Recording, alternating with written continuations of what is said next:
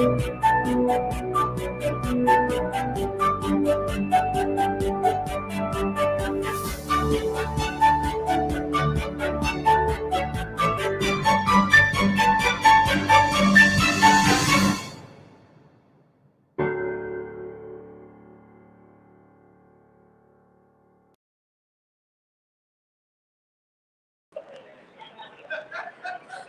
everyone.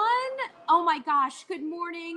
I am Renee Danino from iHeartRadio, the River 1059. If you're watching from home, welcome. We're going to break some records today. So I'm live here at the beautiful Duncan Stadium here in our capital city of Hartford.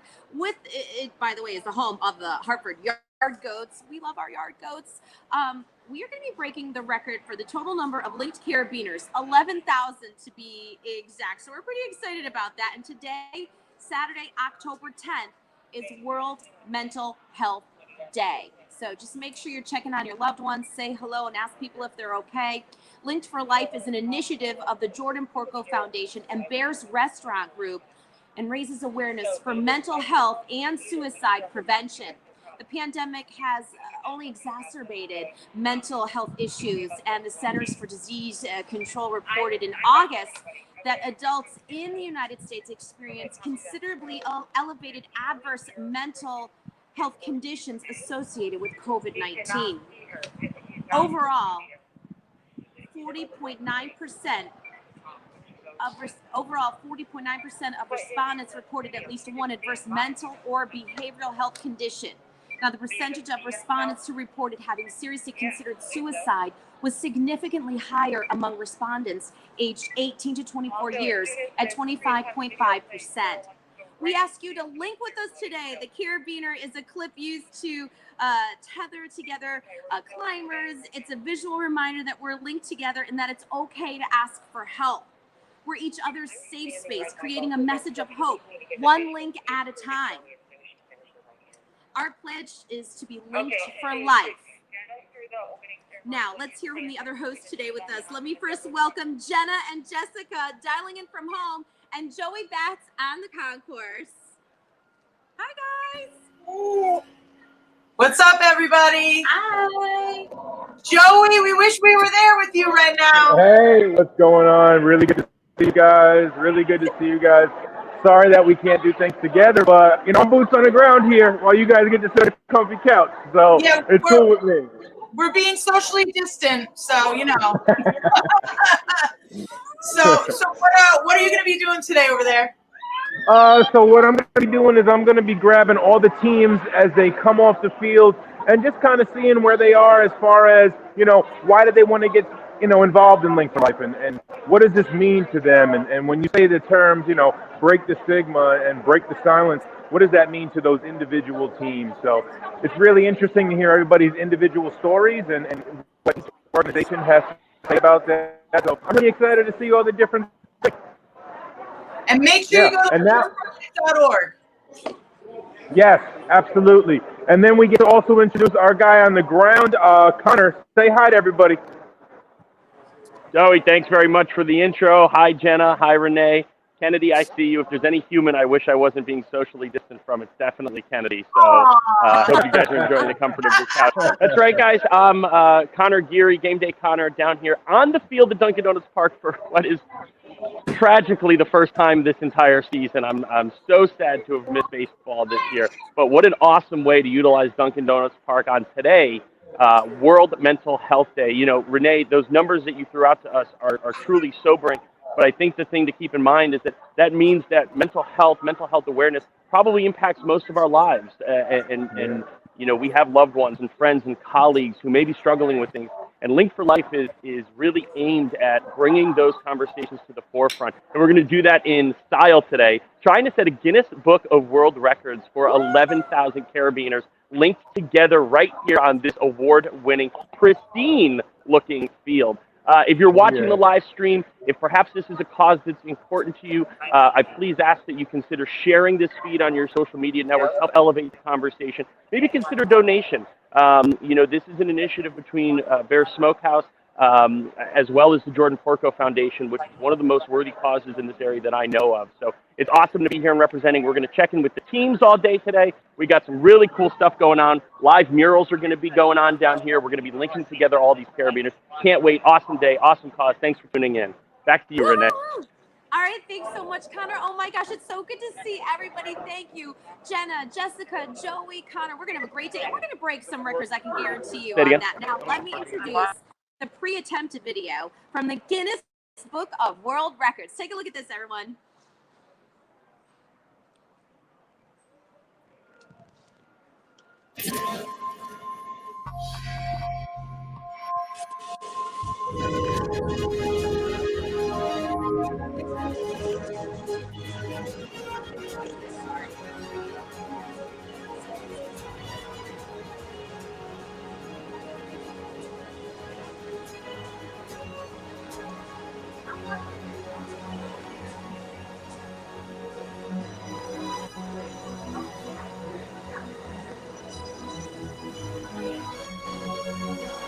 Hello, my name is Alistair Richards. I'm the president of Guinness World Records, and I'm delighted to welcome you to this very special occasion, your official Guinness World Records title attempt. And we are delighted to be able to offer you the chance to join our unique family of record breakers. So I wish you every success in your attempt today. Let's see if you can be officially amazing. I'd like to extend an official welcome on behalf of Guinness World Records. My name is Brittany Dunn, one of the GWR experts whose job it is to measure, officiate, and judge the thousands of record attempts that are made each year. I'm excited to adjudicate this record attempt for you today. Achieving a Guinness World Records title is no easy task. Achieving a Guinness World Records title is no easy task. Record guidelines are followed rigorously. But all official guidelines are not followed, the attempt will be disqualified. The carabiners must be hooked into each other and form one continuous line. It is based on the overall number of carabiners, but the length of the line must also be given. There is no limit to the number of people taking part in the attempt, nor to the time it takes to taking part in the attempt. Current record to beat is 8,622 carabiners. World Records will make the final decision on validation of your attempt and determine whether you have been successful. I will be back later to let you know the official results.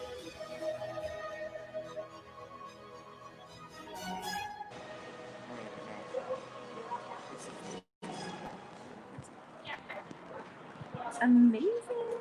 Absolutely amazing. Absolutely amazing.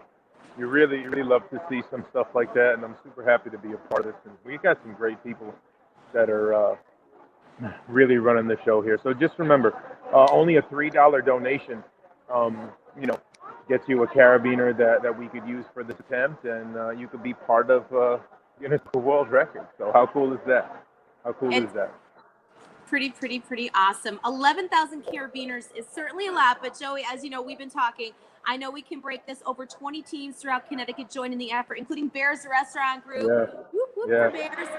Fitness locations such as Body Rock in West Hartford, Cycle Bar in Canton. I want to give a shout out to the Hartford Restaurant Group, UConn and Central Connecticut University, along with Snyder Civil Engineering and the Perfect Promotion. Joey, what an amazing day we have here for all of this. And I know Connor is out there on the field having some fun as well. Absolutely no fun being had. Look at this. Everything's backwards. Okay, here we are. Look, nice.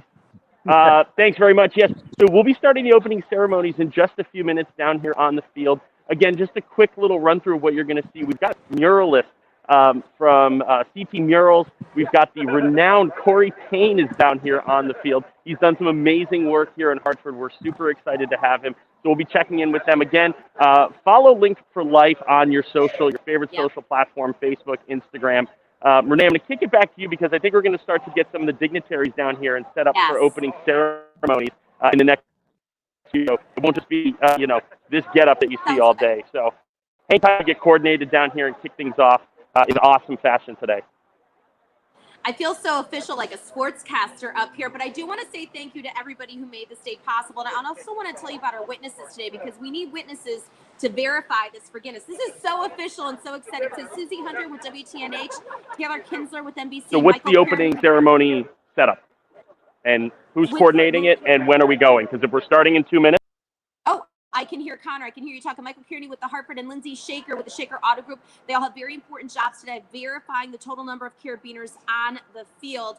And I also want to welcome our surveyors, Stone Foster and Zachary Kugler, that are going to be chatting with us a little later. I'm going to be doing interviews up here, so we're going to introduce you to some amazing people that are making this entire day possible. Linked for Life, hashtag Linked for Life. Use it, share it, and it's World Mental Health Day, so make sure you're checking in on loved ones and asking people if they're okay.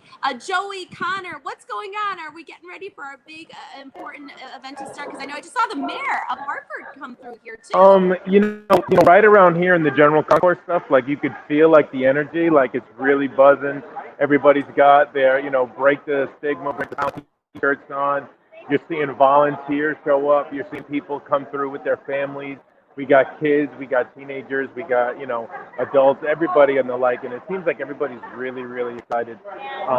It's beautiful to see everybody. Because look, at the end of the day, we all have stories, right? And some of our stories might not be as severe as someone else's, but it's super important because you never know what might break you, and you never know what might end up resonating with you.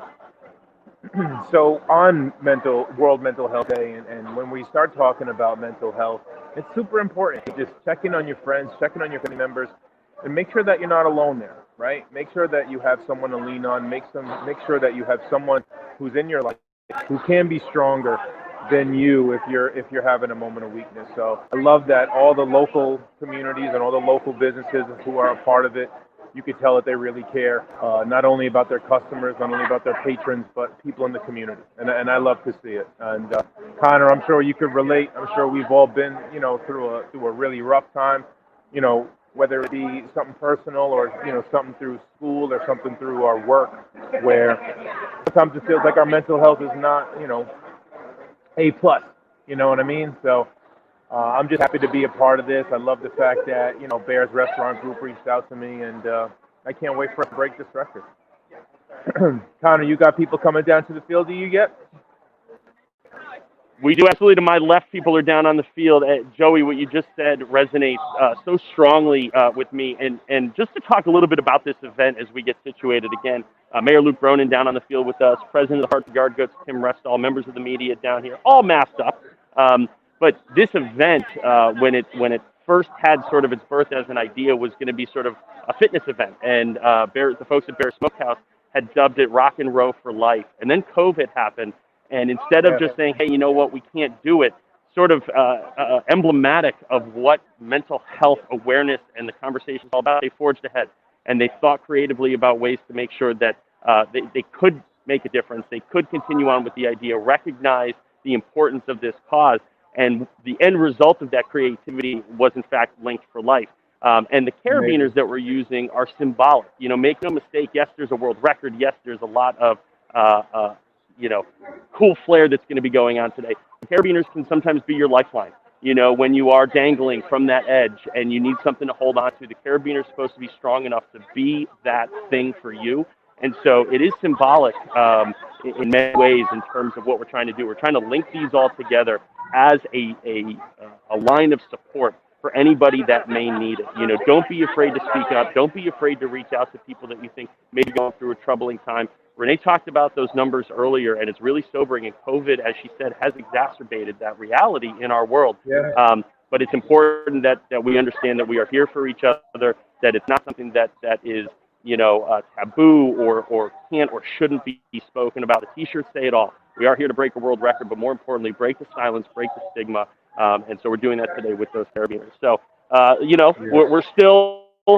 we're piling all of the opening ceremonies here, figuring out who's saying what. So bear with us a couple minutes, but I promise a lot of activity, a lot of energy down here on my left as we get ready to kick things off. So back to you, Joey or Renee, if you can take it away, and we'll coordinate down here.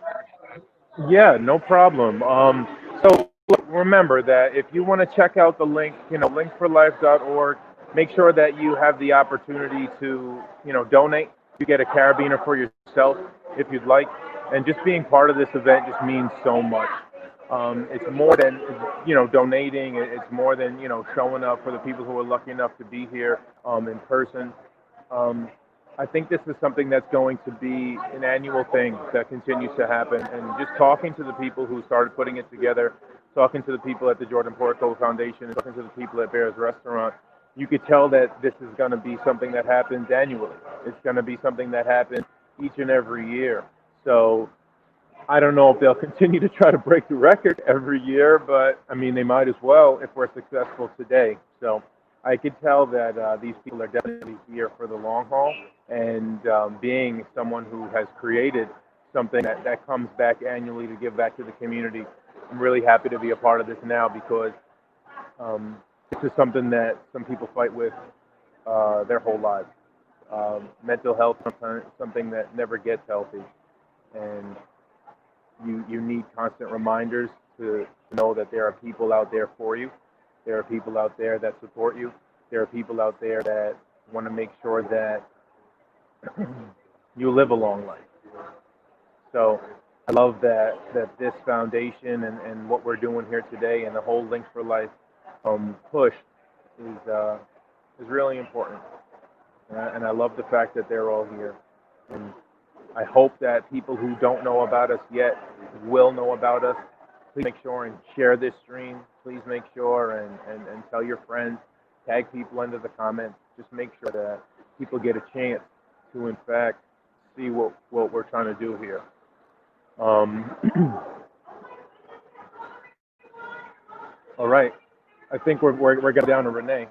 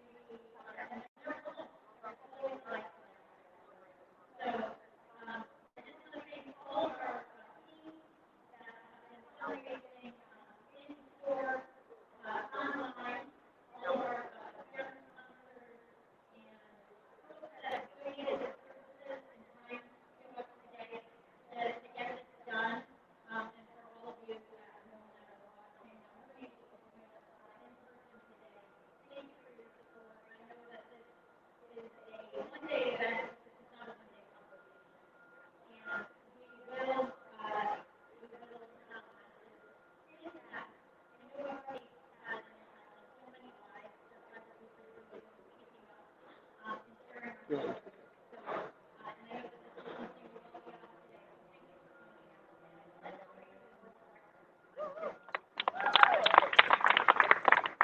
you, Cheryl. And I know that I'm going to have to deal with this comment a little later, but it also happens to be Cheryl's birthday today. Ah.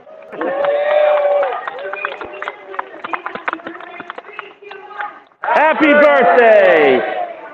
Moving on before I that one.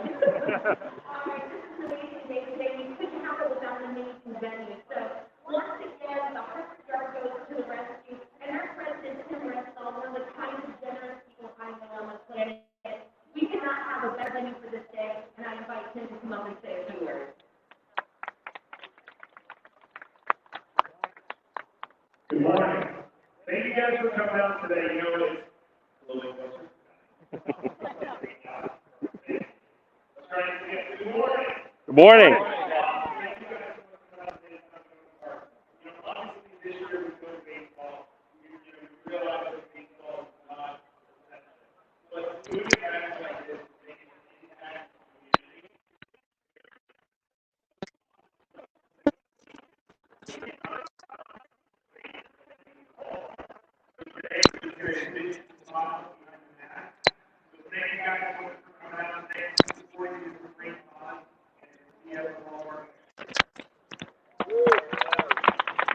Thanks, Tim. I know all the fans can't be here right now, but they're here in spirit. You have to know that Tim and his team and everyone here at the Hartford Yard Stadium, they have been providing so much to the Connecticut community, not just here in our capital city, but for everyone. So we do want to say thank you for all being with us, Tim. Right now, we have a very special message from Miriam Dustin Britton. She's the commissioner with the State of Connecticut Department of Mental Health and Addiction Services. Take a look.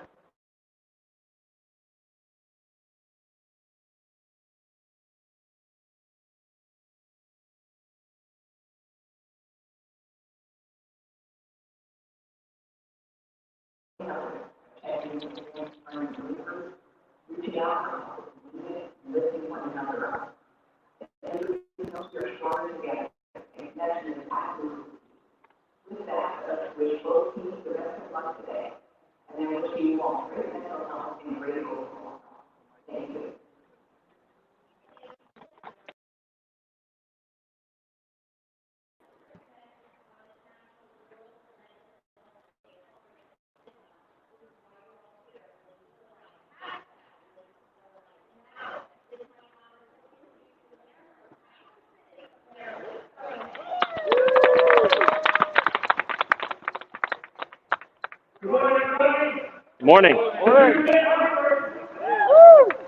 I'm so proud to be with you all today, and I want to say, first of all, a huge thank you to Marissa and to the entire team at the Porco Foundation for what they have done, not just today, but year after year, month after month, helping to break the stigma, raise awareness, educate, keep us connected, combat suicide, save lives. They do amazing work. They do it from right here. I'm so grateful for what they do all of it. So let's give another round of applause to Marissa and the entire team at the Porco Foundation. Also, thank you to Cheryl and for all the chiefs to make this happen, to Tim for hosting, boys, and the Young Book team. Also proud to be joined today by our Councilwoman Marilyn Rossetti, who's dedicated her life to work to helping people with addiction, which is, of course, tied deeply to this same mission. You know, the mission of this foundation has been necessary for so long, and the truth is, it is never more needed than now. At this time, when we have been physically disconnected, when so many of our normal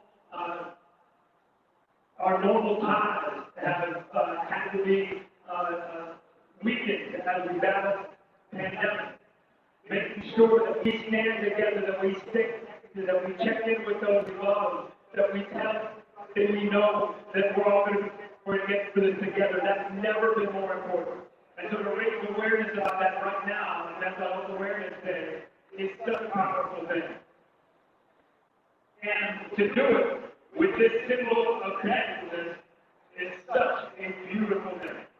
At this time, again, when we have to save lives, by staying physically distant. Today we're also saving lives by saying that we have to stay emotionally connected, symbolized by the largest and longest chain of carriers ever assembled in the world. And we've got all of our Guinness Book of World Records spectators here. So we're going to do it. We're going to set that record, but more importantly, we're going to send that message here in Hartford, around Connecticut, around the world, that there should be no stigma about mental health, that we are all linked for life, that we stand together, that we support one another, that we love one another. It's great to see everybody enjoy this beautiful day. God bless you.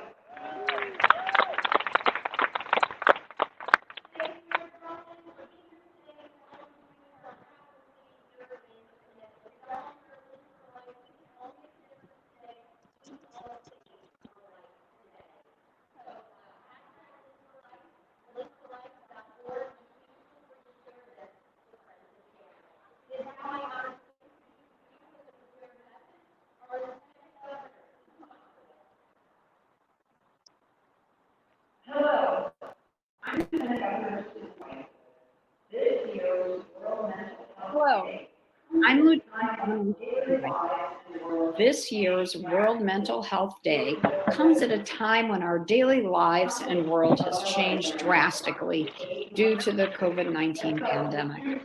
Countless of our residents across the state and our country have felt the insurmountable weight of this virus's impact on our economy and our society. Workers across every sector have seen their livelihoods threatened, as well as all stayed safe while staying at home. Students miss their teachers and friends as they transform their kitchen tables into classrooms and adapted to online learning. Our healthcare workers selflessly separated from their families so they could take care of our loved ones. And for many who are struggling with their mental health, they had to experience even greater social isolation than ever before.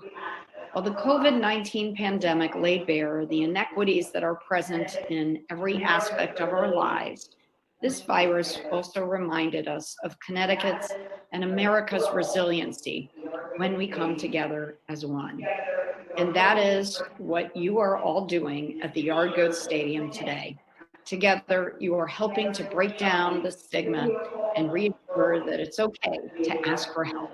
Together, you are showing that we are all one for life as we address the mental health crisis. And together, you'll break the Guinness Book of World Records for the longest chain of carabiners. I couldn't be prouder of your efforts to break the silence, the stigma, and the world record. If you are struggling, please reach out to a friend, family member, teacher, or loved one and ask for help. There's a lot of support in Connecticut. If it's a crisis or if you or a friend need help, please call us now, 1-800-273-8255. Thank you so much.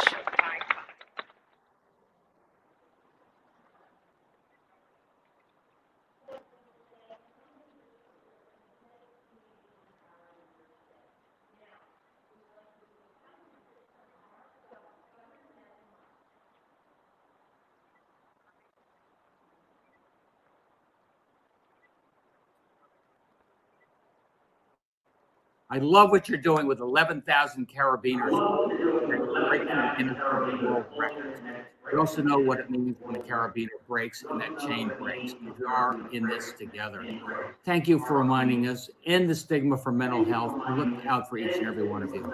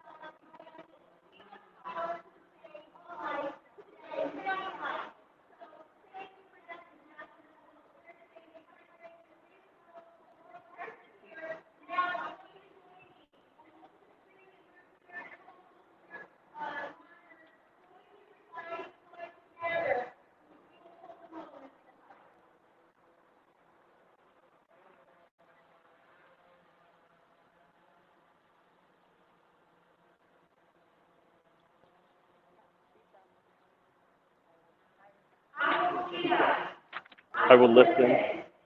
I will reach out.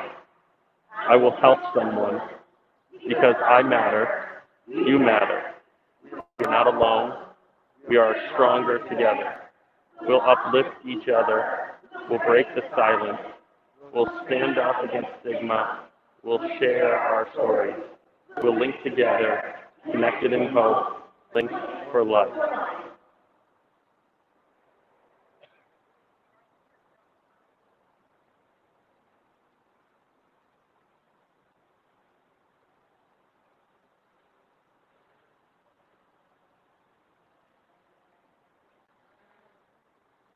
Thank you, all of you, our special guests who have joined us for today. I'm thrilled to welcome the team from Bear, Flowhouse Barbecue, and Windsor to the field. This team announced the most carabiners of all teams.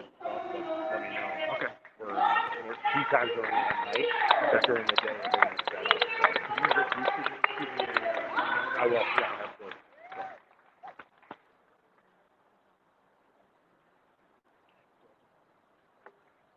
So, what you just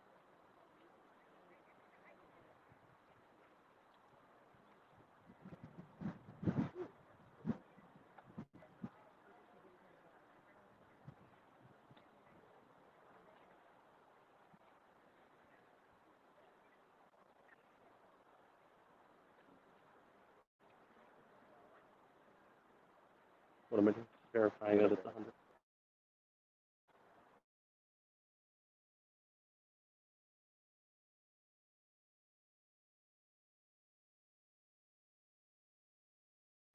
Carabiners with the very first connected link in the chain. Mayor Bronin, is it 100? It's 100. It's 100, he says. It's verified. And that is the start to what will be many, many more of these in order to break the record. And Cheryl, we'd like to thank some of our sponsors here today. I know we have quite a few sponsors that have actually made it. You ever have no idea what's going on? That's this moment. You don't have to look at my shirt. Here's the date. Here we go.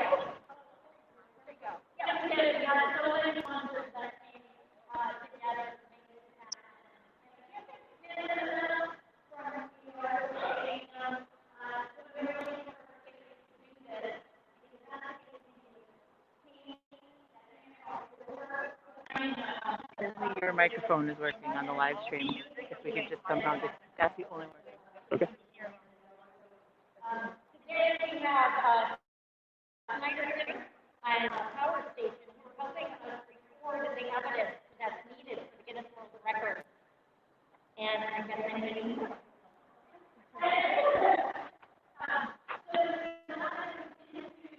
needs to give some love to the independent witnesses. Is that on there?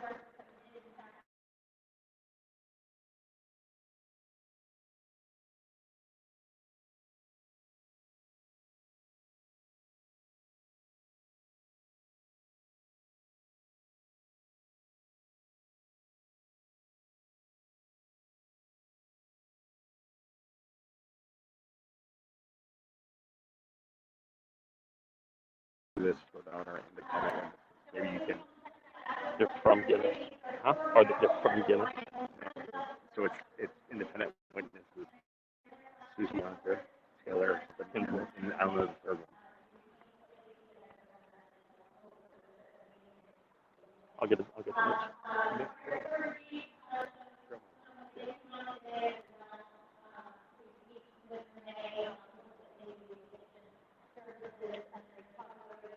and we also have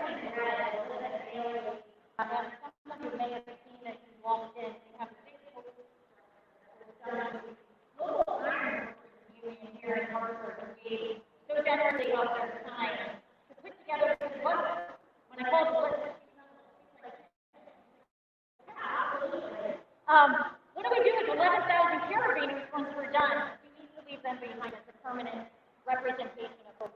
Whether it's you or Cheryl, make sure to call out the 4 witnesses, Susie, Taylor, and I don't really know the other 2. But we haven't actually named them. I did that. You did? I Okay. did. Okay. And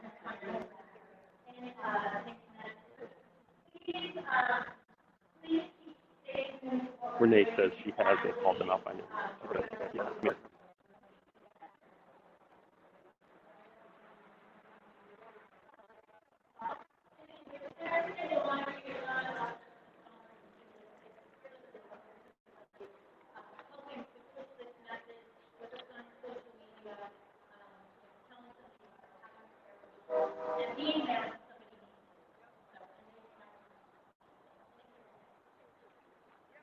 Let's hear it for Cheryl once again.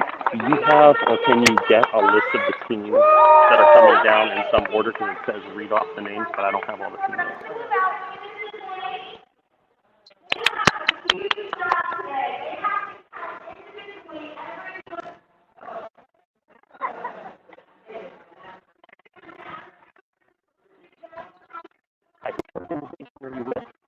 Or, and you are. Dinda, Tinda. Thank you. Any social accounts or anything you want to plug? At Dreamscaper? Yes. And then /E_R. E_R underscore. Yes.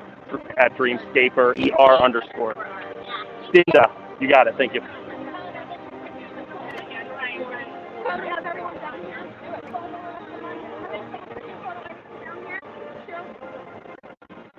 Okay, thank you guys. Okay with my voice. Okay with my home. We got front row.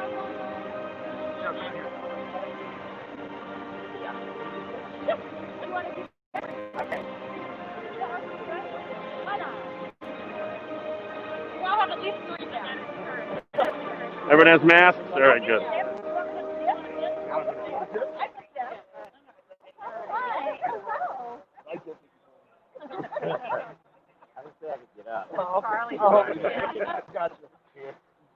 I didn't volunteer to kneel. I'm no dummy. Okay, cool. Close it up behind you. I gotta get back up.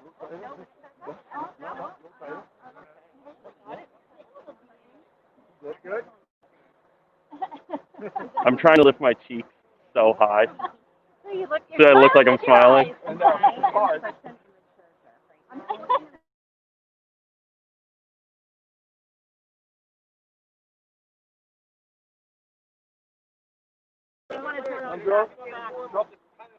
Hang here? Okay. Candid drone.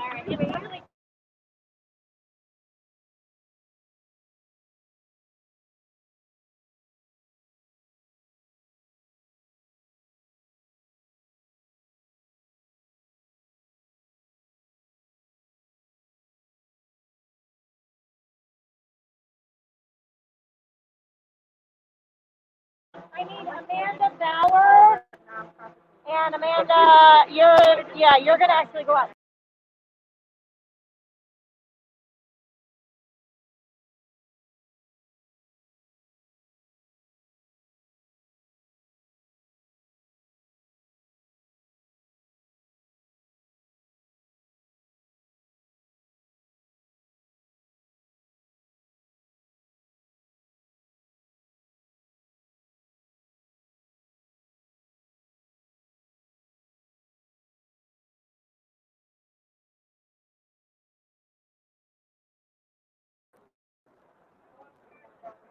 All right. Oh man, some really, really good stuff. We apologize if there were any issues with audio. We apologize if there was any issues with your stream. Some quick highlights. I love what Mayor Bronin said. Super important, right?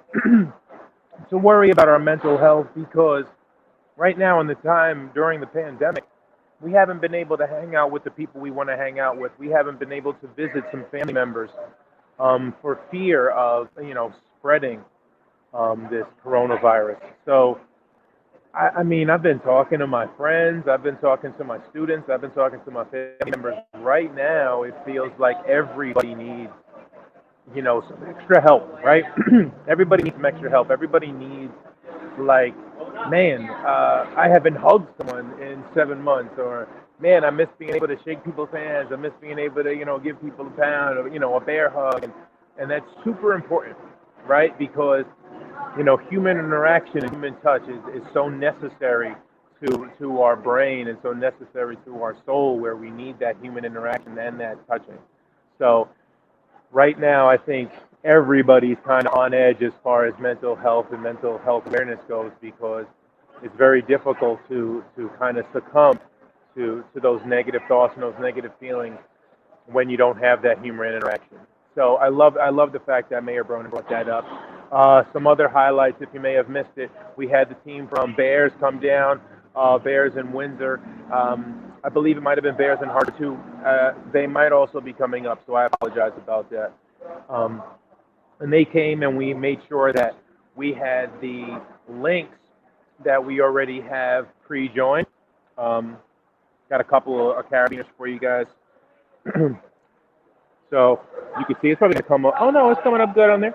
So you got a little Links for Life carabiner right here. And what we have is like preset links that are measured out. So we just made sure that we counted them, measured it, so we don't have to count all 11,000 single carabiners, okay?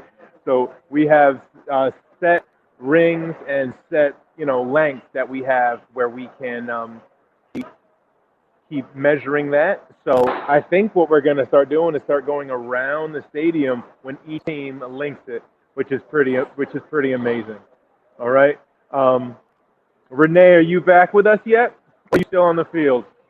All right, great. Hi, you guys. Oh my gosh, we've got a lot to get to, but before we go any further, we have a video of the Bears Linked for Life pledge and all the work that they've done. Oh, so cool. I'm going to ask you to roll that Cool. beautiful footage.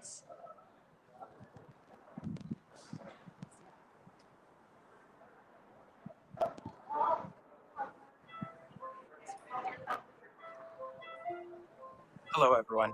Join me in taking the Linked for Life pledge. I will speak up. I will speak up. I see, honestly. All right. I'll go. I'll go find it. I will reach out. I will help someone. Because I matter, and you matter. You matter. Men matter. You are not alone. We are stronger together. We'll uplift each other. We'll break the silence. We'll stand up against stigma. We'll share our stories. We'll link together. Link together. Link together. Link together. Connected in hope. Connected in hope. Connected in hope. Linked for life. Linked for life. Linked for life.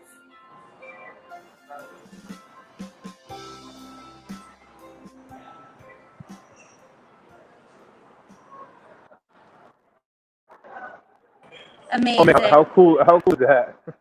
That was. I love was that. I love amazing, that. Joey. We are really. I don't know how you can see me. Maybe I'll shrink down a little bit. I've never ever been too tall for anything in my life. I know, right? You and me. But before I introduce our esteemed guest right now, I do want to tell you guys that I want you to go to linkedforlife.org. Please go to linkedforlife.org, and that's FOR, linked FOR life.org, and follow and share their social media on Instagram, Facebook, and Twitter. It's so important to share this message on National Mental Health Awareness Day. Make sure you're asking loved ones if they're doing okay. I don't know anyone who hasn't been touched by something during COVID-19. We've all needed a little help. We've got to break that stigma. Now I am joined by Hartford City Councilwoman Marilyn Rossetti, who is also the executive director of the Open Hearth Association. Best firewood in the state, ladies and gentlemen. Please welcome Marilyn. Hi, Marilyn. Come on up close Glad and talk to be the here. screen. Again, I've never had to, at 5'2", I'm usually the shortest. So, it's my honor to be here today. When I learned of this, certainly with my city hat, I wanted to participate, but also with the work we do every day at the Open Hearth with men who are experiencing homelessness. And we focus on recovery. And I always say recovery from drugs, alcohol, or more importantly, life. And life has thrown us some curveballs this 2020. I want to say, because I know Marilyn probably wouldn't say it herself, how amazing you are and the leadership that you have provided. And I get to follow you on Facebook. I feel like I'm meeting a celebrity, ladies and gentlemen. But through the years, I've seen Marilyn and I've seen her fight and I've seen her just pour her heart out to the community. And I know, especially with the layer of homelessness and mental health awareness, there is such a stigma. How has it been dealing with your clients and letting them know they can get help from Open Hearth? Go right ahead. Well, I think the point being, and I think I don't want to sound sexist anyway. I think it's hard for men to open up. I think it's hard, but we every day stress that we are there for them. There are services for them. The city wants them to be able to find a way to come back from what led them to homelessness. And certainly mental health is a part of that, but also when you are thrown so many obstacles over your life, that's another reason. But we're there and we continue to be there. We've been around since 1884. And you're not, and if you need, are you going to do the firewood this year? We actually are not because of COVID. It's just another thing that we can't do, but we'll be back next year, so stay tuned. Well, then we shop at the same grocery store, and every time I run into Marilyn, I hold up my wood. I'm like, I'm supporting because you can find it. But I want people to support Open Heart, such a worthwhile organization in our capital city, Maryland. Thank you for your service, especially being on the council too. So thank you for being here today, Thank Marilyn. you, and thank you, Cheryl and team. Don't go anywhere because we have a special guest, Marilyn. We're going to do a little switcheroony. I'm bringing in the mayor of our capital city, Mayor Luke Cronin. Come say hello right over there. Mayor, look at, this is very high tech, as you can see. We're bending over. I know you have to go. We have a huge program to get to, but I just wanted you to once again say to everybody who's watching this live stream at home how important this means to you. This really is so important. I mean, the work that the Jordan Porco Foundation has been doing for a long, long time is saving lives, and it's so needed. It's raising awareness, it's preventing suicide, it's keeping people connected. But it's really, truly never mattered more. I mean, when, at this time when we're physically disconnected and physically isolated in this unprecedented way, to make sure that people are reaching out to those that they love or just those they know, and standing together. And that even as we're physically apart, we stand together, we stay connected, we stay emotionally connected. And to be able to send a message like this, setting a Guinness Book of World Records record by the longest carabiner chain is a cool thing, but it's such a powerful message. And I also love that we're doing it here at Yardgoats Park because this is a place that brings thousands of people together in a normal year, build that sense of community and connectedness. We can't have that this year, but to be able to be here to break this record and to send this message is something that as a city we're really proud of. Before I let you go, I do want to say thank you on behalf of everyone here and for all the hard work you're doing for our capital city, which I know gets looked at as with our state of Connecticut. We've had a great track record with our COVID-19 numbers.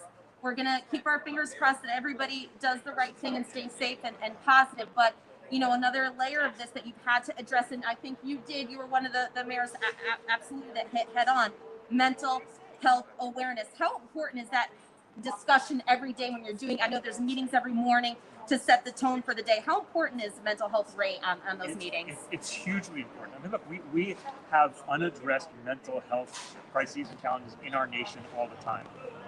But those are even more profound right now. They're even more pronounced right now. I mean, this really is a time when it's so easy just to focus on the coronavirus and the risk of that transmission, and to forget about how deeply people can be affected and isolated during this time. And so much of the message on combating health, raising awareness of mental health and breaking the stigma about seeking help, is to remind people that we all support one another, we all love one another, and that has never mattered more than right now. Linked for Life, Mayor Luke Cronin, thank you so much. Thanks. And if I may, I don't want to embarrass anybody. We're not taking our masks off, but the mayor is like rocking a beard right now. That's pretty awesome. I gotta tell you, I like this beard. Well, being able to cover it with a mask helps. You don't have to shave as much. Don't forget, No Shave November's coming up, That's ladies right. and gentlemen. All right, I'm gonna toss it to my friend Connor on the field. Thank you, Mayor. Thank you. Take you. care. Elbows.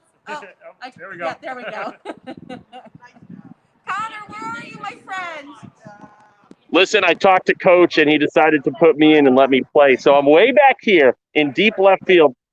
That's the foul pole right there. But more importantly, this is the first in the link chain. It's officially started out here. We're getting our counts on, and we're bringing the chains of carabiners together.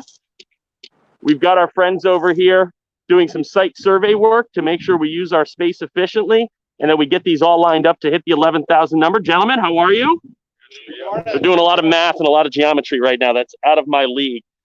So yeah, we're actually making our turn down towards the Yard Goats dugout, down the third base line. I would venture to say hundreds, maybe our first 1,000 carabiners are already linked. So pretty exciting down here in left field. We're going to wrap this all the way around the warning track, and it's actually going to overlap. If we did our 2-inch math correctly, there will be a section of this that overlaps behind it. So one professional ballpark is actually not enough for all of the carabiners that we're linking together today. So pretty exciting down here. Our team from Bears Windsor, which I believe got 1,000 carabiners as part of their campaign, are putting their first links in the chain together. How does it look from up there, Renee?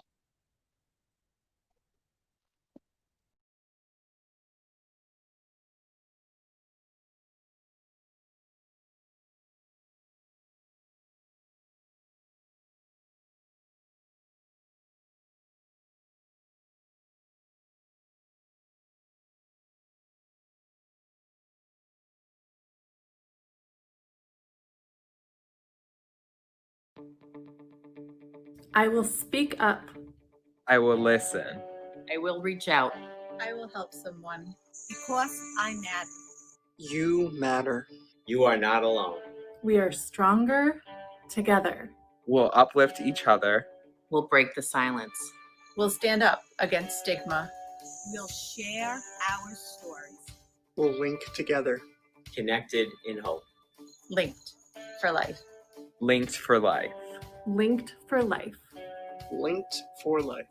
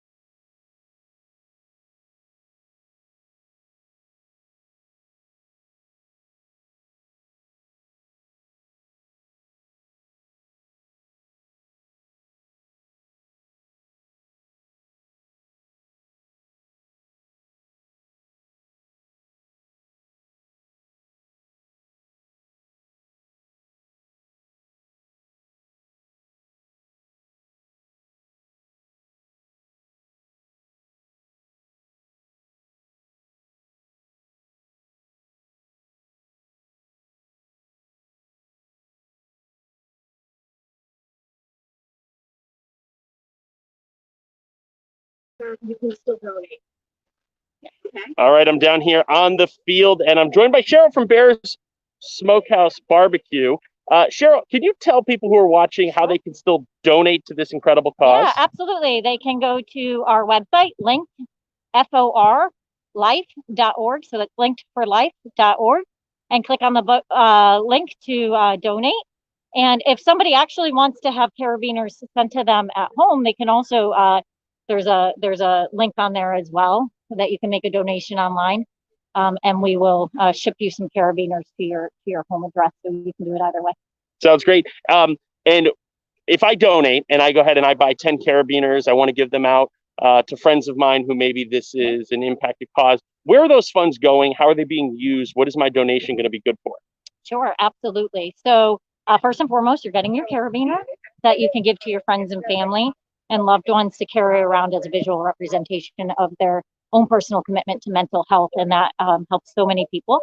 But the funds and the proceeds from all donations will be going to the Jordan Porco Foundation.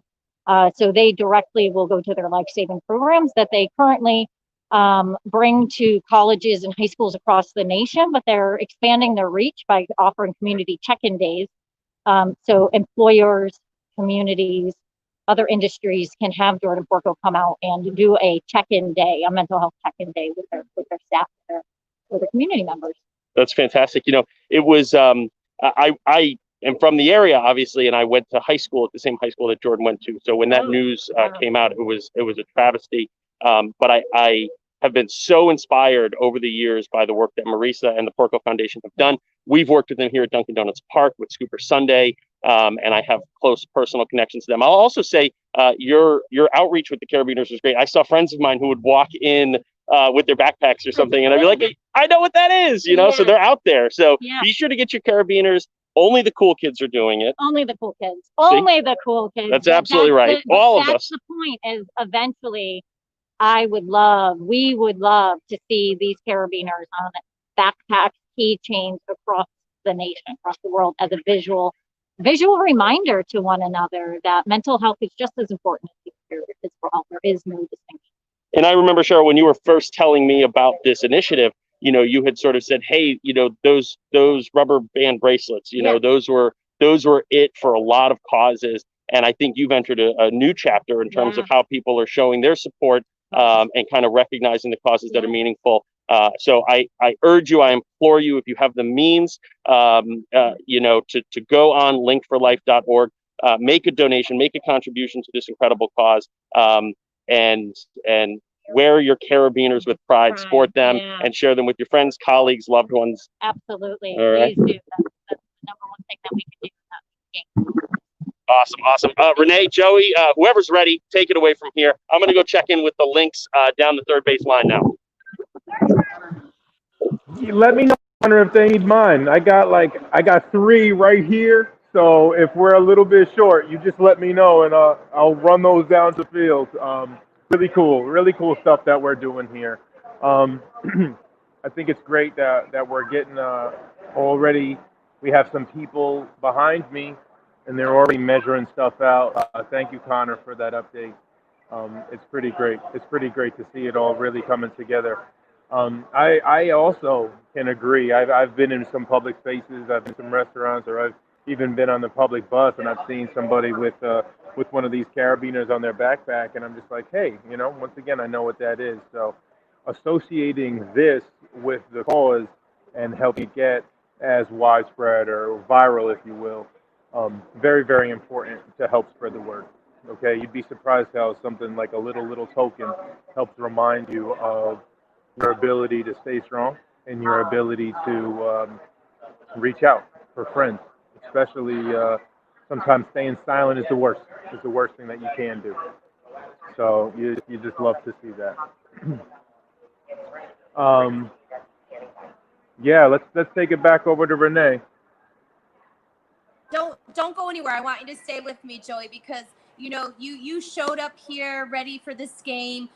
You know, today we have Jenna and Jessica from home, and you stepped up to the plate to be here. You're doing a little AV action. We appreciate that, and you're supporting it. But you're out in the community a lot. You know, you're out and you see things firsthand. What are you seeing, you know, when you're out doing your events right now? I know we don't do events. I should say that in quotations, right? But you're still, you know, in connection with the community. So what's like the general consensus about, you know, the feelings right now? What are people feeling that you're seeing?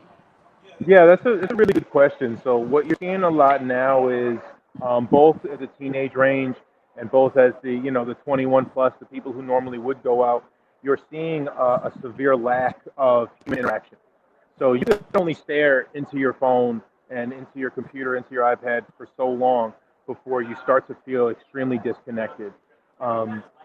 sharing a Facebook status sometimes isn't good enough. Going live from your phone sometimes isn't good enough. So what you're seeing is people are waiting dutifully for the chance to go somewhere. People have been going places masked up, which is awesome. And like you were saying with Mayor Bronin, Connecticut has been on the better half of this virus and the spread of this virus. So I'm really happy for our little state, but it only takes you so far, so people are still trying to reach out. They're still trying to support local. They're still trying to go to restaurants.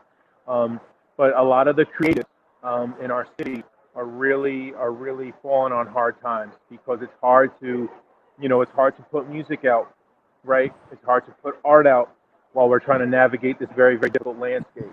So sadly and traditionally, the artist community is sometimes hit hardest by mental health. So it's really difficult for a lot of artists to navigate. So a lot of that is what I'm seeing as far as being in school right now and working with my students. They just are waiting for things to go back to normal, right? And what is normal, and what will our new normal be? So I think everybody's just waiting patiently, and some are more impatient than others. But I think we all can't wait until we can be at a live concert again, until we could be in a movie theater again, until we can hug our friends and greet people with a handshake instead of a fist bump or an elbow, because we need that. It's part of our DNA. Absolutely. I couldn't agree with you more. LinkedForLife.org for people to make donations, to get more information. You can use hashtag LinkedForLife. You've got, where you're standing, we're sort of like spread out, but so where Joey is, he's right over there, and then just after him we've got a table out where people can actually get the carabiners. This is not open to the public. I should make sure to say that this is something we're doing virtually. We have some teams that have signed up to come online. You can help us break the stigma today. Mental Health Awareness Day. Just think of all the people in your life today that you can just simply send even a text. Maybe the most important thing you can do today, right? Or pick up the phone, or maybe do Facebook. Social media has become so important. It's become important, Joey, right? But it's also become kind of a two-edged sword, because you have some people that feel isolated and they think other people are out there still having a good time or are still connected. So be very thoughtful when you're making your posts. Be very inclusive when you're making your posts, especially today on a day where we can make a difference in so many people's lives. Absolutely. Joey, I'm not sure if we can grab Jenna and Jessica, because I know they're doing the socially distanced thing at home. So I'm not sure they're still here. Can we go to them? Do you think they're there? If They're definitely still here. Are they there? Jenna, Jessica, where are you? Come into the party. Where are They're you? probably they're just hanging out on their sofa, probably eating all these snacks. We've been here the whole time. You guys are doing an excellent job. We wish we could be there. And Joey had mentioned, not being able to do hugs for a while. So we're sending a virtual hug from our family to you and everybody else that's there participating. We miss you all. Obviously, CT ain't so bad, but, the whole world right now is a crazy place. And I think this is a perfect time for the event, especially with people dealing with mental health issues on top of COVID. And I don't know. I think it's really awesome that Cheryl put this together, and that it's at Yardgood Stadium, which is a diamond in our state. So Kennedy says hi. So how you doing, Joey? Crazy out there? Can Joey hear us? Yeah, I'm here. I don't know if Renee is anymore. Renee wanted to know what is it like, being a parent, during these times. How are you keeping Kennedy safe? So we decided that right now we're not putting her back in daycare because we're afraid. Here, you hold her so they can see you. But I'm not jealous of the parents that have to decide right now whether or not to have their kid in school. That's got to be a really hard decision. Yeah, I think, Kennedy is 1.5, and she is a human being just like the rest of us, and she's missing out on connection. She's missing out on socializing and connecting with people her age and you know, all of that. So I think that this is definitely, you know, mental health is something that everybody needs to be aware of and diligent about. And you know, when you feel good, it's easy to take care of yourself, but when you don't feel so great, it is hard to reach out and, you know, really advocate for yourself and practice you know, self-care and all of that. So, you know, I know that this is something that's been touched on, you know, throughout the morning, but it's obviously all of this is exacerbated by COVID. And, you know, I think it's a really fantastic opportunity, sort of a silver lining, if you will, that the pandemic is really shining a light on how we're all doing, and it's okay to say we're not okay. And absolutely. you know, there's more support now than ever, it seems like. You just have to be kind of creative about how you get it. Yeah, absolutely. Yeah, really good point. Jen, I was really looking forward to seeing your sneakers today. So I know, and I got some really cool ones. They're red. are you just hanging out in some slippers or some moccasins? Right now, I have some new sandals on, and Oh man, I was really disappointed in that. I was really disappointed in that. I even wore cool sneakers for you. So I was looking forward to that. We're gonna have to get a picture together somehow. Yeah, for sure. Like I said, once things clear up a little bit, I think it's one of those things for Kennedy and children their age. The thing that I worry about most is at that age, right? Like, how important is the social, you know, emotional growth, right? So like from the ages of 1, 2, 3, kids are really trying to figure out, like, okay, this is how I interact with people who are not my family.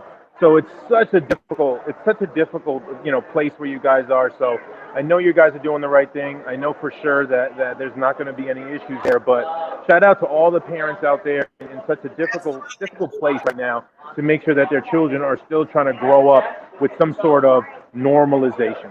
Absolutely. Yeah, thank you so much for checking in with us. We're going to get it back over to Renee, I think. We're going back to Connor. Okay, yeah. We got some more people on the field. Sorry about that. We're gonna kick it back over to Connor. Joey, apology accepted, buddy. Listen, I'm down here on the field with a huge supporter of Link for Life. This is Robin Brennan. Robin, you've been a supporter of the Porco Foundation, and with this initiative with Link for Life, I know you've been a staunch advocate for this. Can you tell me, as someone who's kind of seen this come from inception to execution, what it means to kind of be on the field and see this all come together? It's incredible. It's awe-inspiring. Just in such a short time to link all these carabiners and get so much support. We're spreading awareness, which is so huge. I've had people come up to me and say that I'm making a difference just by talking about it. So this is wonderful. Hands off to all the organizers, and I support them 100%. Well, it's an honor to have you down here. I know we're going to talk a little bit more later about your specific link in this chain with Renee. In the meantime, just to kind of go off of a little bit of what Jenna and Joey, what you were talking about, and I know Kennedy was there in full support as well too. You know, when I think about the circumstance we're in, the environment we're in right now, both locally and globally, you know, I can't help but think about, as the mayor alluded to earlier, the students who are more physically distant from their friends and educators who have to work through some really significant obstacles. I mean, the world looks different than it did just this time last year. And so don't think for a second that people who, you know, that there are people in our lives who might not be impacted by this or are struggling with things. We know, you know, that there have been economic troubles. We know that there are people who are dealing with things that unfortunately would not have been foreseen. So don't be afraid to reach out. Again, always kind of keep your finger on the pulse of those whom you love. I know Robin does that, and make sure that you do that as well too. So Renee, I think I'm going to kick it up to you, Renee, unless Joey is coming back to you. Thank you, Connor. I will take it from here. Thanks, great job on the field there. Robin, I know is going to come up and chat with us in just a little bit. I'm wearing a pin. Looking at the monitor, I'm wearing a pin in honor of her son, who we did lose to suicide. And I just think of everyone somehow, some way is connected with someone who may have lost somebody due to suicide. And I beg of you, all of you today on this mental health Awareness Day, I beg of you to check in with people. I also am going to encourage your donations that will help the Jordan Porco Foundation continue their mission. I've had the honor of knowing Marisa for many, many years now. We met the year she lost her son, and I have been honored to support this organization, and I've been amazed to see their growth and how they reach out to all ages at this point. Originally started for college age students, which I just want to, I don't have anyone standing here with me right now, so I could take this off, but I just wanted to just stress to the point, even just this sector, college students, 1,100 college age students we lose every year to suicide. I don't know the latest statistics for veterans. It used to be 22 veterans a day we lost due to suicide. I don't know if that number has changed during COVID. I don't know. There's so many factors that goes in with COVID-19. The stage and screen and actors, they did an interview and a survey of Broadway stars and actors, and 46% of them have said that they're dealing with mental health issues and depression, which I think we can all relate to right now. COVID-19 has so many layers, and we have to break the stigma and let people know it's okay to ask for help. Now, with that, I want to bring on, we have some business to attend to today. So again, thank you to Connor, Jenna, Jessica, Joey, all of our volunteers, our witnesses, our community leaders that have shown up so far. But I do want to introduce something from UConn. We have a great video from the University of Connecticut. The first will be from the dance team. The next message will be from Milagros Moretta Johnson. I hope I said that okay. With the UConn School of Social Work. And last, from UConn cheerleaders. Suicide is a leading cause of death among college-age students in the United States. It's estimated a campus of 10,000 students will see a student suicide every 2 to 3 years. Let's take a look at these videos from UConn.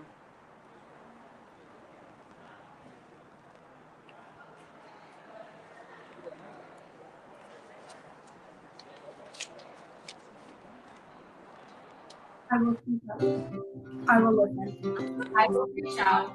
I will help someone. Because I matter. You matter. You are not alone. We are stronger together.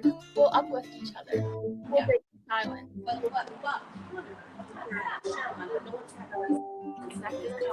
Linked for life. Greetings from the UConn Hartford and Social Work team. We are excited to be a part of Linked for Life. As a social worker, I have a commitment to mental health awareness and suicide prevention, given my own personal and professional experiences. You are not alone. We are not alone. And Linked for Life reminds us of this. It is important to continue to support each other in our communities to help break the stigma associated with mental health. We are stronger together. Best of luck breaking the world record. Hi, we're the UConn cheerleading team, and we've decided to take the Link for Life pledge. I will speak up. I will listen. I will reach out. I will help someone. Because I matter. You matter. You are not alone. We are stronger together. We'll uplift each other. We'll break the silence. We'll stand up against stigma. We'll share our stories. We'll link together. Connected by hope. Linked for life. Linked for life. Linked for life. Yeah!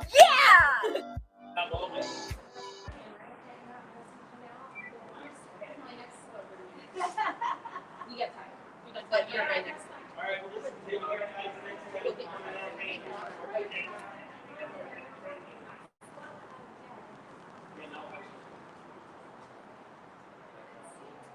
Hey now, hit mute. Sorry, fat thumbs. I'm back down on the field, and I want to go check out a couple of the murals that we're working on. These are live murals. CTmurals.com is a project of Rise Up CT with Matt Conway, a buddy of mine. And I just want to check in. I've got two artists here from Hartford. I've got Dika and Linda Luz, who are both doing murals, and you can see them working on it as we speak right down here on the field, which is awesome. Linda Luz is working on a message of hope. Her mural is going to say, "We gonna be all right." And I've got Dika over here, who's going to have sort of a mosaic work of two girls standing together, side by side, shoulder to shoulder, recognizing that you are not alone. And these visual messages and these visual representations are really kind of taking the core of what the mission of Link for Life is. So it's awesome that we were able to put this together. I've got a couple other muralists over here. Corey Payne is with us today. So we're going to check in with him as well, too. And as they get their artwork up and running and the murals kind of take life, I'm going to show you some of those updates, but really cool to see this. And we're going to talk, I want to talk to Cheryl too, because I know she was trying to figure out some really cool homes for these beautiful works of art. So we'll see if we can get some insights on that too. Back to you guys. All right, so I'm going to talk to Marisa Jarnella. She is the co-founder of the Jordan Porco Foundation. And then Joey, I'm going to toss it to you after Marisa. So I'm going to chat with Marisa, then toss it to Joey. Marisa, I just was mentioning to people how you and I met so many years ago. Oh my gosh, you always get emotional. I think I'm getting emotional. You and I met as a result of the suicide of your son. When I heard your story, I knew that we needed to be connected. That has actually, behind the scenes, turned into a bond and a relationship that I would never shrink.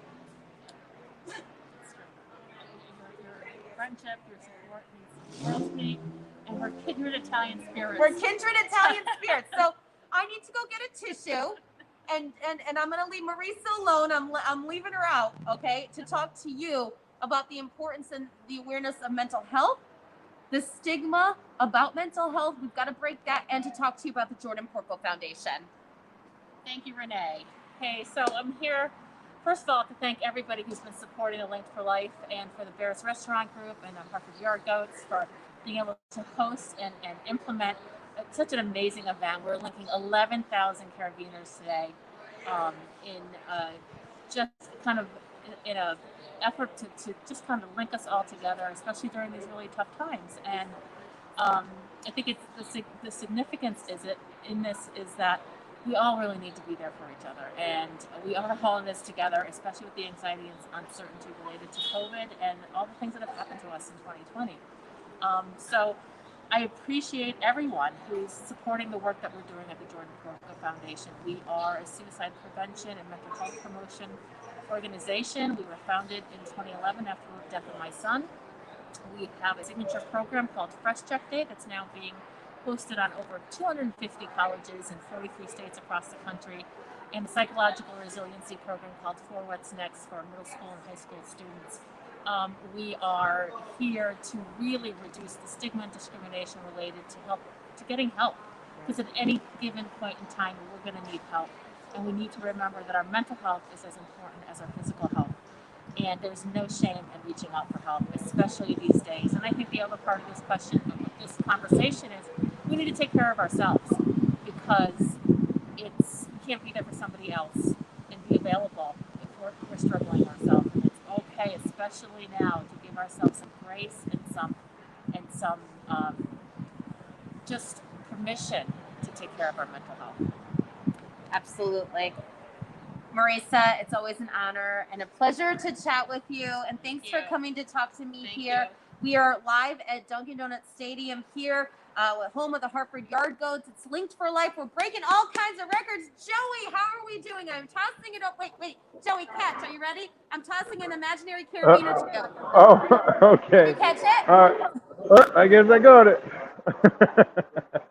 Yeah, definitely. I just want to talk a little bit about some of our sponsors.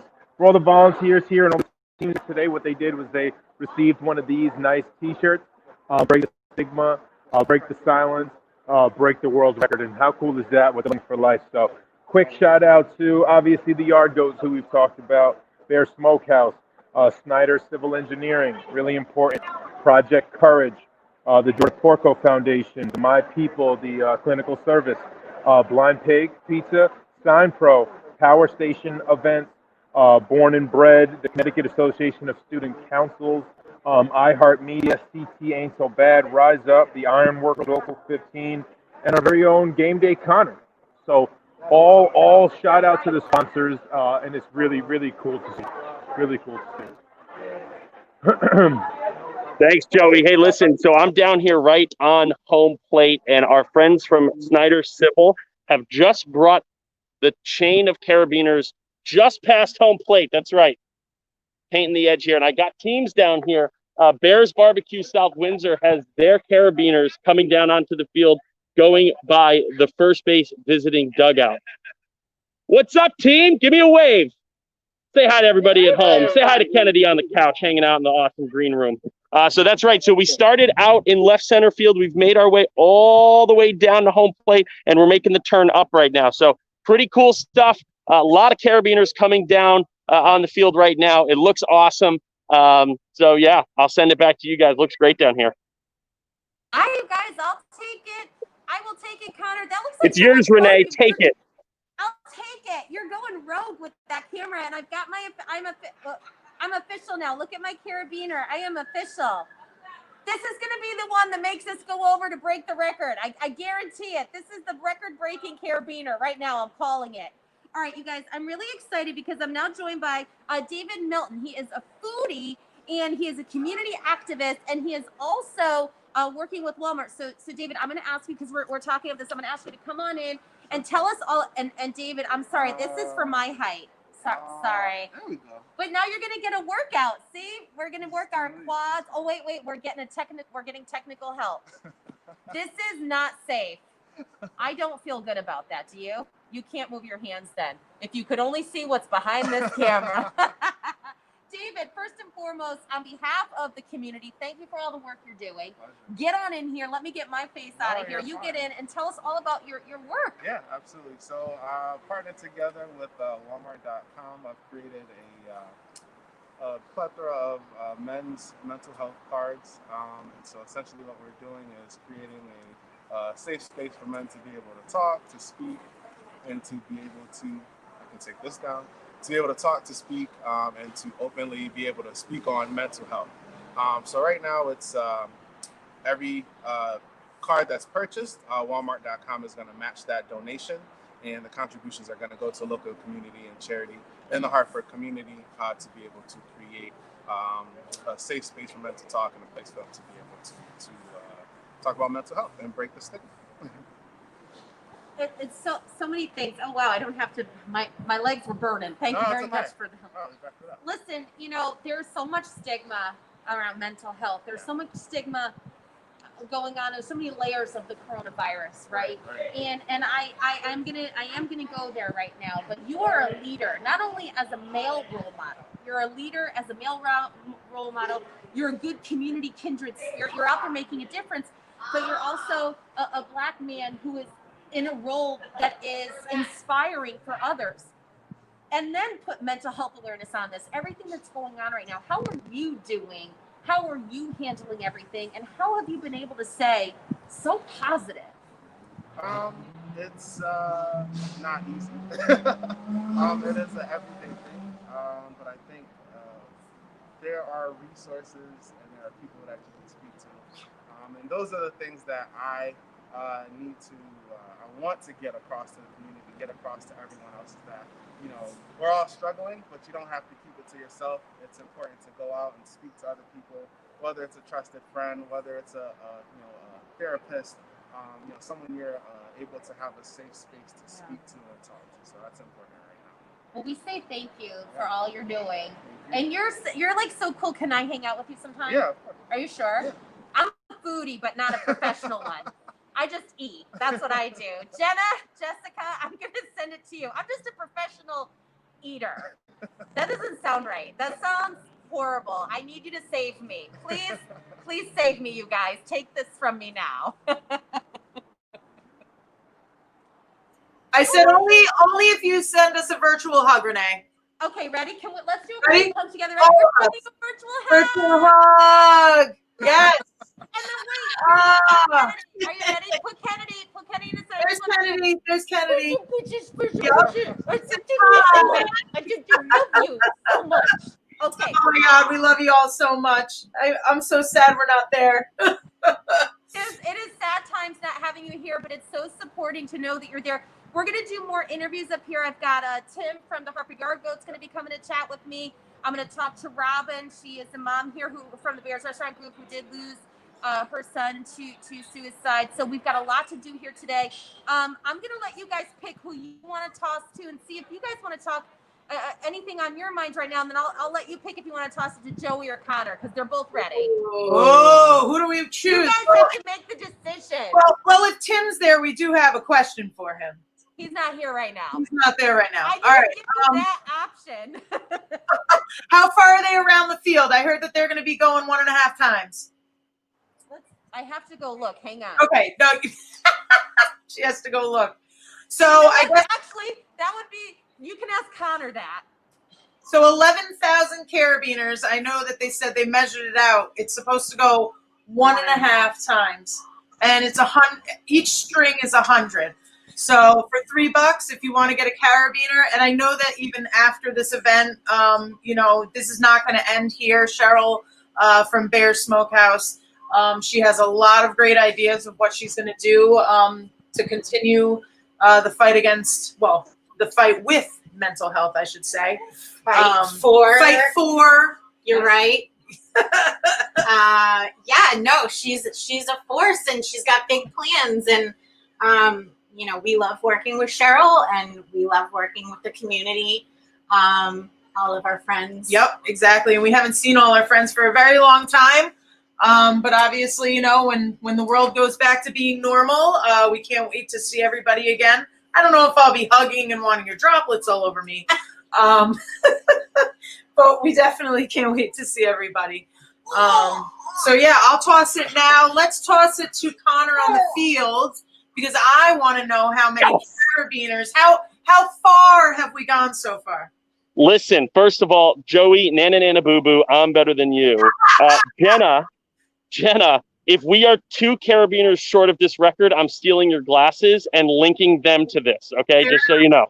Fair enough. I'd pay for those glasses. Those are dynamite.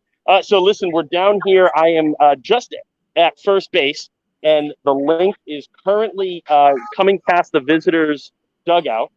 So I'd say we're probably, as I look out, I'd say about 40% of the way around the field. We still have to go through and get to the right field foul pole, right field, center field, and then back onto the video board. So we've got a lot of ways to go to get to our first lap, but we've got, I believe now, officially thousands of carabiners and dozens of teams. The teams that have come together to make this happen are joining us to link them up. So we'll get a little shot of some of the teams down here hanging out, waiting for their turn. And then a couple of things I want to do. I just want to showcase the 2 other murals down here on the first base side. So I've got Rachel Dinda. Rachel is a traveling nurse from Colorado Springs, Colorado, and she's out here doing this beautiful mural. Her visual representation of kind of hope and support, her hands with the dove coming out behind them. You can follow Rachel at Dreamscaper. And the E and the R are underscored because she's fancy like that. So at Dreamscaper, E and R are underscored. And then I'm going to bring it over here to Corey Payne, at Corey Payne Art. That's CoreyPane Art. Corey's done some amazing work in the Hartford area. You can see his work on display here in downtown Hartford. I've personally gotten a chance to witness with my own eyes his murals, and he's down here, and I love what he's done with the fingers turning into carabiners, that this isn't just about the metal components, this is about the people behind the support. So 2 beautiful murals here over in first. Corey, how'd I do? Was that a good? Thanks very much, man. I'm great at Cliff's Notes. And then I think soon I'm going to bring it over to the surveyors to talk a little bit more about kind of the technical side of this. There's actually a lot of official work that has to get done in order to certify that we are in fact going to break the record. We're doing it in sort of a very unique shape that is a baseball field. And so our friends from Snyder Civil are going to tell us a little bit about the technical ins and outs about how they kind of certify this. So I'll kick it back up to you, Jenna. Thanks very much, Kennedy. Hello. And then, Renee, take it away. I will take it away real quick because I have the man behind the goats here with me. I've got the president of the Hartford Yard Goats, Tim Restall. Through this whole pandemic, you guys have had to pivot, right? I guess that's a new trendy word I'm saying right now. Pivot and adjust and whatever it is. But you guys had to come up with a new plan because you couldn't have games, which I think is heartbreaking. And coming from someone and people who know me, Tim, I'm not the most sports, minded person. I'm not an authority on sports, but I like to come here. And I have witnessed you adjust with your team, offer this beautiful venue to help the community in ways you can't even imagine, and not just Hartford centric. So I'm going to turn things over to Tim so you can hear him. But Tim, it's truly an honor to work with you, call you friend, and thank you for all you do for the Connecticut community and for supporting Linked for Life. So talk a little bit about what that means. Absolutely. Here, So I'm getting out of your way. So I you can can take that up. I'm over here. Take the mask off. Yeah. Perfect. Thank you. So pivot is a polite word. Yeah, right? I mean, right. Because we've done a lot of pivoting this year. But, we've always said that baseball is, we're more than baseball. And when this first happened, you quickly realize what's essential and what's not. And baseball is an essential, right? And there's so much more essential things out there than that. And when you think of social distancing and you've been to a Yard Goats game, it's the exact opposite. So once we realized that we weren't going to play baseball, we did really pivot and looked at using Dunkin' Donuts ballpark for many other ways besides baseball. So we've been able to host different community events here. Camp Current has hosted their Buddy Bash here.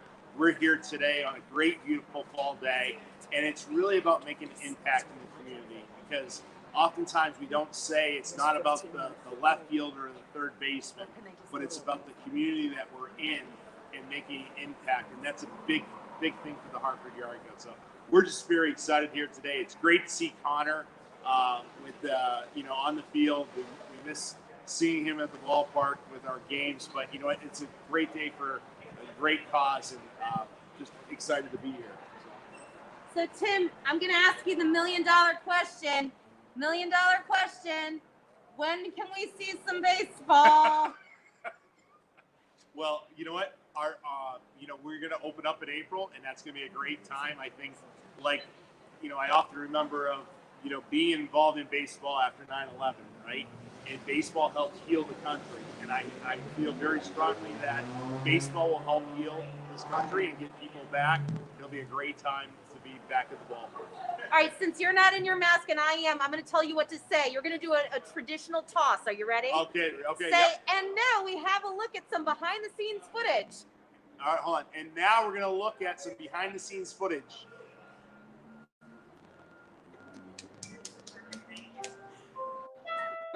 Perfect. Awesome, you guys. I will speak up. I will listen. I will reach out. I will help someone. Because I matter. You matter. We are stronger together. We'll uplift each other. We'll break the silence. We'll stand up against stigma. We'll share our stories. We'll link together. Connected in hope. Linked for life.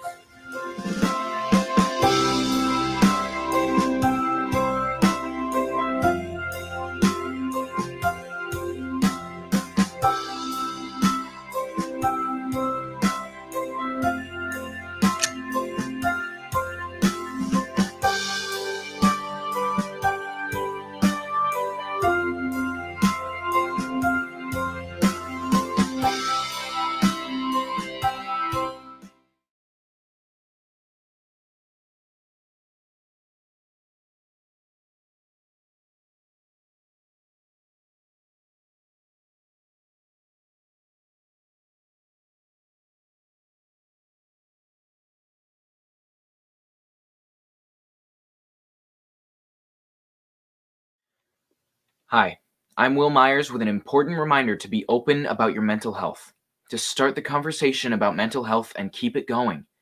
Maybe you've tried to talk about it before, but you don't feel like anyone listened or understood, or maybe you're just embarrassed to share your thoughts with others. But please don't give up.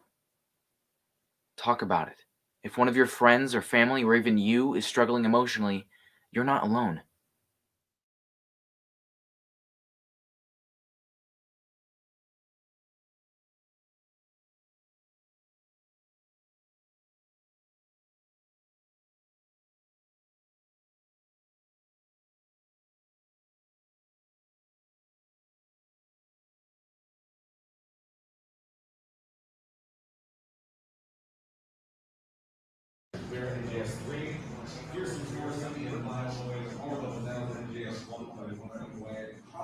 I will speak up.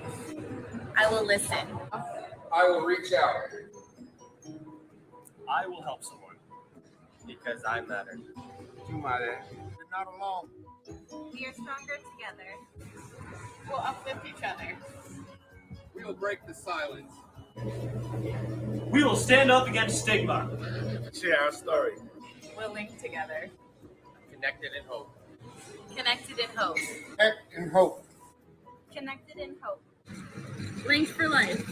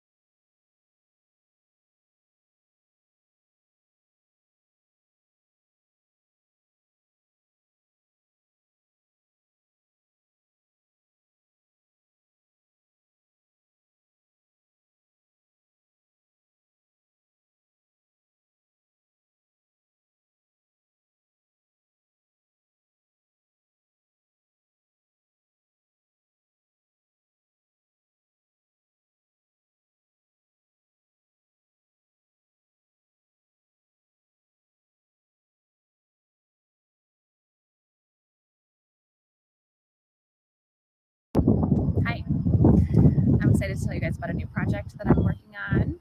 I'm working closely with Bear Smokehouse and their new organization, Linked for Life.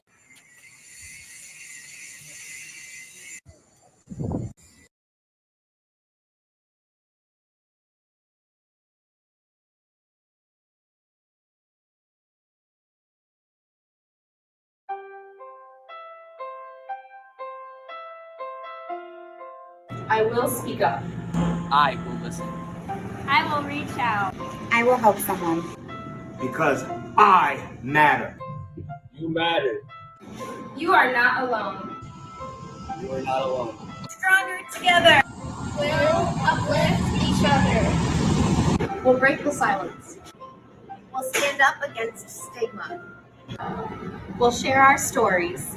We'll link together. Connected in hope. For life.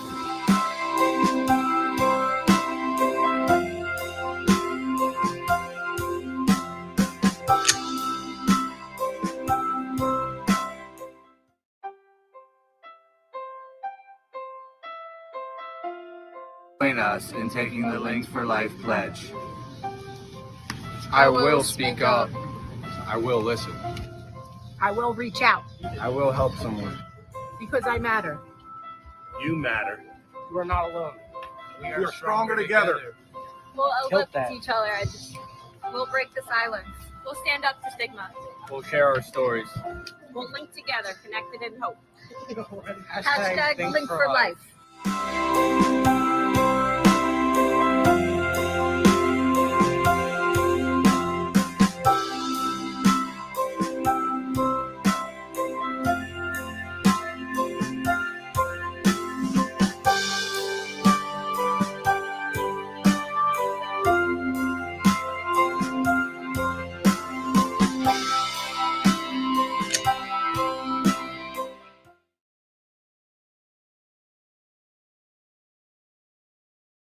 Feels good. Feels like you're doing something wrong, but it feels great. Alive. Alive. Yeah. Good. Better? I feel like I released some anger. Like a lot of pent up anger. I didn't realize how ticked off I was. I feel great. I feel like I just woke up in life. I feel amazing. I feel like this adrenaline rush, and I feel like I just wanted to get all my fear done. I love It's it. awesome.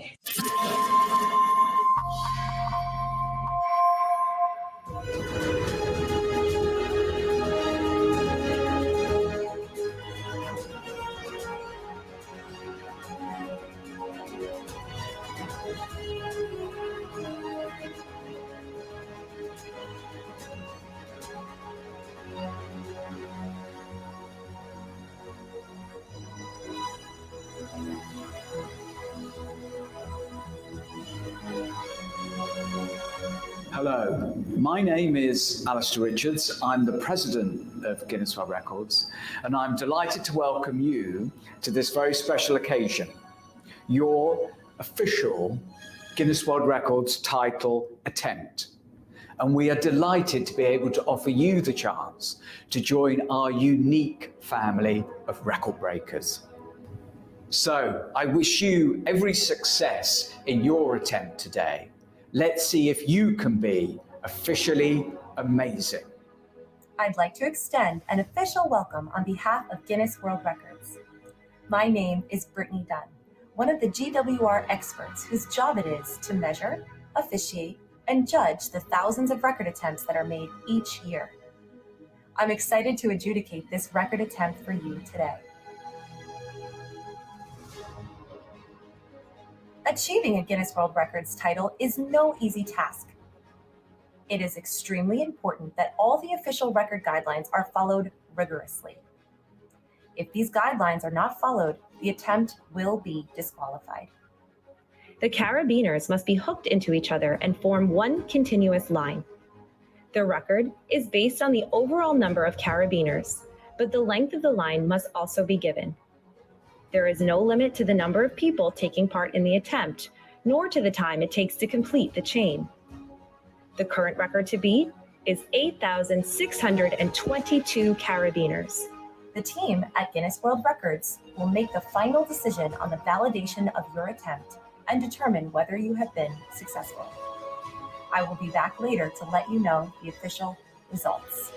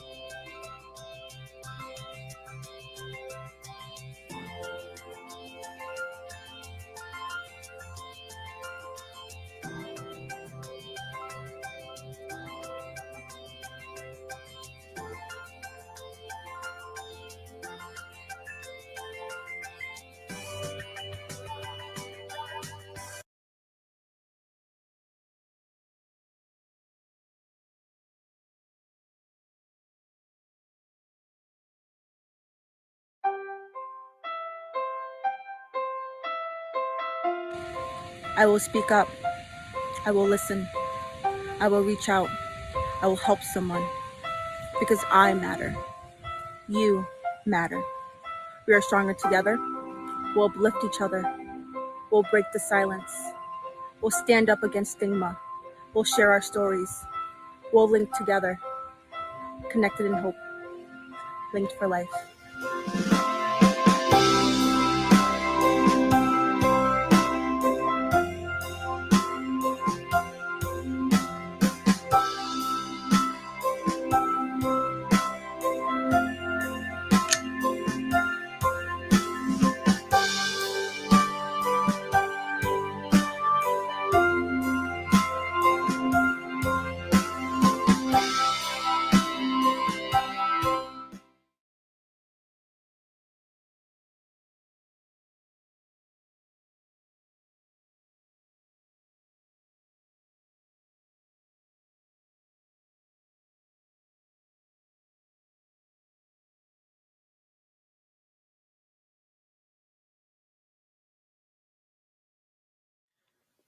Hi, I'm Will Myers with an important reminder to be open about your mental health, to start the conversation about mental health and keep it going. Maybe you've tried to talk about it before, but you don't feel like anyone listened or understood, or maybe you're just embarrassed to share your thoughts with others.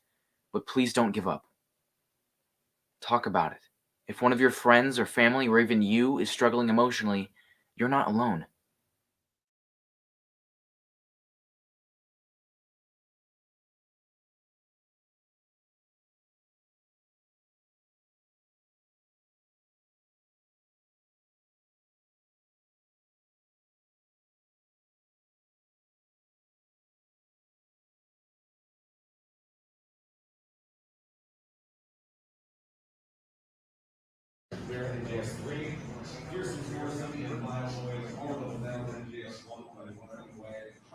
I will speak up. I will listen. I will reach out. I will help someone. Because I matter. You matter. You're not alone. We are stronger together. We'll uplift each other. We will break the silence. We will stand up against stigma. Share our story. We'll link together. Connected in hope. Connected in hope. Connect in hope. Connected in hope. Linked for life.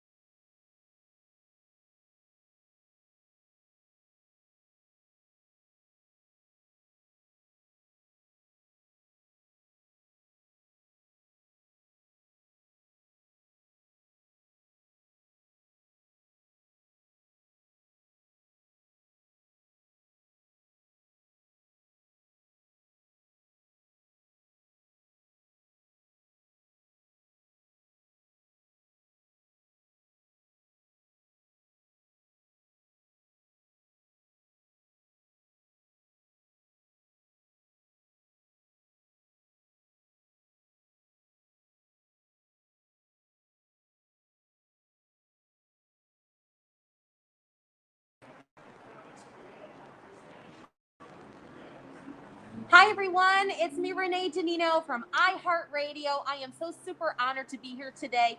Linked for Life, we're breaking the Guinness Book of World Records of Carabiners Linked. We're going to do it here in Hartford, Connecticut, our capital city. We are breaking the stigma of mental health. We are creating awareness for suicide prevention. You can make a difference today. All of us can make a difference today. And the one thing I like about certain activities and certain organizations, it also breaks barriers between friends and the media. All media is here today supporting us. We all have to stand together to help prevent suicide. It is the right thing to do. And I'm so excited to have a little chit chat with Taylor, who is from NBC Connecticut. She's also a witness today, which is pretty exciting. So Taylor, come on up over here. Okay. We're talking into our little friend, the iPad here. But talk first of all about this witness.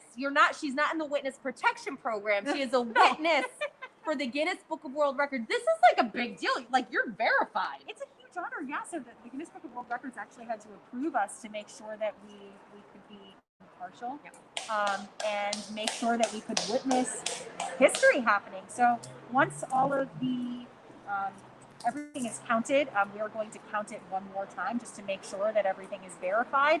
And by us witnessing it, the Guinness Book of World Records can then confirm whether or not a world record was hit. So that's what we're hoping for today. But it's really cool to see how many people have come out.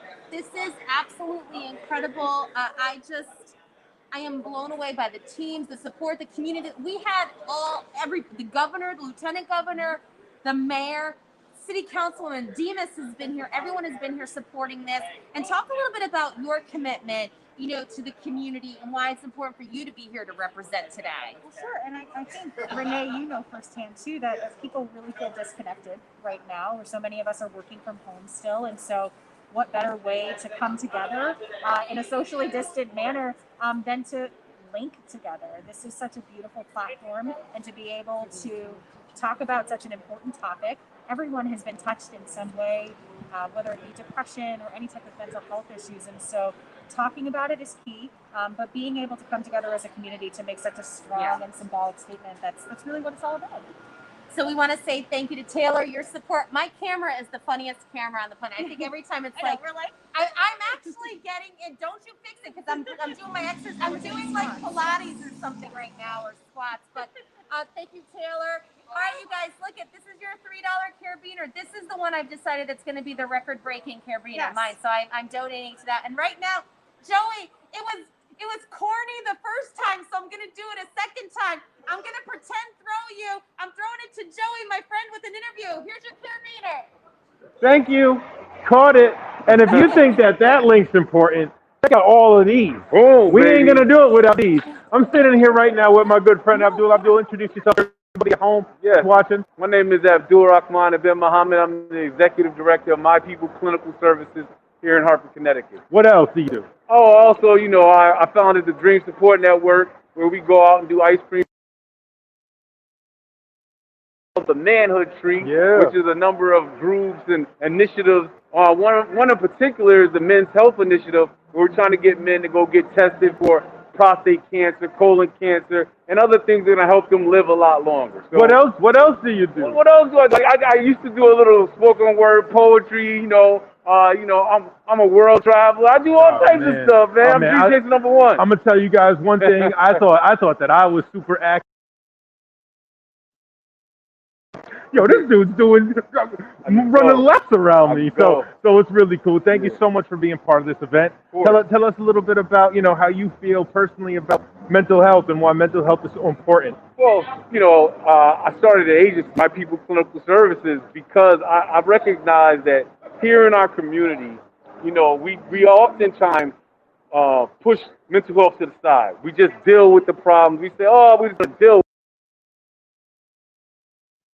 At My People, we always say, do you need someone to talk to? And what we want to be able to do is help people understand that it's not normal for you to have problems and issues and concerns and not be able to go talk to someone about it and get it off your chest and receive the support you need. And so I feel like we all are dealing with mental health. Right now, we're in the middle of COVID, and I mean, sometimes I find myself, being upset, and I don't even know why I'm upset. And it's just because, like you said, normally we're able to move around and do different things that we want to do.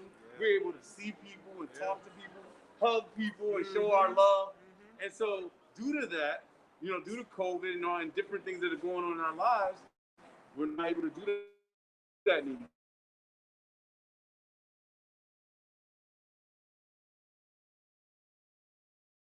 What's going on with their lives and get some support and help, because we're all going through it, and now is the time to get some help. Yeah, those are my thoughts. Absolutely. Yeah, and some really good points. I mean, how much is mental health shunned with men? Yeah, and shunned with men of color? It's just like you don't talk about it. I mean, we come from a generation where it's just like, I don't want to see you crying. That's right. I don't want to see you complaining. That's right. Suck it up. Suck it up. Right? The suck it up generation. So this is a beautiful thing that's out here in the public. Well, that's why I created the Manhood Tree, though, because we have a 8-session group where we talk about what I call the 5 hoods: boyhood, young adulthood, brotherhood, fatherhood, and manhood. Nice. And I feel like all of those different hoods are exactly what you're talking about. Men should cry. There's things that happen every day where you might want to cry. Yeah. And so one of the big things with us is that we are not in touch with all of our feelings. We don't give ourselves permission to be able to feel different things. So we get caught up being angry. We get caught up being happy. We get caught up being gluttonous. And we go to the lower level thinking. And so what I'm trying to do with men is give them an opportunity to really talk about the things that are in their higher level thinking, deal with them, and then be able to move forward in a better way and be better men. A lot of times people like to talk, I do a lot of work with fathers as well, and people actually like talking about fatherhood. But to me, the core of fatherhood, to be a good father, is being a good man. Yeah. And so what I really think that, once again, with mental health, You know, being mental health is understanding like who you are and what you need. And so a lot of times men are walking around kind of like faking the funk and not allowing themselves to be who they are and be able to express what they need. Yeah. And so we're walking around upset. We're hurt. We're dealing with a lot of pain. And so ultimately, you know, the manhood tree and all the things that we're doing at My People is really to kind of help try to change some of those things and allow us to be better. That's amazing, man. Such a common thread is how do you help people if you're not ready to, or how do you give a shoulder to cry on when you might need to cry, and you know that self-preservation is so important. It's so important. So I just love what you do in the community. I love to see the fact that you're here. I can't wait until you get a chance to go down to the field and make sure that you get your things linked up. And even that verb, right? Even that verb link. Like how often do we say, yo, let's link. Yo, where you gonna? Yo, link me here. Yo, I'll check you over there. So the idea of being linked for life, knowing that, man, the last time we talked, the last time we got up, it might have been 8 months ago. Yeah. But I know my guy got me. Always. You know what I mean? And I think that's so cool, and that's such a cool concept to have, like, just like, yo, boom, getting a text out of the blue. Yo, I hope things and with the fam, I hope things with you are going well. You know, I'm here if you need me. Yeah. Or, you know, give me a shout whenever you want. So it's a beautiful sentiment, man. And that's why I love this whole thing. I love the whole event. Yeah. Me too. And I'm happy to be a part of it. I'm excited about getting my links and breaking a record today. Yeah. And we should link up. Yeah. Yo, things have been so weird, man. I haven't been like, because we can't get a bite to eat, or can we? You know, so for me it was really tough, and I think that's why I hooked up with Cheryl McDonald about this thing, because for me it was like June and July were difficult for me.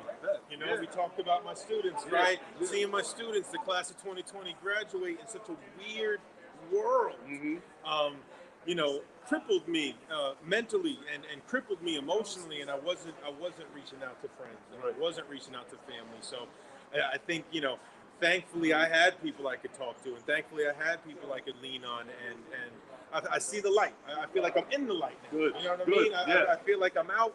I feel like I'm, catching out of that weird, sad COVID cocoon. You know what I mean? Yeah. I'm drying off my little butterfly wings. That's right.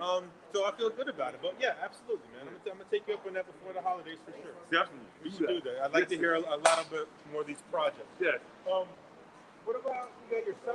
Got my son. Got to sign it up. I mean, we're gonna make it happen. So hey, I'm gonna give you one of these. Yep. Give me those pounds. Thank you so much. I appreciate that. Shout out to the people, man. I always say, never stop dreaming. All right, #1 dream chaser right there, my man Abdul. So really cool, really cool. I got a chance to catch him. Renee, how we feeling? We're feeling good, but I want a chain link necklace. I know. I'm gonna go make one in a second, but I am I super know. honored That's the to worst be here. part about being a host is I don't get to rock a whole necklace. I think that's what we should do. Joey, Jenna, Jessica, Connor, we are so honored to be here. You're sort of like MC voices of the day today to support Linked for Life, a vision really from Cheryl of Bears Barbecue. Their team had the most carabiners so far. We're going to break the Guinness Book of World Records today. We've got our witnesses here. We've got a lot going on down on the field. We're going to get to a lot of that. But first, before we do that, once again, if you haven't done so already, be sure to like, follow, and reshare Linked for Life on all social media platforms. You can also find it linkedforlife.org, and you can see everything scrolling on your screen, and that's Linked for Life, F-O-R, linkedforlife.org. Now, I want to introduce a message from another Renee, Renee Wilk. Now, I love her. She is the executive director of the Quell Foundation. I've had a chance to interview her many times, which promotes, get this, judgment-free. Imagine a world if we had judgment-free dialogue about mental health. I'm going to toss it to the Quell Foundation. Hi, my name is Renee Wilk, and I'm the Executive Director of the Quell Foundation, a national nonprofit which aims to reduce the risk of suicide, drug overdoses, and the incarceration of people living with We're accomplishing this by encouraging people to share their stories through a variety of mediums, such as our documentary series, our published storybook, and our brand new podcast, all in an effort to normalize conversations around mental illness. We will lift our masks and share our stories We make it okay to not be okay. We demonstrate that mental illness is not something we choose. It's something that happens. It can happen to anyone. Now, more than ever before, it's critical that we check in on one another, listen, and respond with compassion, empathy, and support. Suicide is preventable. And we at the Quell Foundation applaud the Jordan Porco Foundation for their work in this space. The Linked for Life movement is a beautiful way to let those who may be struggling know that they are not alone, that they are loved, valued, and supported, and that suicide is not the solution. Participating in this initiative is a visual representation of your commitment to eliminating the stigma around mental illness and increasing access to life-saving treatment before suicide seems like the only alternative. Together on World Mental Health Day, we have an opportunity to change lives. So please don't wait. Join the Jordan Porco Foundation's Linked for Life movement today. From years ago from TIC days. Oh, hello, everyone. It's very nice to see you. Now, you guys, we are live here at Duncan Stadium. I was just chit-chatting. That's what I do. I like to chit-chat. We're trying to break the record, and I think Mike Daly from Jordan Porco Foundation was just telling me that we might have gotten around the field. So I'm tossing it to Connor right now. Connor, tell me what is going on. Renee, you're absolutely right. We have actually started our overlap, and I'm going to get there in a second. But first, we're 2 hours into this live stream, and about an hour in, I saw this guy come on down to the field. This is Zach from Team Cycle Bar Can. I promise he's been standing up this entire time. He has 1,866 carabiners around his shoulder, garnered by Team Cycle Bar Can. And he's had these on his shoulder and walked all the way here to the outfield to get ready for his links in the chain. So big shout out to Zach and Team Cycle Bar. That's like 15% of the entire length of the chain are his 1,800 carabiners. And right now, so you can see, as Amanda holds the chain here, we do have our overlap coming around. And I want to introduce you to these three gentlemen from Snyder Civil. We've got Stone, we've got Zach, we've got Don.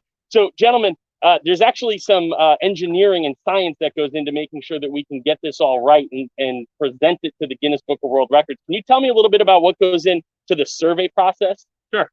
So where we start out is we'll set up our main station in the center field there. We put a set of coordinates onto that station. And from there, it allows us to take shots all the way across where we're putting carabiners down. And then I'll put coordinates on each point there. And then we can get the length between each point. And so right now, we're just making sure that lines are staying straight, setting some angle points for the guys to follow. And after that, we'll take a couple shots and get a final length. Cool, thanks. So, Zach, now I know this Guinness World Record has to do with the number of carabiners in the chain. However, we're also required to submit the overall length. Do you have an estimate with the size of the carabiners and the number that we're talking about, how long a physical chain this will actually be? I forget what the actual measurement will be, but we'll get that pretty soon. It should be a pretty long length. I think it's got to be a couple thousand feet. What do you think, Don? Yeah, absolutely. As Stone nicely outlined for you folks watching remotely and logging in nicely, we're going to be taking measurements. The objective at this time is to have everything laid out in nice straight length, which a group of nice volunteers have been doing, thankfully. And we're going to monitor and shoot lengths at every angle point, utilizing our nice TopCon total station unit. And we'll take one set of measurements on the way out, and another set of measurements on the back to check and reconcile and zero out our numbers to make sure we have a nice accurate number to set the Guinness World Record with today. Awesome, thanks. You got it. So Renee, I'm going to go look up what some of those words that these guys just said mean. But in the meantime, I'm going to kick it up to you. And again, we have started our overlap. We started underneath the video board. We have gone all the way around the warning track at Dunkin' Donuts Park, and we've actually got our second layer working right now. So 11,000 is the goal. Zach's got us 15% of the way there. He's about to start his chain. And back to you guys. It's going great down here on the field. Connor, can you see my carabiner? Don't rub it in. This is the one that is going to break the world record. I have this as reserve backup. So if you guys are counting and you're one, you need one more, just come to, I've got it right here. All right. Now, I've run out of fingers and toes, so we may need to call in Kennedy and Jenna to help us get over the 11,000 mark. All right. absolutely. We're going to break this record today. We cannot do this without great partners, sponsors, supporters. We're so excited to welcome everybody here. And now you're going to meet the whole team from the Hartford Restaurant Group, as well as when tap a little later, because I think Connor, you're going to interview them on the I was going to say on the floor, but it's the field. But right now I have Phil Barnett, who is the man behind the Hartford Restaurant Group and WinTap. Thank you so much for supporting this. Talk about being in the hospitality industry during COVID-19. It's God bless you. So tell everybody what it's been like. It's been challenging. It's been a lot of emotions over the last 6-8 months right now. And Cheryl called and said, we're looking for some support with this charity, and it's something that we couldn't turn the other way. We've experienced some challenging times ourselves within our group, within many people that we know. So I said we can't turn the other way, and we thought this would be a great opportunity for us to step in and help out in any way we can. Yeah, and I noticed with some of your restaurants, I happen to live near one, so I know you've done your outdoor dining, and now with the the 75% increase, will that really help you to what you need? Because I know you're going to have to obviously take away some outdoor as it gets a little colder for those that don't have the heaters and things like that. How's that been? It's only been a couple of days, but how's that been? Well, one of the things that we've really focused on is making sure the safety and well-being of our guests as well as our staff has been a top priority. So we have seen an influx of guests coming inside. They feel confident. We've done, we're following all the CDC guidelines. We're following, what the state regulations have been set forth in front of us. So we've been very successful with our tents, and then we've also been successful with ensuring the safety of our guests. And we've been fortunate, but the goal is we have to continue to do so until hopefully we find some solution to this within the next coming months. Now, again, Phil's got his team here. You're going to hear more from them on the field with Connor. I'm going to toss it to Joey in just a second, but I do want to ask you a pretty serious question, because we know with the hospitality industry, the entertainment industry, right? You guys have really been affected on so many layers with COVID-19, especially with depression, struggling. Even the people you've hired are struggling with food insecurity, believe it or not, in the restaurant industry. What are you hearing from your employees? Well, that's a great question. One of the things I can say right now is, there's two things that we recognize that are so important right now. One being is people need to eat. So this upcoming, holiday season, we will be giving a lot to food share. We have a lot going on with food share. And in addition, right now, mental illness, suicide prevention has been the other focus that we've had this season. So the two main focuses are make sure people eat and make sure we keep their minds as strong as possible, and supporting everybody in any way we can. All right, linkedforlife.org. I want you to share on all platforms. I want you to make a donation. And of course, we're trying to balance the day out with a little levity, because it can get very serious as we're talking about mental health awareness and suicide prevention. Please call someone, ask them if they're okay today. It is National Mental Health Awareness Day. And one personal request from me to you, Phil. This is actually very serious. I don't know how to say this because it's going to put you on the spot, but never get rid of the hickory cheeseburger, because that is literally my favorite with the crispy onion rings on. Like, you can never get rid of that. Well, you know what? Aren't you lucky? That gentleman over there is the one that makes the decisions right there. There's Don't the chef. ever You get hear? rid Are of you that. listening? Do you understand? The Rocky Hill one. I need that to go. All right, now I'm going to, wait, Joey, I don't know if I'm going to do it. Oh, no, I'm going to do it. Guess who I'm tossing to? Joey! Sorry. Let me do it again. And now I'm tossing to Joey. Thank you. I'm here with my good friend Matt. Matt, go ahead and introduce yourself to everybody. Hey, what's up? I'm Matt Conway from That's Two literally Barrels my and favorite, Rise and Up. I'm so Here with specific four amazing about local when I artists order doing it. some Like, you incredible take out now, 'cause I'm like, art for I hope. don't want my buns to touch anything, because it ruins it when you get it. Like, it's not the same when you get it taken out, because it's not as crisp. And then the fries, I'm like, don't close the cookie. I feel like I'm hating I feel like Yeah, this so is this is oh, something that impacts everybody. I feel like there is no hiding from mental health. It impacts, even everybody individually, And this event and Link for Life represents the fact that everybody has an opportunity to reach out to somebody else. Don't let your anger, your depression fester inside. We have thousands of people that, have demonstrated they are there to listen just through this event. Absolutely. And we want to just keep spreading that message so we break the stigma. And talking to somebody about mental health is just as easy as telling someone you have a headache. Yeah. And that's the type of normalization that I think this event and this event across the country has. Yeah, I think that you bring up a really good point, is that how cool would it be to see it grow from what it is now to then see it on multiple platforms throughout New England, throughout the country. So I love that point. Yeah, and I don't know if anyone's brought up about the partnership with Talkspace. Okay. So they're an online virtual provider of mental health services. Great. If you use the promo code Links for Life, you get $100 off your first month of unlimited access to therapists 24 hours a day. That's great. And Yeah. is that spelled out or the number 4? Links for Life. Awesome. Yep. Awesome. That's great.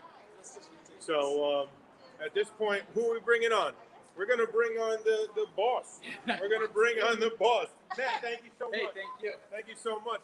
And now we're here with Cheryl, who threw all this together. So how are you? I'm awesome. How are you? Thank you for coming. How's the day going? Where are your emotions at right now? Where's your energy level at? My energy is very high. I think that we have a lot of positive energy flowing through the stadium right now.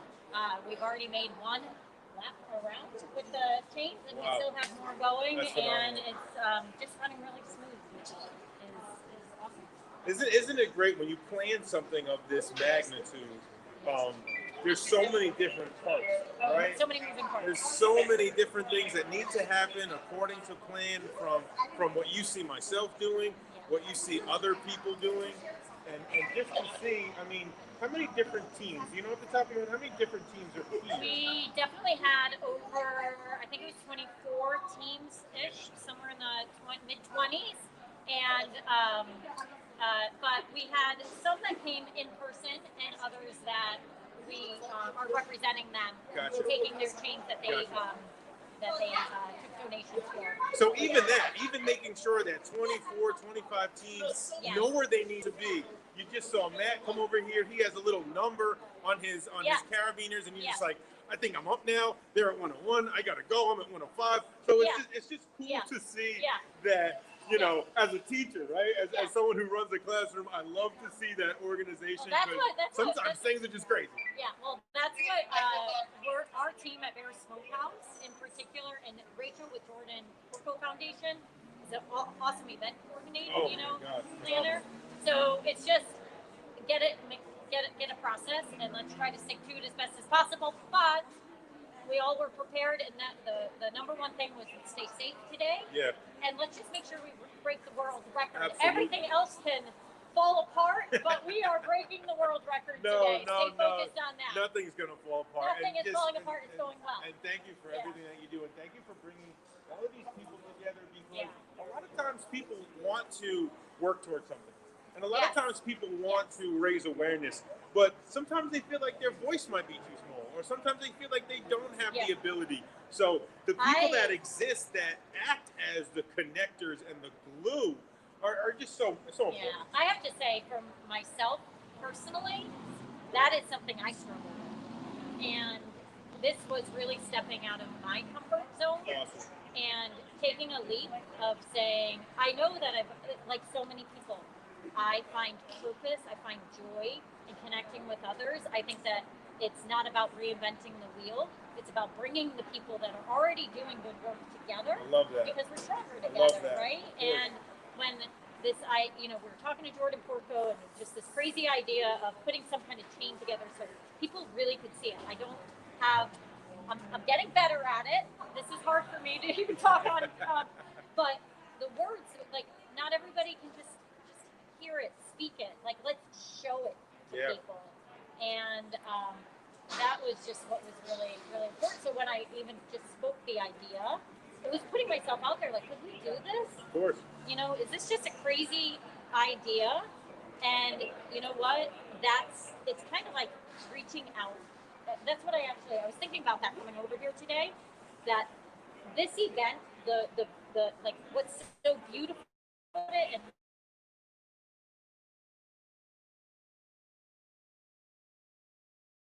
saying to someone, can we make this happen? Look what happens when you do connect with others.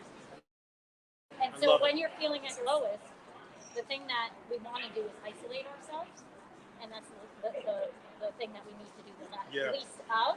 And there's always a rainbow on the other side. There's always something positive. And to piggyback that, I think so many people, for our last thought is, sometimes we're scared to put something out there, right? As a creator, as an artist, you know, you're just like, I don't want to fail in front of people. Right. I don't want to fail big. The thing that you have to remember is that once it's out there, you can never fail. Right. Right? Even if you might not meet a goal, the people who are around you and the people who witness it, they take notice and they will support you. So really great and job. it inspires others to do Absolutely, the same. 100%.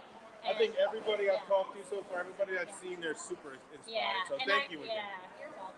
Thank you for coming out and helping us and being flexible and patient and absolutely, awesome. absolutely. Renee, you standing by? I hope. Hi, I'm right. Look at I have my links, my iHeartRadio links. We have 128 here. I'm going to go bring them down. One little problem. Several of them are attached to my hair. So I might have to be lying on the field with these because I don't know if I can now get. I thought it would be a good idea. Turns out it wasn't. We'll figure that out. We're going to go to a video so I can untangle my links, and it's Chef John Dubois. So, Chef, come and save me. I got to figure this out here. Hey everybody, my name is Ben Dubois, and I'm so excited to be a part of Link for Life. I just wanted to take a couple of minutes to share with you why I think this is so important. I'm an executive chef. I've been in the hospitality industry over 20 years, but I'm also a pastor and chaplain. I work at a church here in Hartford, and I connect with people on a whole bunch of different levels. I'm actually part of a group called HERD, which is a peer group of people within the hospitality industry that connect to help support each other, to destigmatize issues like mental health and be able to talk about these topics like suicide prevention. And I'm a part of the Hospitality Collective, a group of folks committed to helping grow the hospitality industry. You know, you and I both know this, is that the hospitality industry is a fantastic place. It's kind of like family, right? We work hard, we play hard. And in some ways, it's a super diverse group, kind of like the island of the misfit toys, right? We're all a little bit oddball. And it's stressful. And, you know, it's interesting. We're working when everyone else is resting and recreating, right? Nights, holidays, weekends. And there's a ton of stress and a ton of anxiety and a ton of depression and self-medicating and all those issues that go with it. And we're aware of it. We're all aware of it, but we don't like to talk about it. So I'm so thankful for the Jordan Portco Foundation. I'm thankful for Bears Barbecue, Smokehouse. I'm so thankful for those in the industry who are willing to start having this conversation. And, you know, as a pastor and as a chaplain, my number one kind of piece of advice to you is talk to somebody. Ask somebody how they're doing. Check in with somebody. And don't be afraid to ask for help. You know, we're in this together, and we're linked together as friends, as family, as coworkers, as peers. And we have to start talking about our own mental health. We've got to destigmatize it. We've got to be willing to ask people some tough questions and seek help when we need it. And so remember, we're linked together. Let's stay together. Let's be strong together. Let's stand together. Thank you for being part of this cause. Thanks for being part of this movement. And if you ever see me, feel free to say hi, reach out. That's what we're here for. That's what HERD is all about. And so God bless you. What's going on, everybody? Listen, I'm taking a quick breather. And like Renee said, I just got my first links in the chain. I've always wanted to be part of a Guinness World Record. I thought it was going to be for most pounds gained during COVID, but it turns out I'm going to get to participate in this. So we're going to head on the field, and I'm going to get myself situated here to put on number 129. Hi, everyone. You have nice link chains. Thank you. Absolutely. Excited to be here? This is a great day. First of all, it's a beautiful day. It is so amazing to be back at Dunkin' Donuts Park looking at this beautiful facility and to use it for such a worthy cause. I'm going to check in right now with Marisa. Nice to see you. How are you? Say hi to the people. Hello, everyone. Say hi to your fans. Thank you so much. You're starting shortstop. Are you ready? I'm ready. Put her in. Let's go. And then what we're going to do real quick, if you hang with me, is I'm going to walk over and we're going to check out the murals and check out on the progress. I know it's been a little while since I've shown you those. So I'm going to make my way past the chain here. The link is coming back down in front of the Yard Goats dugout. So that overlap is still continuing now to probably 20% of the field, which is pretty incredible. And we're going to go see Where's Linda Luz? And Dika. All right, hang on. Here we go. Let's check out the progress made on these murals. They look absolutely beautiful. I've been watching from afar. Ladies, how are you again? We're checking out your lovely artwork. We going to be all right? There it is.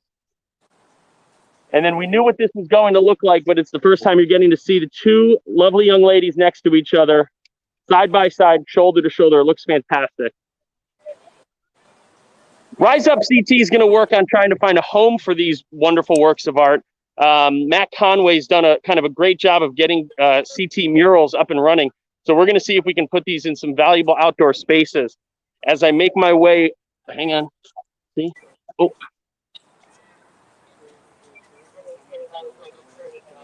I may be out. Hang on, let's see. I'm losing signal here. Oh, that's fun too. Oh,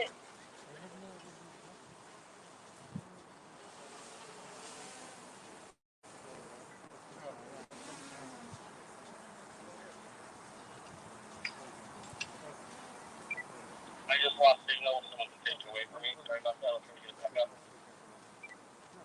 can we go to Renee or Joey? We're gonna go for the one of you because we need.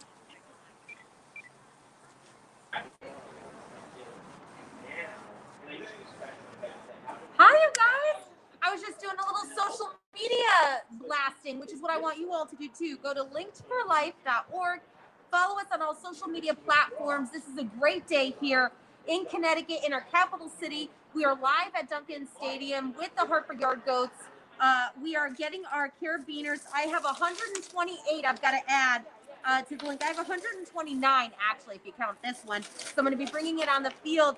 And there are people here with very important jobs. Now, right now, I want to introduce you to Michael Kearney. I hope I said, is it Kearney? Kearney, that's correct. Kearney, I'm Yes. sorry. Michael Kearney is the CIO and Vice President of Claims at the Hartford. And actually, they have, you and the Hartford have a pretty big undertaking today because you, sir, are a witness approved by the Guinness Book of World Records. You are a witness to help us break this record. So first and foremost, come on over here. Sure. Talk into our thing here. I think it's an iPad is what the kids call it these days. But Michael, talk into that and tell everybody why it's important for you to support community events. Yeah, so this is personal for me. In 2006, I lost my son to suicide. And in my family, my daughter, who found him, suffered from issues of PTSD, and as a family, this is something that's near and dear to us. My daughter, I would like to say, hopefully has gone on. She is a nurse practitioner in Boston, and one of the things that she does is she actually administers to mental health. And right through COVID, she actually stayed with us to be worked at home in our house here in Connecticut. And I wouldn't listen to her, but I knew the issues that were happening to people at that time. And mental health has always been, as you can imagine, something that's important to us. But at this time, it is critical because, as people say, we are not together, and the level of anxiety and depression has increased significantly.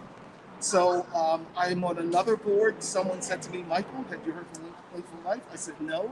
And in 2 days, Cheryl called me and she goes, would you be a witness? And it was like, absolutely, without a doubt. And so this is really important to me. The most important thing, and we're doing this today, is we're bringing attention to this issue, right? And often it lives in the darkness.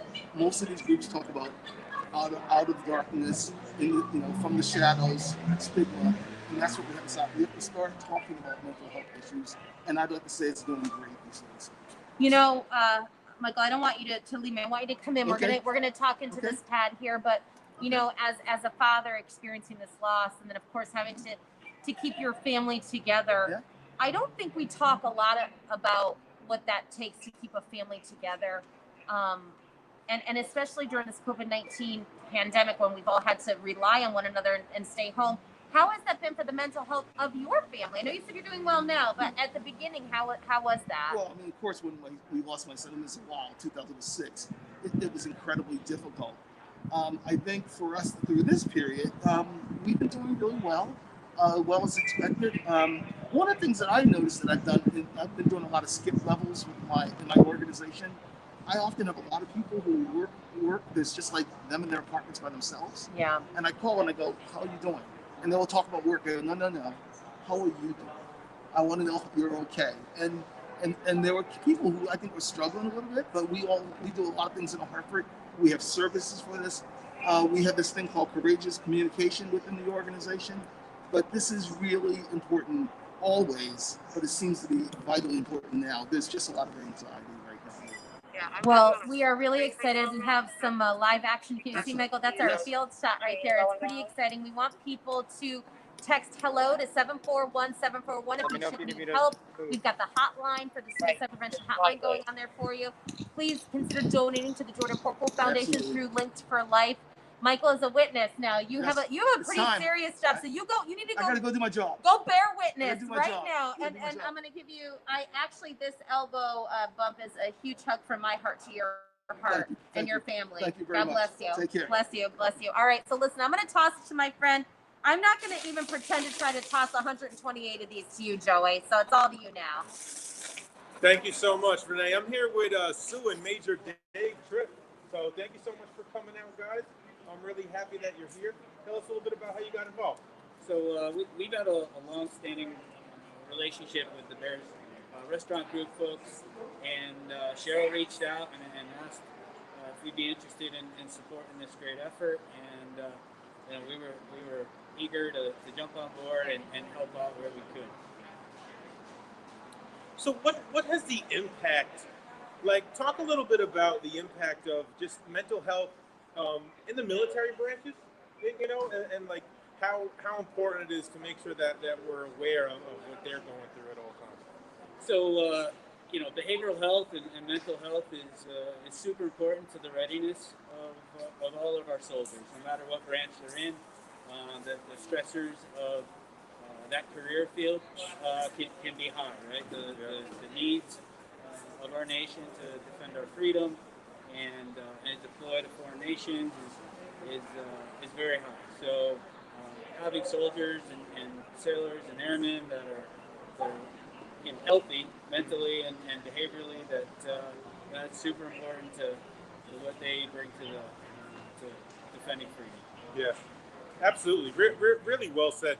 I think it goes without saying that so many of us have members of the military in our family, our immediate family, our extended family, or friends, associates. So think about the reach that has on everyone, and making sure that they have the chance to talk to people, right? Making sure that they have the chance to care, whether they've been deployed or not, to talk to someone. It's super important. Absolutely, and I have 28 years that I've been in the Army, and I have a very intimate relationship with suicide. My brother passed away. He committed suicide in 2011, and that really opened my eyes to being able to reach out to folks and make sure that anybody that's struggling, that they have an ear that will listen, and a network of folks that will help them through their struggles. Yeah, thank you for sharing that. I definitely appreciate that. That's a big part about what we're doing here at Link for Life is breaking that silence, right? And how difficult it is to share those stories, and how difficult it is to share those personal experiences. And it takes a lot. It takes a lot to talk about something that hit so close to home. So I definitely appreciate that, and I hope that this event and other events like this let people know that it is a safe place, and it is a place where people can share as much as they want or as little as they want, as long as they're reaching out and talking to someone. Absolutely. So our team from Suffield Fitness Factory, I'm a gym owner, as well as being in the military, and that's really the real message that we try to deliver to our clients and our athletes, is developing that strength in their mental health, in their physical health, in their emotional health, as well as their spiritual health. So, yeah, it's all tied together, right? So having that balance with those four pillars is really important to folks' health and their well-being. That's awesome. Thank you guys so much. Remember to pick up your carabiners. You're just going to go down there so they can tell you guys when you can link up. Excellent. Really appreciate it, folks. Thank you. We're going to head it down to the field. We're going to go back to game day. Connor, I'm still mad about you because, my CT Ain't So Bad girls chose you over me. But, it is what it is. I could grow. I could get over it. But why don't you tell us what you got going on? Listen, if there's a lot of salt up there on the concourse, I can come have the facilities guy sweep that away. You feeling all right? It's okay. You can talk to me about it, brother. That's what I'm here for, Joey. Hey, remember whose iPad is working perfectly. Listen, remember who volunteered how much they care about me versus you.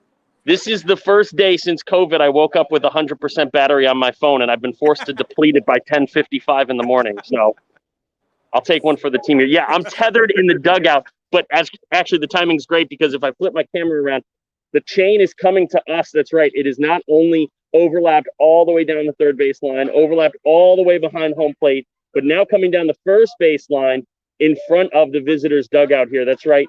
This entire chain of carabiners, thousands and thousands, are getting connected here on the field. It's fantastic to witness because, again, each one of these carabiners represents someone's intention to be part of the Link for Life. They're not just pieces of metal. They are part of the support system that we've built in our local community, fueled by Bear Smokehouse, fueled by all of the supporters, the sponsors, the teams that are here. We've seen great representation from the hospitality industry. Personally, I worked in the hospitality industry for many, many years here in Hartford.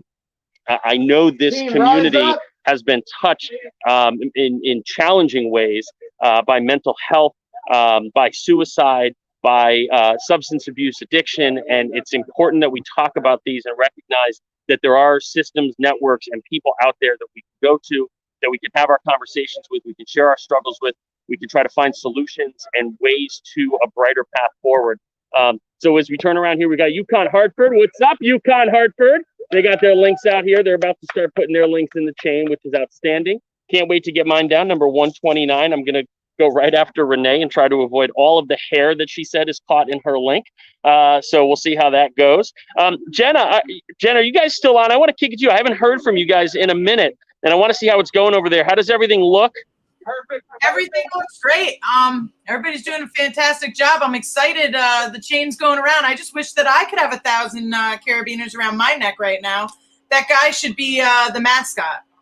I asked him, I was talking to him earlier. I said, how long is like your longest cycle? And he goes, well, I can do like a 60-minute cycle. And first I was very jealous. And then I realized that he had been standing for 60 minutes. I said, which one is harder? He goes, well, this isn't a leg workout. I'm not used to having 50 pounds on my shoulders for an hour. So. God. Yeah. So I need to know, where can I get a mask like yours? I don't know if this is the last one, but I think we have a mutual friend that might be able to hook it up. We'll see. It's never the last one. So, it's never the last one. I would love to get hooked up with one of those for sure. These can be washed. These can be washed for the right price. This could be yours. I'm sorry I'm tethered. I want to go out and check out these murals. I got to wait until I come back alive a little bit. And I feel like if I unplug, I'm just going to ruin the whole system again. So how far I'm going to look like a third base coach for the time being. How far out on the field can you go before you lose?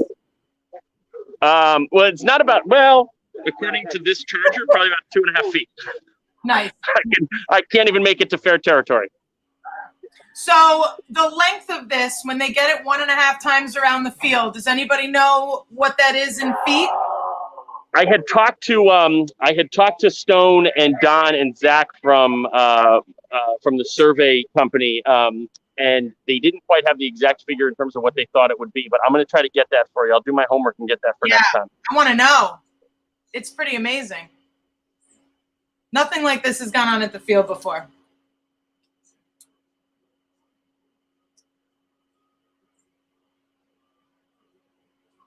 I guess we'll kick it to Renee right now, or to Joey. You guys have any? Oh, there you are, Connor. Oh, yeah. You know what, Jenna, kick it to Joey because he feels bad that you kicked it to me last time. I know. All right, we're gonna let's hook him up. Let's hook him up. All right, your turn, Joey. Thank you. I'm so thankful. I appreciate it. I just want to bring back the people that I had on camera before. I just want to get, just a closing statement in case there were any audio issues. So, Major Trip, can you just tell everybody out there what can they do for members of their family or people that they know who have served or who are currently serving, just to assist them with any mental health issues? So for the soldiers and airmen and sailors, there's embedded clinicians inside your formations. There's people there that'll listen with a neutral ear, and they'll help you, point you in the right direction. Always tell folks, make time for your physical fitness, for your physical well-being, and then, you know, you can always reach out to your chaplains, folks that will help with your spiritual well-being as well. So keep that balance and stay in the fight. Thank you again. Definitely appreciate it. Renee, we're sending it back to you. I know you got some other special people over there. Thank you very much. Hello, everyone. Thank you for watching. Here we are again. Oh, I love when it goes in the screen. We have the Break the Stigma. It is National Mental Health Awareness Day.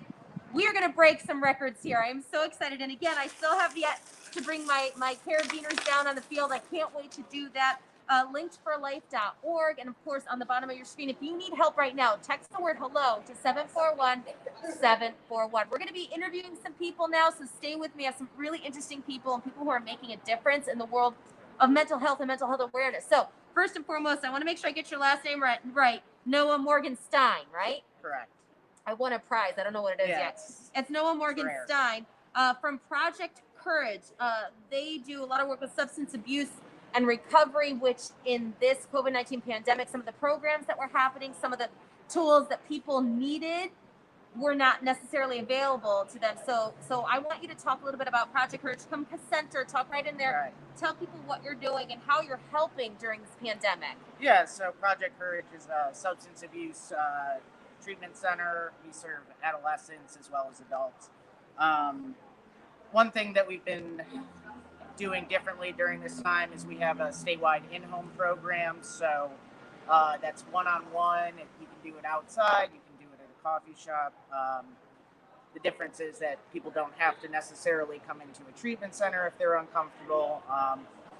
We are offering telehealth, telemedicine, which has been a blessing because a lot of people who may have never had access to treatment are now able to seek treatment virtually. Yeah. And talk a little bit about what it means for you. We're getting our camera adjusted live.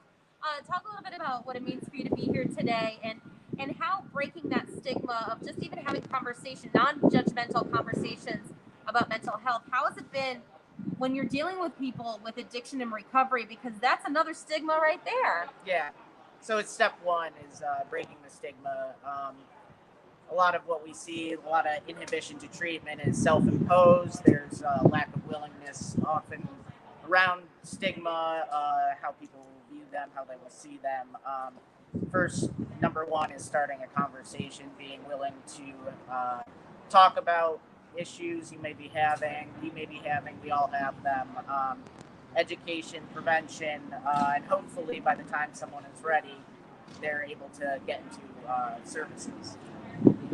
Well, Noah, thank you so much for being here today. Thank you for your support. Thank you. Thank you. There's a big motorcycle going by. Thank you for Project Courage. And if people want to get more information about you, where can they go to do that? So they can go to projectcourageworks.com or info@projectcourageworks.com. Okay. That's Project Courage Work, plural.com. Well, thank you so much for being here today. Thank you, Renee. Yeah, good luck to you today. I can't wait to find out where we're at. Now, I'm going to do a bunch of interviews in a row because there's a lot of activity. We're going to get to Connor and Joey and Jenna and Jessica again, but it's now time I have to do another interview, so I'm not sure. I think I'm not Noah Morgenstein, by the way, just so we're clear. My name is Renee Janino, but you could call me Noah if you want to. It's still up on the screen. That's fine. My next interview is going to be with, here she is. Hi. Hi. Say hello. Please introduce yourself. My name is Lindsay Shaker. Lindsay Shaker, it is a true pleasure to have you here. The Shaker Auto Group. Yeah, that's right. I know, right? I'm not fancy. I don't get a name. No, you're so fancy. I'm not fancy enough to get a name. Oh, I love title thing. That looks really professional. Yeah, look at that. But it is a beautiful day. Look at your camera. She came here prepared to capture this momentous occasion. Right there. And you know what? We're having fun. We're laughing, but this is a serious day. Very. National Mental Health Day, Linked for Life, suicide prevention. Lindsay, talk a little bit about being here and what this means to you. Sure. Go ahead. So I'm here as a witness, and I have always held mental health awareness near and dear to my heart as someone who has fought and grappled with depression for for as long as I can remember, really, and made the decision to not have to feel like that. But that's a hard decision to make. So I talk very openly about my experiences so that if anyone else is having trouble making that decision, that maybe they will. And I found that the more communicative I am about it, the more people will maybe, hopefully, make that decision too. It's a hard decision to make. So I'm witnessing. Yes, she's one of our witnesses so that we can get this. I don't know what that motorcycle is, or if that's a moped. I don't know what that is. It's an aggressive sounding vehicle outside. It's rude. But what I do want to say is that we are going to break the record today, but Lindsay is a part of the witnesses, and their jobs is to make sure they can verify with the national or with the Guinness Book of World Records to make sure we do beat that. Now, having said that, I want to go back to something serious before we get to our next interview, because first of all, I thank you for sharing your story. Thank you for being open and honest about it. But people look at women differently with depression. They just do. They think, you're just being emotional. So that's another stigma. It is. And come on in here. Come on in. I think that when I was younger, I think that I wasn't really necessarily sure if what I was experiencing was, maybe it was a mood. Maybe it was a mood. I didn't know. But the more I found that, nope, not a mood, but there is a whole thing of working and being interfacing with people, and you have to fake it sometimes if you don't want to, and it's exhausting. So yes, there is definitely that as well to break through. But the more we communicate to each other, right, the more we communicate to other women, and other men. Well, and it's funny because men, their difference is that they just keep their mouths shut. And I am not stereotyping anybody, because there is exceptions to everything. So please make no mistake about that. But if you want to typically look at what happens, women, you're accused of having a mood. Men are too proud to even say something. You don't have to do that. Today's the day. Break the stigma. Say you need help. We are here for you, right? Please. I'm always here to listen. I'm on Facebook, Lindsay Shaker. I will definitely, at least help. I've helped people find the right person so they can, because it's hard to make that decision and then make progress from there, making that call. Sometimes it's hard to pick up the phone and make the call when you're in that type of way.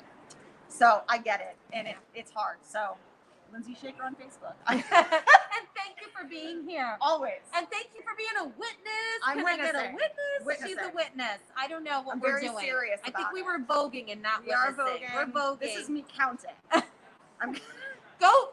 back on the field. Get back to work. All right. Next, if you wouldn't mind, I'd like to bring up someone very special. Actually, one of the people that have inspired a lot of the movements as to what we're doing here. There's been many events taking place. We couldn't do what we wanted to do because of COVID-19. So Cheryl came up with this idea of Linked for Life, inspired by one of her former employees, Sean. Sean's mom is here, Robin Brennan. Robin, I'm going to bring you on over here. This is what this pin is right here. You lost your son to suicide. You are speaking out about it. I don't want to take any time, but I do want to point out that the mask she's wearing is in honor of Sean's dog. So maybe you'll tell us a little bit about that. But I just think it's so brave of you, like Marisa, to speak publicly, because people need to hear you. They need to hear you and to hear what your family went through. I'm going to move away. Just please speak into there. Please, Robin Brennan, share your story with us. Thank you, Renee. Yes, our son Sean was 25 years old and suffered from anxiety and some depression, and held it inside. Never told anyone. He had a successful career in the restaurant industry and worked for Bears and worked for the Hartford Restaurant Group. And no one knew. No one suspected that this was going to happen, including us, his parents and his family. So it was all a shock. And it just reinforces the fact that you need to reach out and ask. Because if he reached out and said anything to us, you know, I'm his mom. I would have done anything in my power to help him. But I can't turn the clock back. So we need to all reach out. We need to speak. Events like this are just amazing. They bring so much awareness, and people need to understand that it's okay. It's okay not to be okay. And there are so many supports out there for everyone. They just need to reach out, and it's okay. People can reach out to me. They can reach out to anyone, any of their friends. It doesn't matter. But as a mom, I don't want another mom to go through what we're going through. It's a pain like no other. And all I can say is talk to your kids, hug them, try to get them to reach out and talk, if it's not to you, to their friends. This is an important event to start spreading the awareness and stop the stigma again around suicide and around mental illness, because it's there and it's nothing to be ashamed of. Thank you, Renee. And this is Nala. Nala. Yes, this is Sean's dog, Nala. We leave so many people behind. I mean, people don't realize, you know, if you're thinking about doing something to yourself, if you have these thoughts, on the bottom of your screen, you can text hello to 741-741 if you need help. Anonymous help is available 24/7. You can call 1-800-273-8255, National Suicide Prevention Hotline. I mean, you try to come up with different ways to tell people to get out help. But think about Nala, the dog who is missing her bud, and you know, think about all the people's lives. Think of that. You may think it's hopeless, but that one person, you touch so many lives, and you don't even realize that you're so special and you matter. And that's why we're here today. Linked for Life. Robin, thank you. Thank you, Renee. I want to hug you so bad right now, but my heart to your heart. Thank you. Thank you for wearing Sean's pin. It's an honor to wear your son's pin, and I'm going to toss it to the field. Connor, it's getting a little emotional up here, as you see. So I'm going to toss it to you because we need to take a moment and just reflect on why we're here. And I see you've got links around your neck, and the links are going on. So I'm tossing it to you, friend. Thank you very much, Renee. And what a tremendous honor to listen to Robin talk about her son, Sean. I worked on Front Street in Hartford next to Sean. I knew Sean and was as shocked as anybody when the news came through that we had lost Sean to suicide. And it means so much to see Robin come here and share Sean's story. And I don't know if she heard, or Renee, maybe you can let her know, or I'll let her know later, but while she was talking, there was some applause down here on the field, because I believe the link that would, officially pass the world record number was put down. I think that's symbolic of Sean being with us here today, Sean's squad. So, and also with us here today is a good friend, Matt Conway of CT Murals. And Matt, we're going to talk a little bit about the murals and the artist and that project. But I understand you have some information with regards to something called Talkspace. Can you tell me a little bit more about what that is? And I also understand that for anyone who's participating today or becomes aware of Link for Life, that there's maybe some incentive to participate with Talkspace. So tell me a little bit about that. Yeah, Talkspace is a virtual 24/7 therapy and counseling company. So 24 hours a day, you have access to a therapist through text message or virtual communication. And our friends over at Talkspace have given us a great promo code. So if you punch in Linked for Life at Talkspace as you're signing up for your therapy sessions, you'll get $100 off your first month membership. So really important stuff, really great stuff, and really great partnership with Talkspace.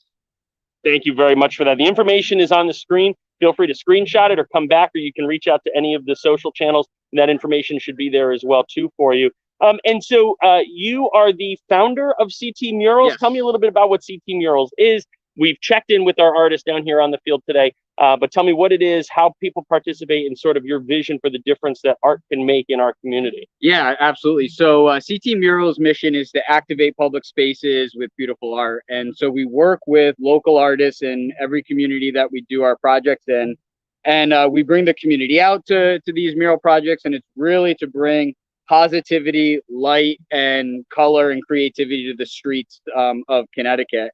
And we work with a lot of talented artists, and all of them bring their own passion, their own purpose behind their work, and are really able to take the symbols of whatever project we're working on and turn it into beautiful art. So today the theme is hope. And so each of the murals has some type of hope theme, and these will be hung up over across the city in Hartford. That's fantastic. And we saw the murals, we saw some of the messages of hope through text. We saw some traditional symbols of hope used in very beautiful ways. We've seen some interpretive symbols of hope through Corey and his work as well too. And then we've seen sort of that personal connection with Dika's work over there. So that's fantastic. And listen, Matt, you know, if any of the artists need to work on curves and contours, I can just, you know, turn, you know, I'm happy to volunteer myself to be there for the artists as they learn their craft.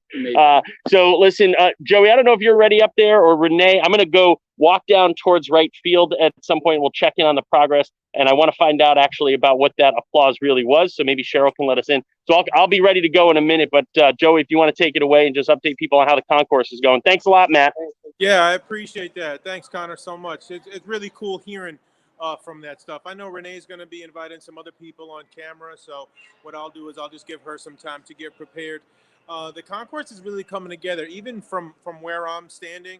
If I look over towards the baseball diamond, you could see clear 2 rows of carabiners. So at least as far as the bottom of the diamond and home plate is concerned, we've made two trips there. So they're really linking together. There's not that many more teams showing up. I'm pretty sure that everybody has collected their carabiners. So as we link, we're really getting close. I would say that we're in the 9,000s, if not already, you know, close to being to 10 grand. So when you think about what the previous record was, it's just amazing to know that so many people have donated and so many people have come to support this cause. You really love to see it. And I mean, I can't say enough about the volunteers. I can't say enough about the staff that has been here. I mean, they've been here since 7 a.m., 7:30 a.m., just really, really working tirelessly. I know here we are in our 3rd hour of our live broadcast, but the work that they've been doing behind the scenes and the work that they've been doing to make sure that we come to you with as few issues as possible. I know there's been issues with, you know, connectivity, Wi-Fi, and audio, but they're doing such a tremendous job. And everybody, you know, behind the scenes has, you know, got a walkie-talkie that's telling me when I need to start talking, that's telling Renee when she needs to start talking, and making sure that the teams are being ushered into us, so we make sure that we give everybody their proper due and their proper airtime. It's really cool to see. So previously when I had Cheryl on here, she's just talking about all those moving pieces and all those moving parts. So you really love to see everybody coming together and understanding that it's bigger than them, right? Something that I always preach to my people and to my friends and my students is, you know, sometimes we have to think about what's bigger than us. Okay, so this whole Linked for Life experience is extremely huge for our community, for our state, for the families involved, as well as you know, Cheryl and the Jordan Porco Foundation moved to making it larger than just Connecticut. Okay, so it's major, the influence that they have. So you just got to remember that, you know, being a part of something that's bigger than you personally says a lot, and it helps build character, and it helps just build you up and get you prepared for other things that might happen in your future and in your life. So I just love to see that. And the more that we teach our children this, the more that we teach our teens this, and the more that we teach people that we work with and see every day and communicate with every day, we could leave things in the right hands, right? We could leave the world in better hands. We could leave foundations in the better hands. We could leave anything that we create in someone's hands. So I just, you know, I can't say enough about that.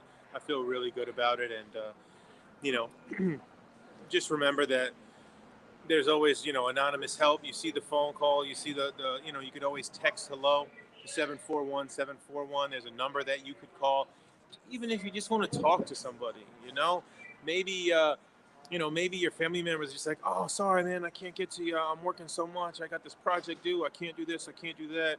And your friends are busy, or you don't want to feel like a burden.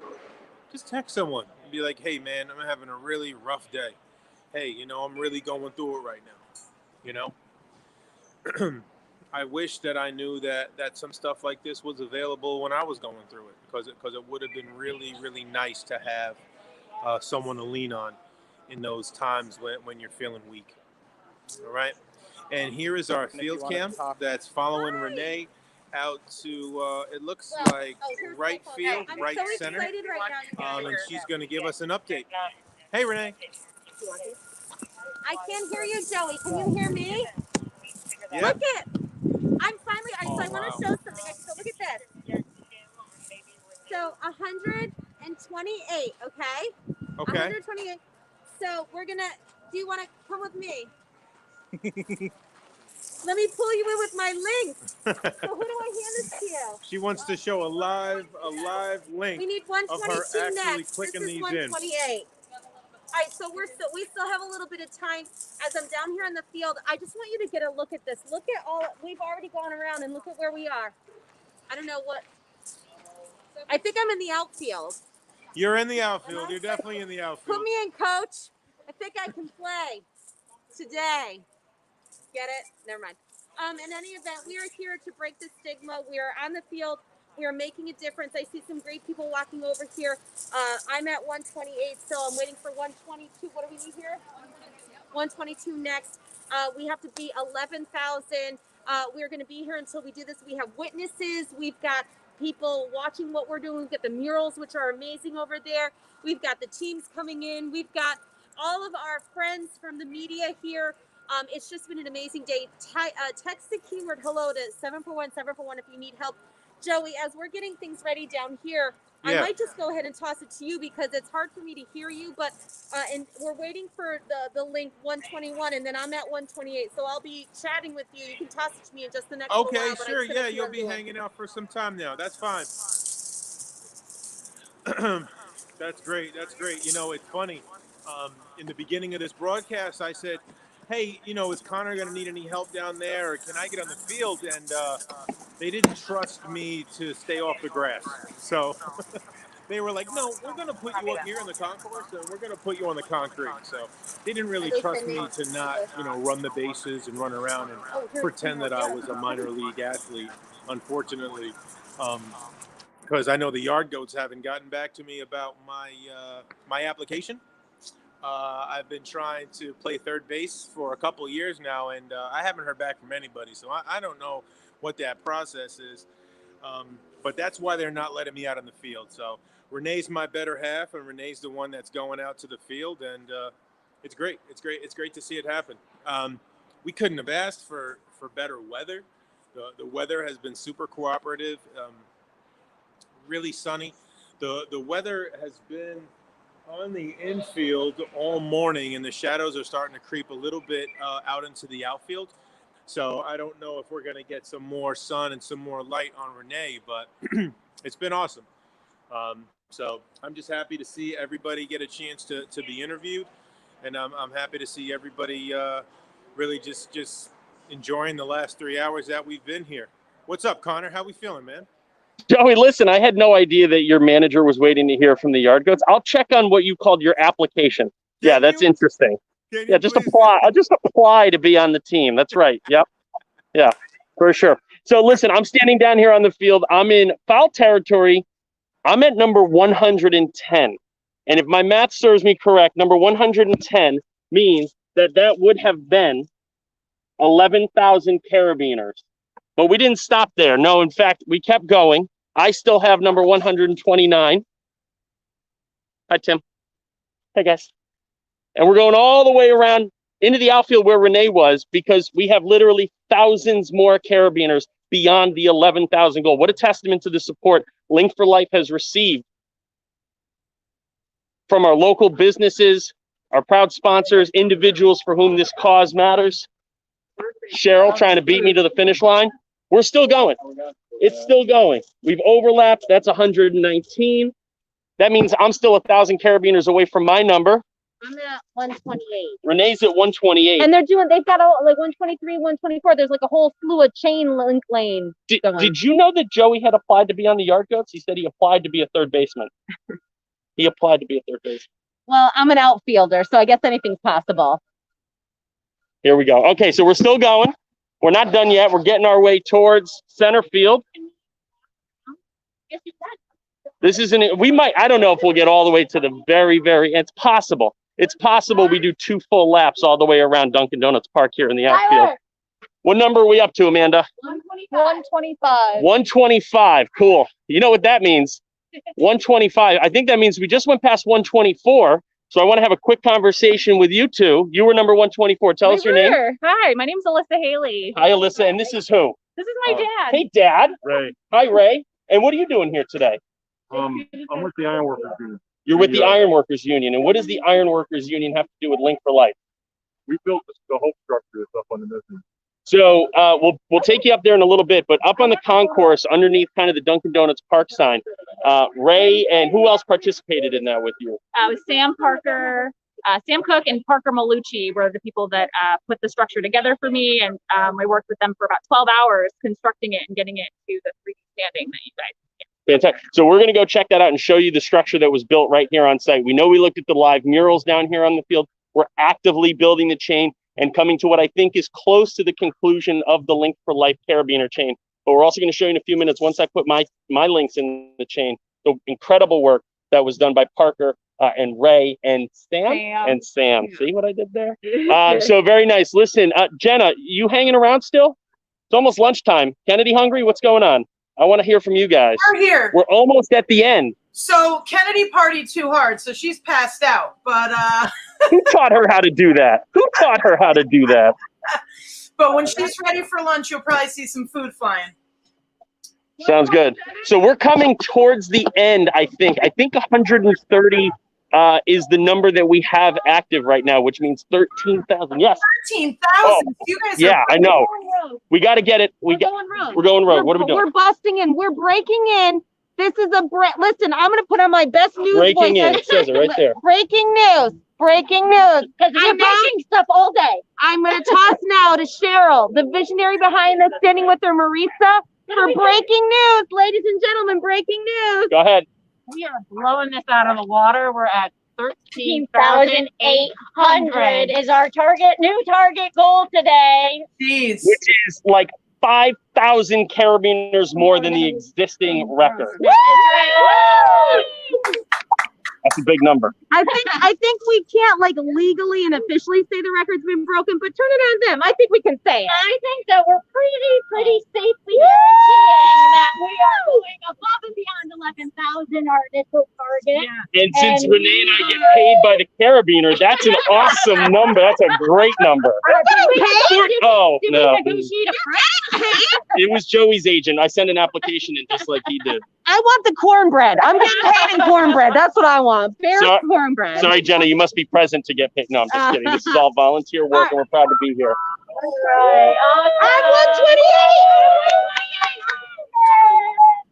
All right, we're going to check in with Renee as she lays her links down. For you, and if you'd like, you can link it yourself. Oh my gosh, I'm gonna link it myself. I'm gonna cry. Okay, we're right there. This is so exciting. Sorry, this is harder than it looks. Yay! Uh-oh. They're gonna fix that. Can we get Renee? I'm so excited. It looks like we're beating the record. I just put my links down. Linkforlife.org. Make your donations. Stop the stigma. Break the stigma. You can save a life today. I'm so honored to be here. This is amazing. Amazing. I don't know who to toss it to. Renee, well, I'm 129, so this is going to be link section. All right. You're going to take my phone. Okay. Oh my gosh. Hi. Hi. Hi. Now, where do I go? Wait, Connor, how do I flip it on you? Okay. Your phone. There's you. Hello. Okay. All right, 129. This is exciting. Hold on. We're linked.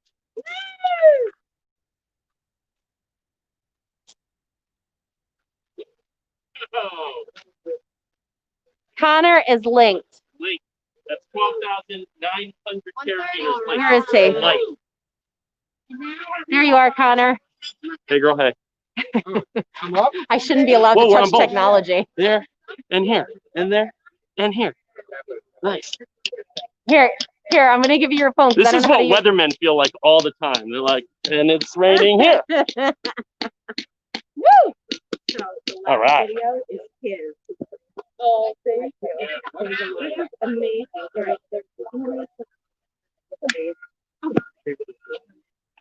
I'm still on. I'm sorry. So my links are down 12,900 carabiners in the chain. We're just making our way now to 13,000. That is 2,000 more carabiners than we even planned on to start this morning. The support that's come in today. Again, if you have the opportunity, have the means and the interest, feel free to go to Linked for Life, linkedforlife.org, and make a contribution. Help support the Porco Foundation. And again, thanks so much to Dunkin' Donuts Park, Tim Restall, all the Yard Goat staff for allowing us to use this beautiful facility for this Guinness Book of World Records attempt for most linked carabiners together. We're shooting for 13,800. That is the updated number. We got a whole team down here. We got the science behind it. Stone's doing all the surveying work. What number are we up to now? 132. That leaves us with 6 more. We're almost at the end. It's going to get very close to being twice around the warning track at Dunkin' Donuts Park. Joey, you want to come play third base, buddy? Hey, listen, man. Connor, I got a question for you. Serious question. Why do you think, right? Because we projected on 11,000. Why do you think that we blasted past that number, and why do you think so many people, care about this initiative? Yeah, I mean, for me, I think there's 2 really easy to point to reasons. The first, again, we started with some of the sobering statistics at the start of this. This is a pervasive issue. This is something that, whether we know it or not, or whether we kind of realize it or not, affects a lot of people in our lives, right? Yeah. So whether it's substance abuse, mental health, addiction services, depression, this is something that is around us on a day-to-day basis. So I think it means a lot to a lot of people. And then the second is that Linked for Life has been able to really put faces, names, and stories to those numbers. So when we hear from Robin Brennan, when we hear from Marisa Porco, we recognize that it's deeply personal. Yeah. And so when you start to highlight it, you get over the stigma, you break the stigma, break the silence, and start to talk about it. People recognize that there is something they can do. And so today, maybe what we did was we added a couple thousand links. But again, as we talked about all day, that is merely symbolic of the overall support structure, the services that exist, and the desire to raise awareness above what we think might be the stigma, the taboo, into the conversation, bring it into the light, address it, and try to help those we love and support. So for me, those are the 2 reasons. I mean, if you're gonna ask me, that's what I think the answer is. I'm gonna make my way. I'm gonna kick it to you, but I'm gonna make my way up on the concourse next to you, and we're gonna check out that hope structure in just a minute. It's amazing. It's actually right next to me. It's really cool. I can't wait for you to get up here, man. Peace. Cool. I'll be right up. Give me like 2 minutes, and then we'll. And Connor brings up some really good points, right? How often have we been taught or told about, drunk driving, right? And those MAD shirts, right? Mothers Against Drunk Driving. How often have we heard that, there's people who can get help if they're dealing with domestic violence. There's people that could get help if they're dealing with child abuse. There's something about the stigma behind mental health where people are just like, if I let my friends know that, my mind isn't right, maybe they'll make fun of me, or maybe they'll tell me to get over it, or maybe they'll tell me to suck it up, right? So there's this issue of mental health that sometimes we can't help ourselves, and sometimes we don't get a chance to see it, broadcasted out there until we actually need it, right? You don't get the suicide hotline until someone diagnoses you as possibly being suicidal. So for this and for mental health to be out here like this, it's amazing. So exactly what Connor said. The fact that we're out here on Broad Street talking about it now lets people know that there are people that are looking towards it, and there are people that are working on it all the time. So you know where we are before you need us, right? There is help for you before it's too late, or before you get too dark, or too deep. So it's really just an amazing thing and a sobering thing, like he said, to have people up here saying like, hey, I lost someone in my family. Hey, I lost a good friend. Hey, I lost a classmate. Hey, you know, I thought about it before, you know. So hearing these testimonies and hearing people talk about this is just a really sobering thing. So I don't know if Connor has made his way over here or not, but I know that they're going to start looking and working on this amazing hope sculpture that the iron workers have put together. I've had the pleasure of hanging out with it up here all day. It looks really cool. You should get a picture of the shadow too, because the shadow looks amazing. And I know that as soon as Connor's ready, I'm gonna make sure that he gets a chance to get in here. So it's really cool. I think Connor made his way all up here. Yeah, we got Connor up here now, just making sure that he has a signal. Connor, welcome, man. Welcome up here, buddy. Listen, it's great to be on the concourse. It's a day of world records. I set a world record time for center field to the front gate. And I'm joined again by Ray and Alyssa, who also tied the world record time with me. So first, let me just showcase this sculpture, okay, this work of art here, just so people can see what was done. Now, this was done today, right? This was done over the course of 3 weeks, good, because this shouldn't be a one-day project for anybody. But we got it here today. And as you can see, hopefully, it spells out hope in stacked letters. So talk to me about the work that went into this and kind of the inspiration behind it and what it means for this structure to be part of the Link for Life Day today. Totally. So this is a reimagination of Robert, Indiana's iconic hope and love structures that are in major cities around the country. The idea for this is to really take the carabiners that are going to be used for the world record and kind of wrap these letters to really piece it, hold it together, and show the work that we've done and kind of use the carabiners to create public art for Hartford. So I worked with the Ironworkers Local 15, their apprentices, over 3 weeks, and they created this structure for me out of rebar, which was donated and repurposed to really make this stand up. And over the next couple of weeks, I'll be taking the carabiner clips and wrapping them and getting them linked up to this. It's really important for me to showcase essential work that is done behind the scenes. The iron workers and trade workers are responsible for making our world run. So they're the most essential to have our infrastructure moving. So I was really honored to be able to work with them and get this done. So Ray, how many years have you been an iron worker? Past 18 years. Just the past 18 years. I'm not just an iron worker. I'm one of the instructors at the apprenticeship school. The ironworkers have been a member of the community for over 100 years. And we constantly contribute to the community in the way of offering not just a job, but a career path that includes a living wage, health benefits, not just physical health, but mental health, and a pension that maybe someday you can retire on. We work with the job funnel in Hartford and do welding classes for the women and other youth. We teach safety classes. We do a lot with the community just to promote a better way of life. Thank you very much for that. Now, I'm sure you've been part of a lot of projects that have meant something to you and meant something to the people that end up with the finished result. Can you talk about what this project means? And coming from your background and in your industry, I know we've heard some things talked about today with stigma and silence, and I have to imagine that iron workers, by and large, are guys, tough guys. Can you talk a little bit about what breaking the stigma and what this sculpture will represent in trying to kind of break through that barrier? in your world?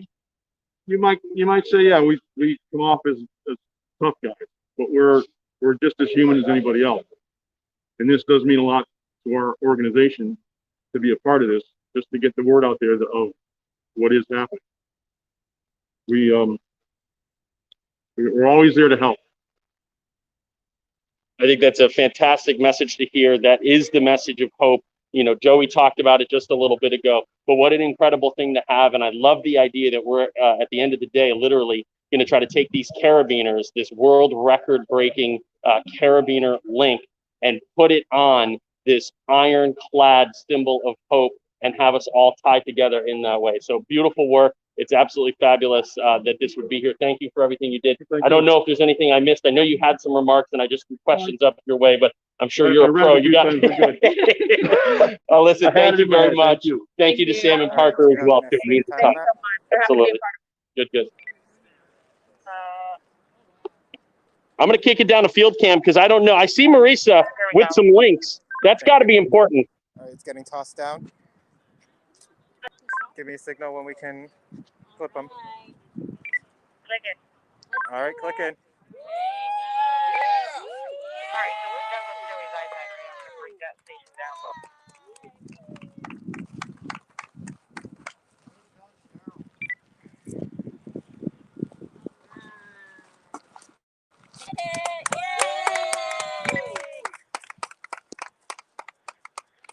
Did a split screen with Connor, and I can hear myself. Awesome job, Ray. Thank you very much. That's right. Listen, ladies and gentlemen, I think we put the last link in the chain, at least for today. This chain will be unbroken as long as we're there to support each other, to break the stigma, break the silence. But I believe it's also going to come in affirmative that we've broken the world record with 13,800, maybe 14th. I don't know. Are we still going?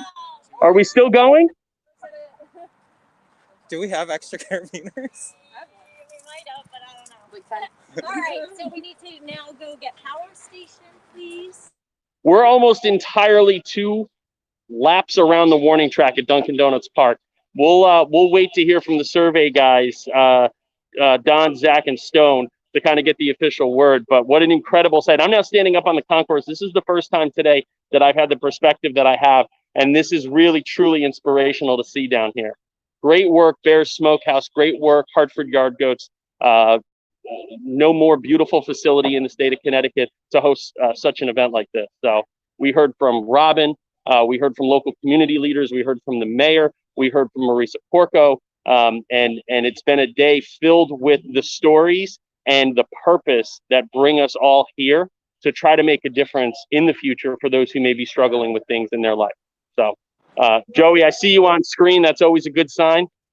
You're over the salt, man. You're over the salt. I can kick it to you. Bring us home, buddy. Hey, listen. I am so impressed by the things that have been done, not only by some of the people that are working on the field. I don't know if you listen. I don't know if you understand how large a baseball diamond is. I don't know if you're familiar with the field that you have in your town, or the field that you have, that's close by you. But this baseball diamond is humongous. So for the simple fact that we got 2, links of carabiners around this baseball diamond twice is such an incredible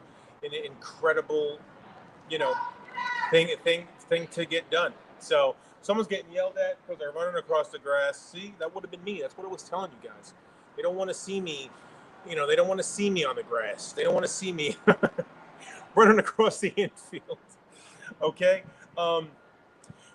Really, really nice. I know Renee got a chance to link in, and she even mentioned it, like, oh my God, I might cry. It really is such an incredible thing to say that we're part of this. Hopefully this happens, year in and year out. But I have the feeling that this is just going to be sort of like a family thing, like a family event.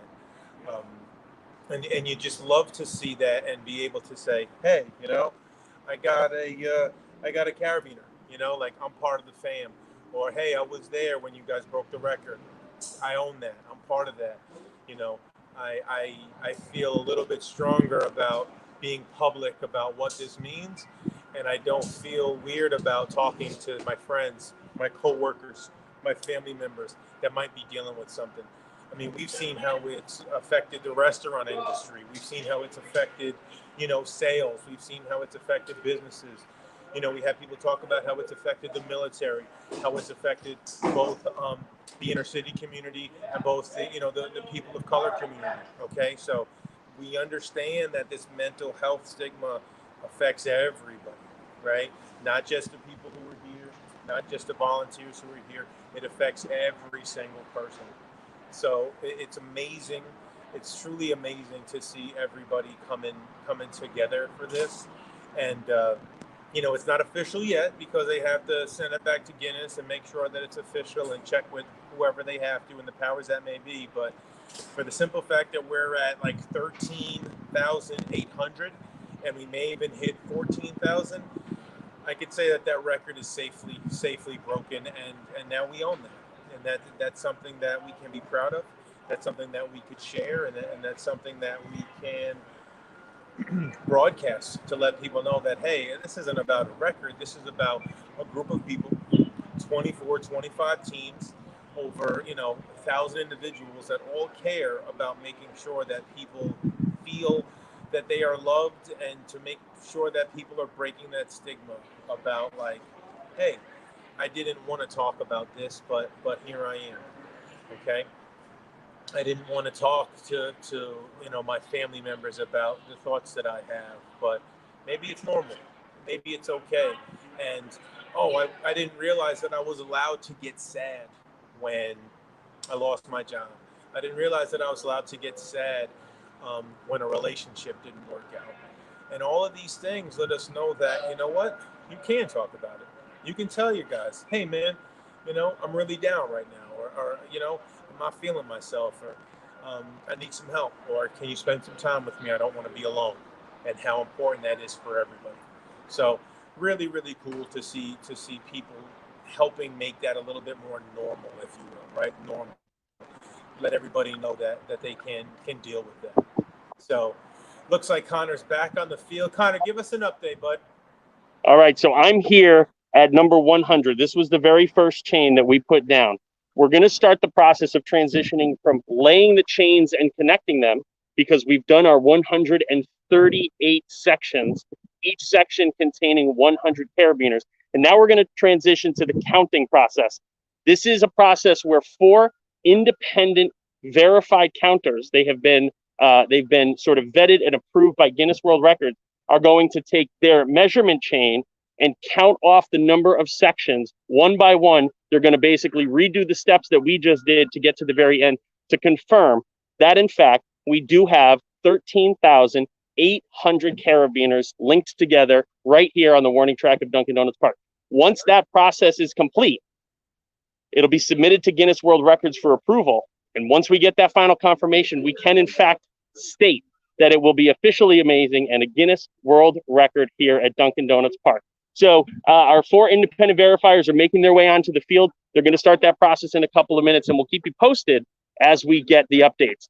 I can tell you from a cursory look, just looking at the numbers, I don't think we're going to run into any snags. Again, it is almost 2 complete circles around the warning track of Dunkin' Donuts Park. It almost overlapped itself 2 times, which is pretty incredible. So now the real meat and potatoes of determining the world record attempt is going to start taking place, which is super exciting. There's a lot of buzz. People are down here. They're excited. They want to see it happen.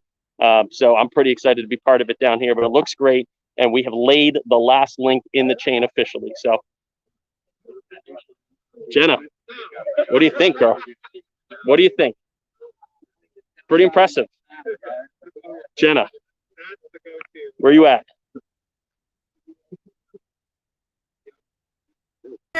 Oh, we have a video. Oh, I see you. Nice. Do you want to chat after the video? Play the video. I mean, listen, I'm just in the outfield. Whatever they say goes. Well, we are completely honored to be a part of this event, and I think officially we can say it's off the chain. I will speak up. I will listen. I will reach out. I will help someone. Because I matter. You matter. We are stronger together. We'll uplift each other. We'll break the silence. We'll stand up against stigma. We'll share our stories. We'll link together. Connected in hope. Linked for life.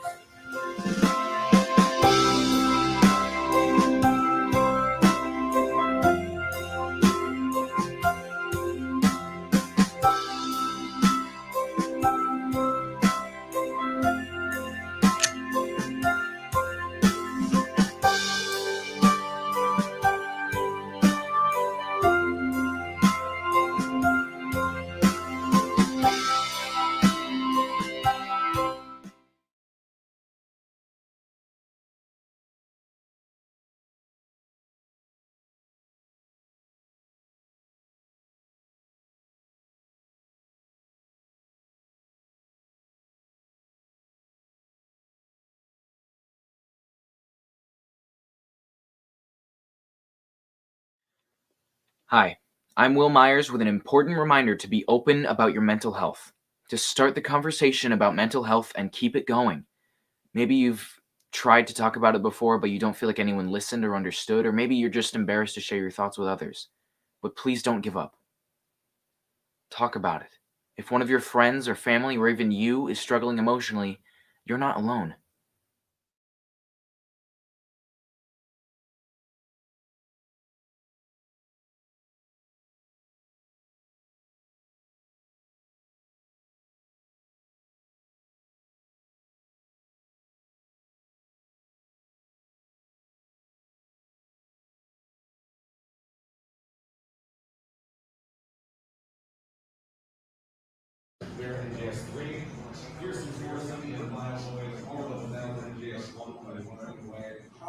I will speak up. I will listen. I will reach out. I will help someone. Because I matter. You matter. You're not alone. We are stronger together. We'll uplift each other. We will break the silence. We will stand up against stigma. Share our story. We'll link together. Connected in hope. Connected in hope. Connect in hope. Connected in hope. Linked for life.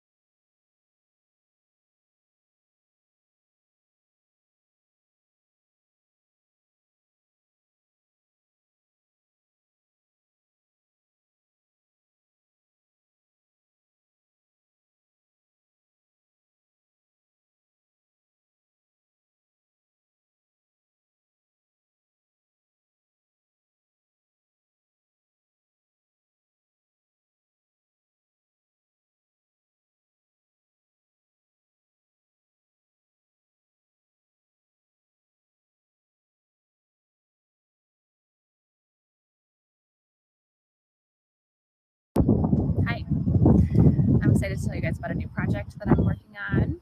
I'm working closely with Bear Smokehouse and their new organization, Linked for Life.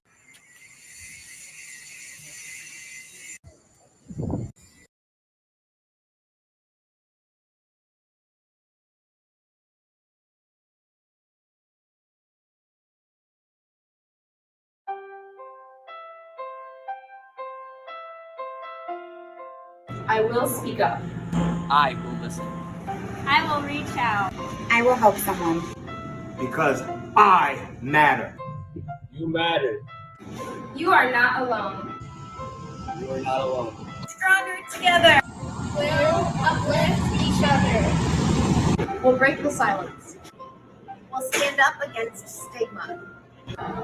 We'll share our stories. We'll link together. Connected and go. For life.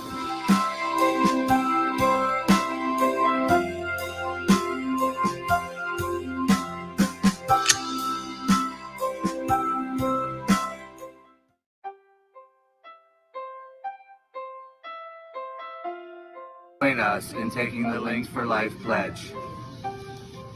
I will speak up. I will listen. I will reach out I will help someone. because I matter. You matter. You are not alone. We are stronger together. We'll Kill uplift that. each other. We'll break the silence. We'll stand up to stigma. We'll share our stories. We'll link together, connected in hope. Hashtag Links Link for for Life. Life.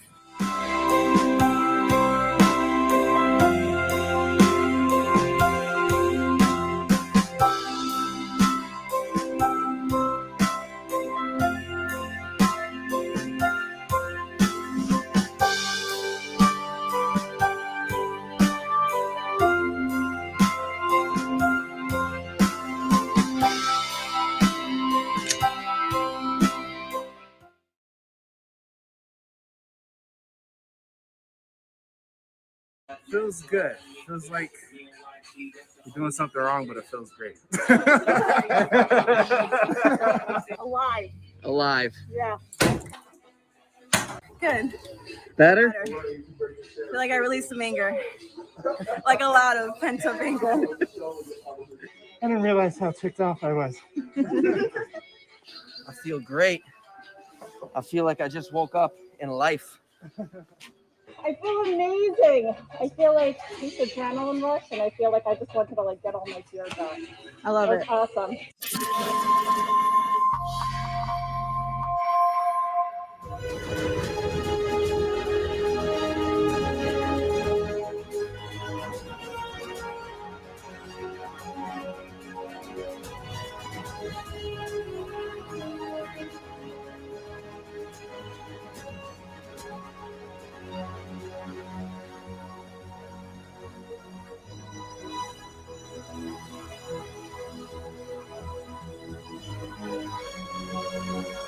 Hello, my name is Alistair Richards. I'm the president of Guinness World Records, and I'm delighted to welcome you to this very special occasion, your official Guinness World Records title attempt. And we are delighted to be able to offer you the chance to join our unique family of record breakers. So I wish you every success in your attempt today. Let's see if you can be officially amazing. I'd like to extend an official welcome on behalf of Guinness World Records. My name is Brittany Dunn, one of the GWR experts whose job it is to measure, officiate, and judge the thousands of record attempts that are made each year. I'm excited to adjudicate this record attempt for you today. Achieving a Guinness World Records title is no easy task. It is extremely important that all the official record guidelines are followed rigorously. If these guidelines are not followed, the attempt will be disqualified. The carabiners must be hooked into each other and form one continuous line. The record is based on the overall number of carabiners, but the length of the line must also be given. There is no limit to the number of people taking part in the attempt, nor to the time it takes to complete the chain. The current record to beat is 8,622 carabiners. The team at Guinness World Records will make the final decision on the validation of your attempt and determine whether you have been successful. I will be back later to let you know the official results.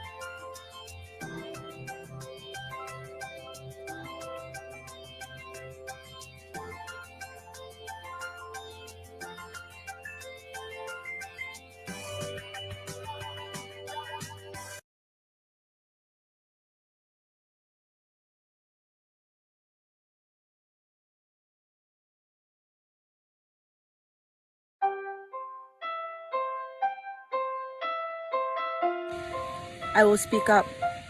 I will listen. I will reach out. I will help someone. Because I matter. You matter. We are stronger together. We'll uplift each other. We'll break the silence. We'll stand up against stigma. We'll share our stories. We'll link together. Connected in hope. Linked for life.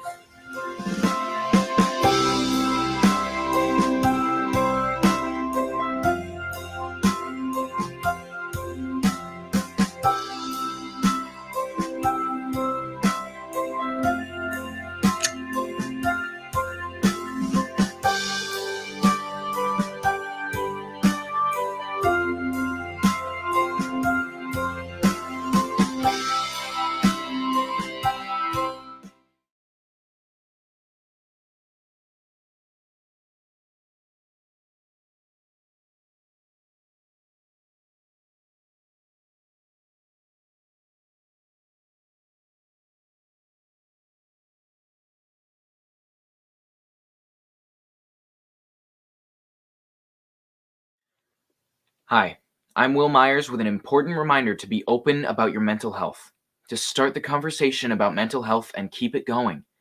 Maybe you've tried to talk about it before, but you don't feel like anyone listened or understood, or maybe you're just embarrassed to share your thoughts with others. But please don't give up. Talk about it. If one of your friends or family or even you is struggling emotionally, you're not alone.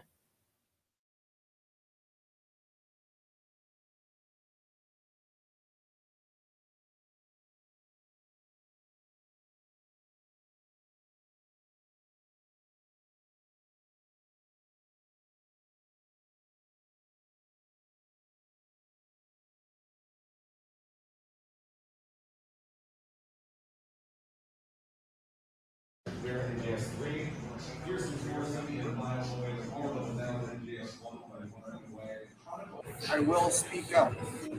I will listen. I will reach out. I will help someone. Because I matter. You matter. You're not alone. We are stronger together. We'll uplift each other. We will break the silence. We will stand up against stigma. Share our story. We'll link together. Connected in hope. Connected in hope. Connect and hope. Connected in hope. Linked for life.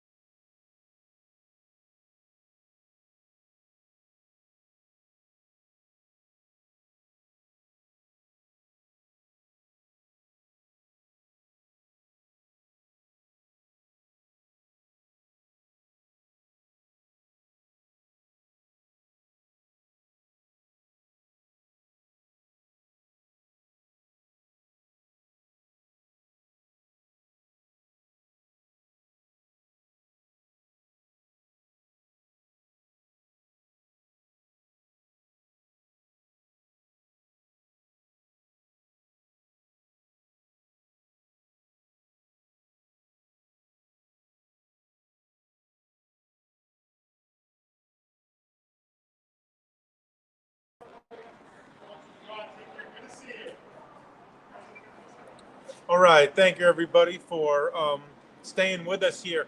I know we're coming up on hour 4 of our live stream. I have 2 very special people here now that have been waiting to talk to you guys and just waiting to let you know a little bit about what they do. I want to introduce Ashley Hickey of the Root Center for Advanced Recovery, as well as Sam Reed from Bear Smokehouse. And they'll tell you a little bit about what they do. Come on out. Hi. guys. My name is Ashley Hickey, and I'm here today from Root Center for Advanced Recovery. We currently have 10 locations across Connecticut, and we bring awareness to mental health and substance use. I'm here just to really bring some awareness and to also just bring some thought into mental health. We all struggle with mental health. It's a barrier that many of us struggle with, and just bringing that awareness and breaking the stigma and just empowering everyone to get the help that they need and know that we're not alone. My name is Sam Reed. I'm the general manager of Bear Smokehouse in Hartford. Just here, especially with Ashley, because I was actually a patient for Root Center for Advanced Recovery. I completed the program and have been out of the program for roughly 2 years. I think it's a wonderful program. You get out what you put in. It's this whole stigma that we're trying to break. It's just, this is an amazing thing that we're doing. It's okay to not be okay and to ask for help, and there's always somebody willing to listen, and I just think that's the most important message to get across. Yeah. Thank you so much. We definitely appreciate it. And they make some really good points, right? They make some really good points to make sure that we have places that we can go and we have people that we can lean on. So definitely something to check out. And I know that the Root Center for Advanced Recovery, I know they have a Facebook page. They're on Twitter and everything like that. And so we could find them. What is it on Facebook? Root Center for Advanced Recovery.org. So rootcenterforadvancedrecovery.org. Check that out, and that'll link you to everything else that they have. Thank you definitely for that. At this time, we have something really special set up. There is a film. So I'm honored to present a video from filmmaker and director Jesus R., who has worked with the likes of, Sean, P. Diddy Combs, and major brands on successful media campaigns. He recently released Suicidal Saint, a film that addresses issues of mental health. With this film, Jesus R's mission is to save lives and, in the process, change the protocol of Hollywood. The United Nations selected this film as the sole movie they're endorsing into International 40 Days Safer Cities initiative, with Suicidal Saint being day number 20, which also falls on today, World Mental Health Day. So check out this video. I think you guys will definitely enjoy it. Hi, this is Jesus R., film director of the upcoming feature Suicide Saint. So cinematic narratives should have a responsibility to address the ills of society. When we look at content and utilize the arts, it shouldn't just be for profit or entertainment, but should have a focus on improving things in our world, the way we look at ourselves, the way we look at each other, and just lead to better understanding. Linked for Life is such a vital organization because we're at a time where the world is so divided and there's so much tension and anxiety and aggression, and people are experiencing a lot of inner turmoil. And I think we need to be linked to each other in a way where we can have access to support and compassion from our friends and our family members, and even strangers. We need to cross this bridge of understanding to perceive each other in a much better light where we can make the world a better place. So I will say that I will be linked for life. I'm excited about this world record being made today, and everyone should focus and highlight programs like the Jordan Porco Foundation addressing mental health and suicide prevention, because prevention works, treatment is effective, and people recover. Have a blessed day.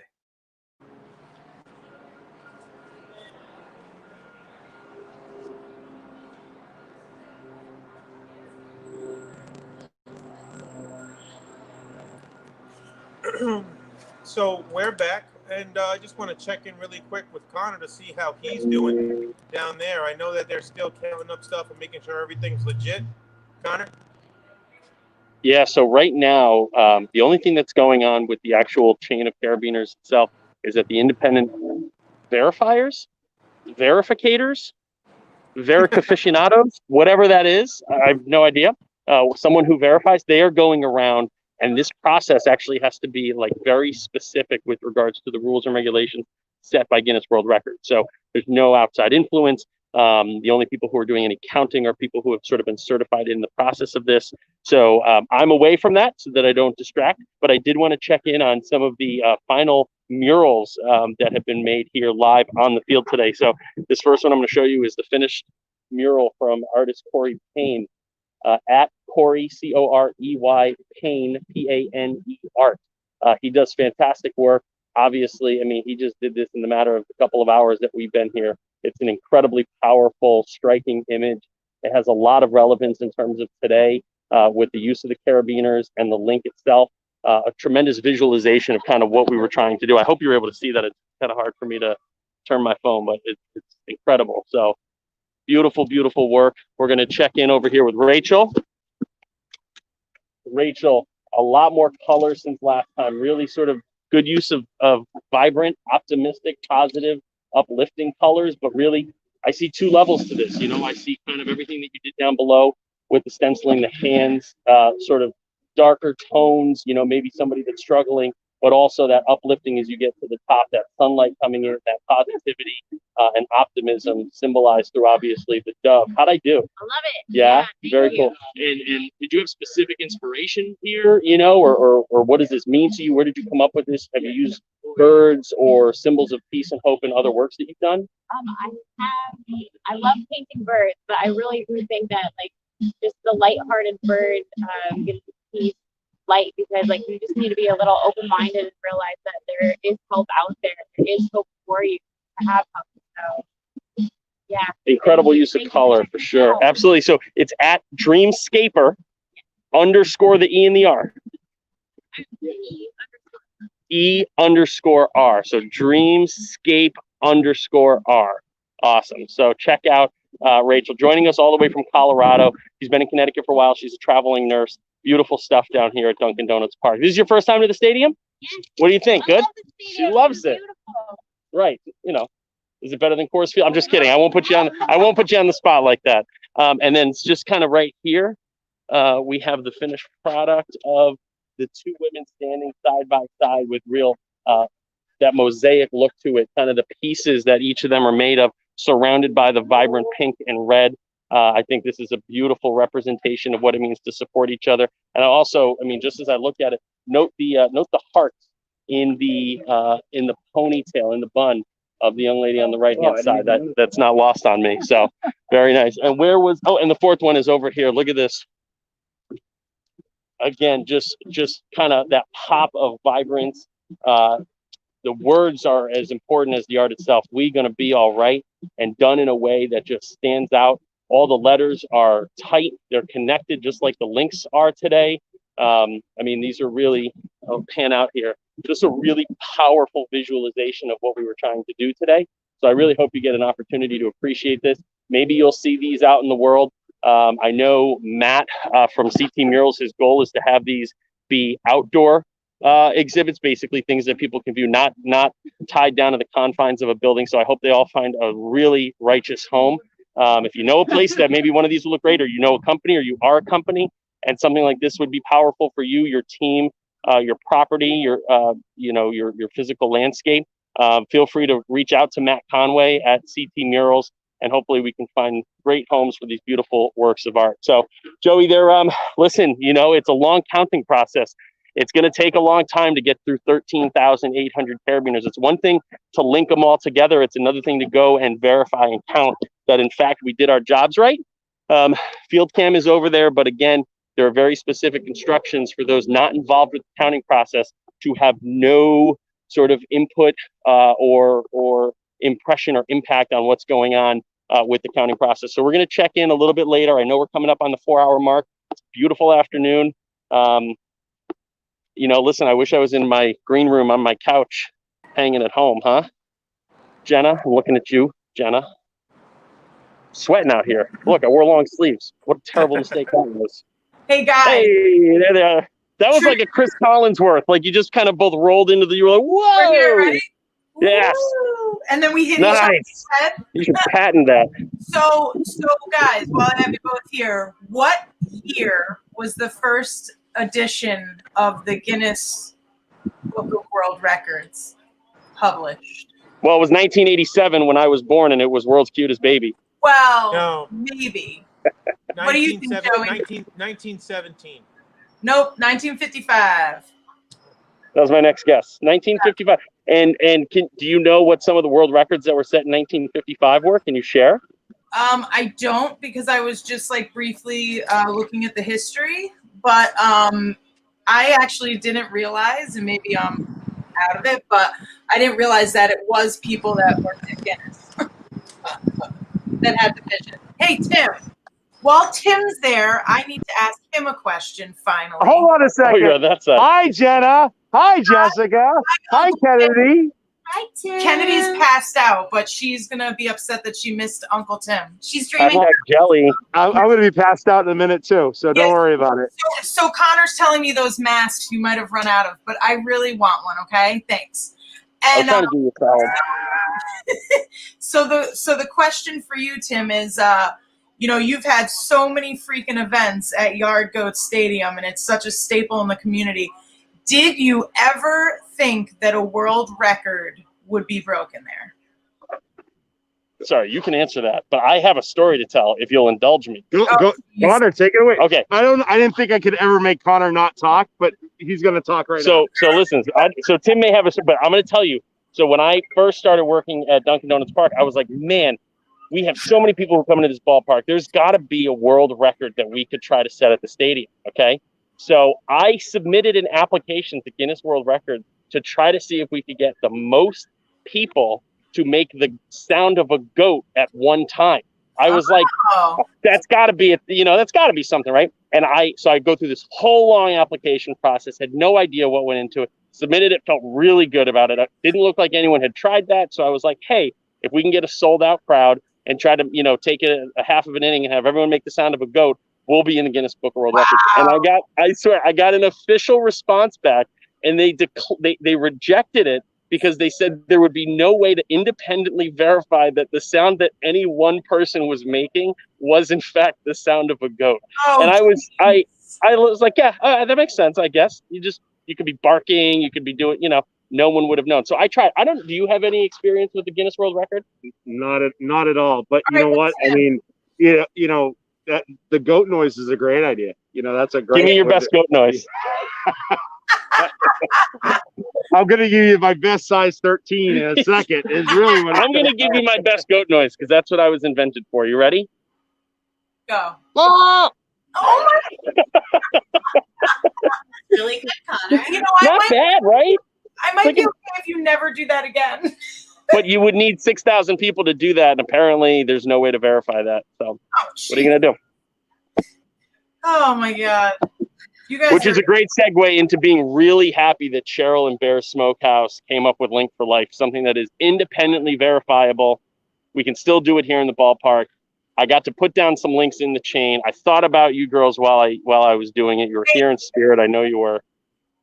Thank you. We miss you all. And Tim, you still owe us. We're going to do a dinner at the ballpark, socially distant in the stands. Absolutely. We got the cheer. Everything. We're all ready. We're ready. I'll be here. You guys can be over at third base. Ooh. Good.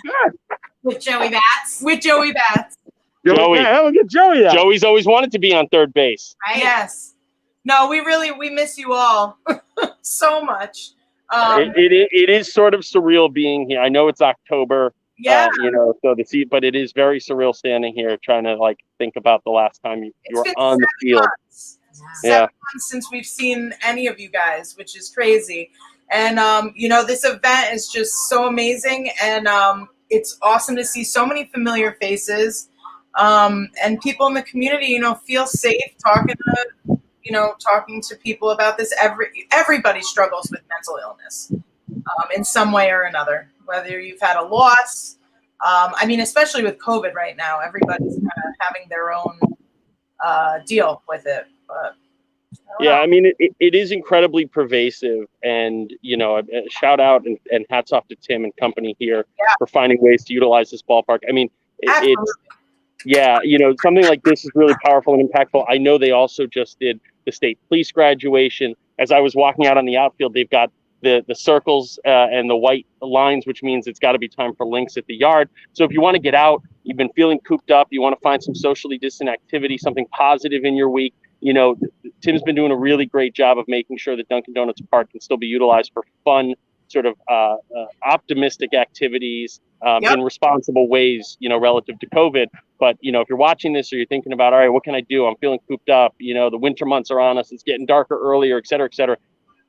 There are resources. There are things you can do in this area in the Hartford community. So come on out to Dunkin' Donuts Park. There's always great stuff going on out here. Or just hang out with you guys in the green room. I was going to say, we could do this. Absolutely. Absolutely. Yep. Definitely. So you should just have Kennedy come on and give like an inspirational message like every day, 12 o'clock noon, you know, the bells toll and Kennedy's just like, have a great day. You be you. I tell you, she must be getting You got this. You got this. Hold on. I got to go change my diaper. Excuse me. It's a stinky situation.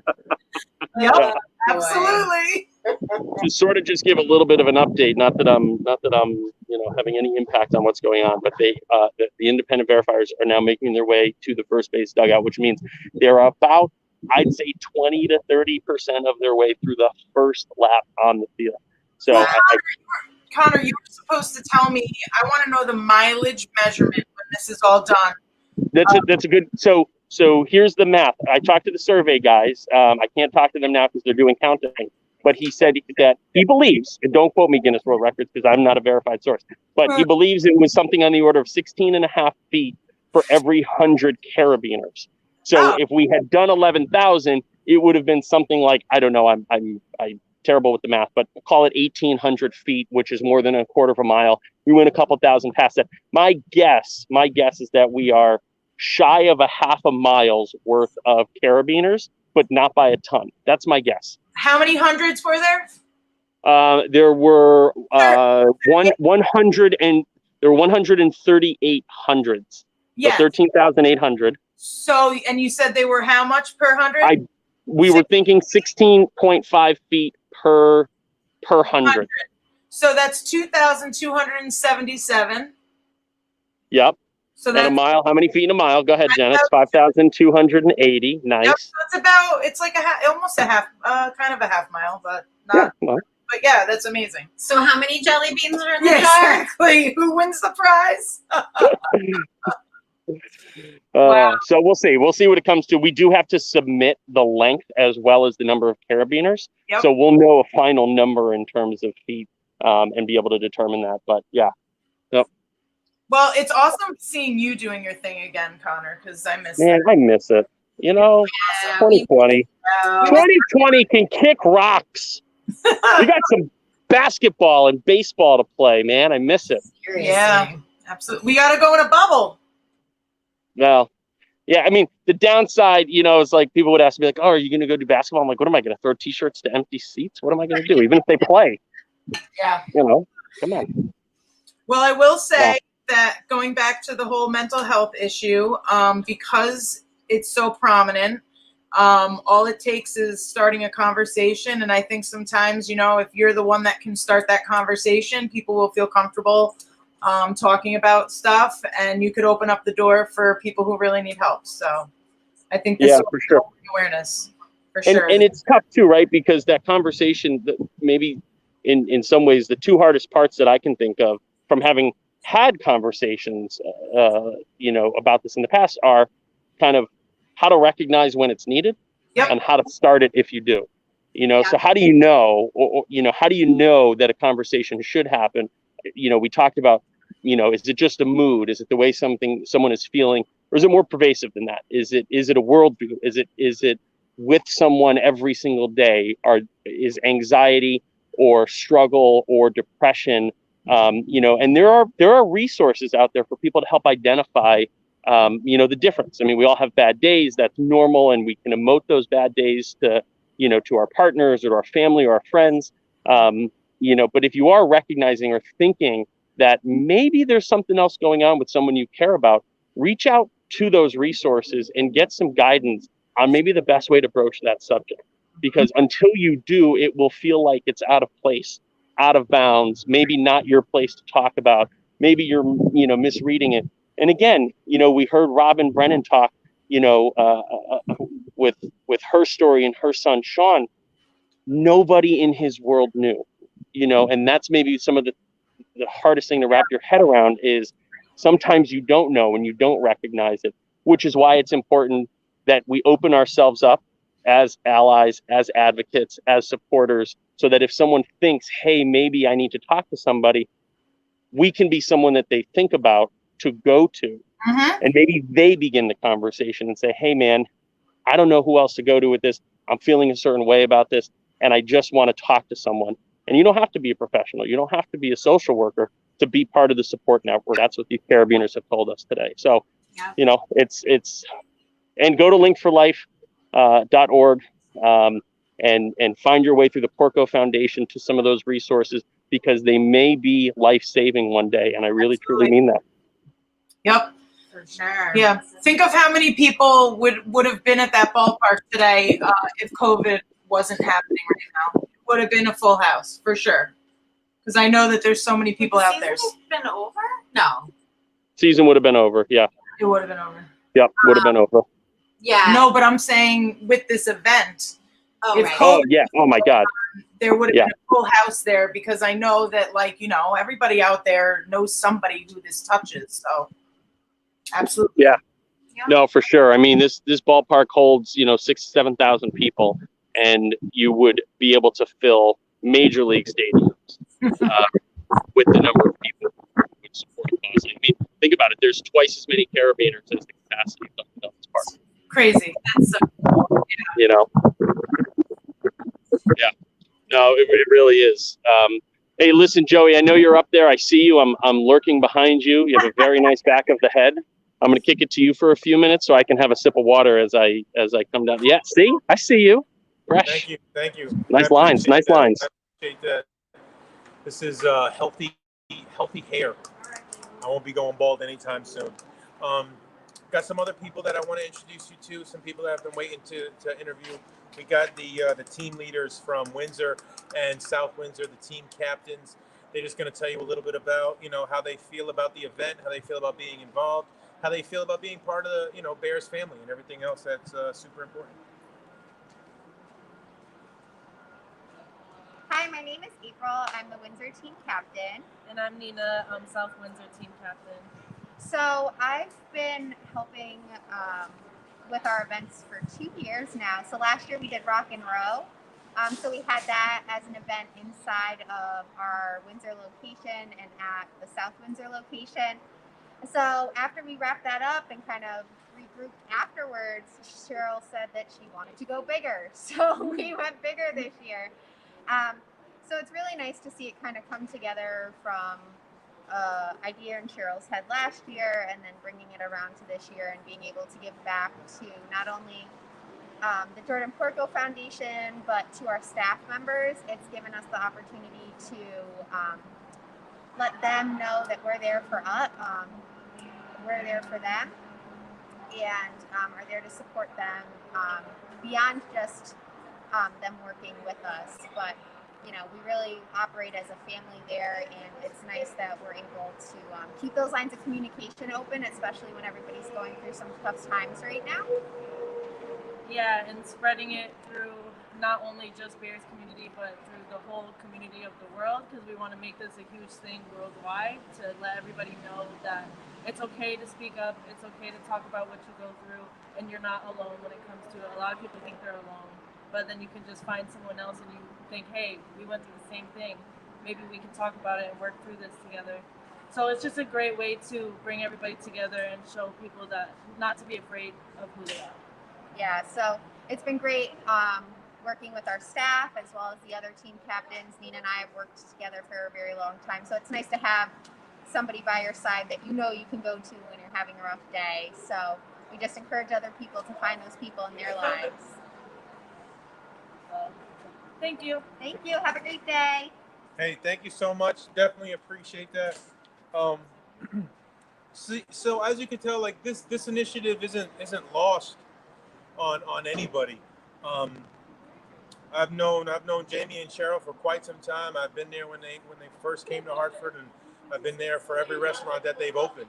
And it's been really cool to see that every single one of their employees kind of buys into that. So you just love to see that. I have some other people that are going to check on me here. We got two special members of the Bears Restaurant Group family. We got Matt and Kyle. Hey, gentlemen, come on over into camera. I'm going to step out of frame. Just tell us a little bit about, why this event is special to you, and does it mean a lot, and, how important it is. So for me, anything, revolving around the mental health and mental health awareness, and really focusing on taking care of yourself mentally is important. Just struggling myself with some of this. It's been nothing short of a pleasure to work towards creating an event of this size to bring the awareness to people. Yeah, I always like an opportunity to kind of give back. It makes me feel really good. And when Cheryl came and said that she wanted to do this, and given everything that kind of we're going through, everyone's kind of struggling. People, with mental illness, people without mental illness.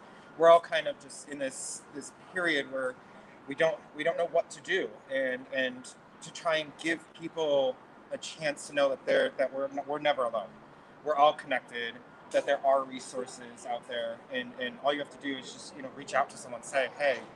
And for me personally, I've actually been struggling for the last year. I had something happen, and just working with this event, I was talking to Cheryl the other day, and that gave me the courage and desire to reach out and say, hey, this is a little too much for me to be handling right now, and it's really giving me the resources needed.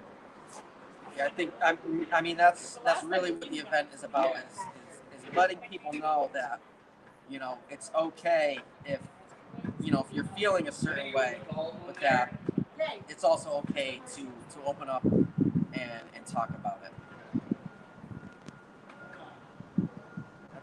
Thank you, gentlemen. And Kyle, I know you've been taking pictures, so I'm gonna take this question to Matt. Matt, can you talk about how crazy it's been here this morning, and how crazy it is, because not only are you a member of Bears, family and the Bears Restaurant Group, but you're also a grunt on the front lines this morning. So talk a little bit about how you've been doing things, communication, pointing people in the right directions, and how finally 4 or 5 hours in, you kind of see the light at the end of the tunnel, right? Yeah, absolutely. This whole process has been completely unique. I never in a million years thought we would be one day standing on Chalcedonian Stadium, breaking a world record, and we're not even breaking it. We're completely shattering it.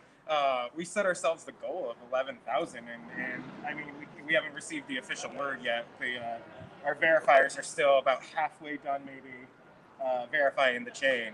But I can say that we, without a doubt, completely blew past that 11,000. Yeah, which is crazy, because I've even seen people leaving with carabiners on their belt, and I'm like, dude, get those out there. You know what I mean? Like, we could hit 14 grand. We could, but with breaking this world record, there is a very precise process that has to go along with it. We did have to have a lot of conversations with the Guinness World Record, because typically the Guinness World Record would send out an adjudicator to come out, and they would verify every step of the process, and we would be able to communicate if something was not going well, or if there was a flaw in our process. Because of everything going on, we unfortunately were not allowed to have, or they were not able to send someone to us, so we had to develop this process that Guinness World Records said ahead of time, like, yes, this is going to be enough for us to actually verify. Yes, and you were explaining this to me earlier, how instead of counting one carabiner at a time, you guys developed this system where you measure a whole link. Yes, so the system that we developed so that we didn't have to go through at the end and count 11,000 and even more. I don't know the exact number, but we're well over 11,000 at this point. It could take hours and hours and hours. Oh yeah. So the system that we actually developed was that we have what we call our verification chain, that we've counted out. All of our witnesses, our independent witnesses, have counted that out. Members of our team have also counted that out to verify that is 100 carabiners long. So now what they are doing is they are taking all 4 of our independent witnesses are actually down on the field right now, taking that chain, and they're measuring it against chains, and if there's any discrepancies, in the length of it, they'll count those chains, how many links are on that chain, and they're tallying it on their clipboard. So once they finish, they'll be able to tally, if there's any plus or minuses on any of the specific chains. Gotcha. They'll be able to say at the end, okay, if we have, the 1,100 chains, and, they found that there were 3 missing, then, okay, we had 10,997. Amazing. So we'll have an official, I think actually shortly, I think they might actually be a little further along than we think they are. But it is a very precise process, because then we have to submit all of this evidence over the Guinness World Record, and then our adjudicator will review all of this to ensure if there's any discrepancies we actually have. That's cool. And then you get a plaque. I think I've seen people, they get a nice plaque and stuff. So you're sure that we're going to be bragging about that and posting that on social media for sure. All right, Kyle, thank you again. Matt, I definitely appreciate it. It's been a pleasure spending this afternoon with you guys. Thank you. Thank you.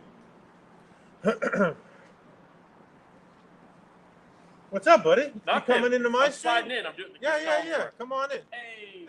Ew. So I just spoke to some of the administrators here, and here's the game plan. This is news to you. This is breaking news. Okay, breaking news. So we probably still have at least an hour's worth of counting on the field. Okay. We're not going to drag everybody along through an hour of live feed just to get to what we hope to be the inevitable outcome, which is a Guinness World Record. Indeed. What we're going to do is we're going to show you some more videos. We're going to pledge to you and promise that when we have official word and the adjudication process allows us to give the thumbs up, all the social media channels, the website will announce all of this. Again, while we don't want to assume it's a foregone conclusion, things are looking very good. We Definitely hit no looking snags. good. Definitely looking good. But we're not going to we're going to tie a bow on the live stream here. We're gonna say farewell in style, me and Joey side by side after all this kicking it back. Yeah. I want to pull in Jenna and Jess to say their farewell as well too. We know Renee had to take off for the afternoon, so this is going to conclude the live stream. But stay alert, because we expect that sometime later on this afternoon we'll be able to make the super fun announcement that we in fact broke the Guinness World Record. Yeah, just really exciting. It's been an amazing morning. It's been a wonderful afternoon. It's cool to see things, both from our standpoint, right, as the guys that's bringing the live action to our viewers, and it's also really cool to see the whole process about how important it is to check every single step to make sure everything is officially in the books. I love the people that I got to spend time with. I definitely appreciate everybody being there. We got Jenna and Jessica here as well. I'm sure they want to say their goodbyes and have a last word as well. It's been fun. It's been fun. Definitely an amazing opportunity.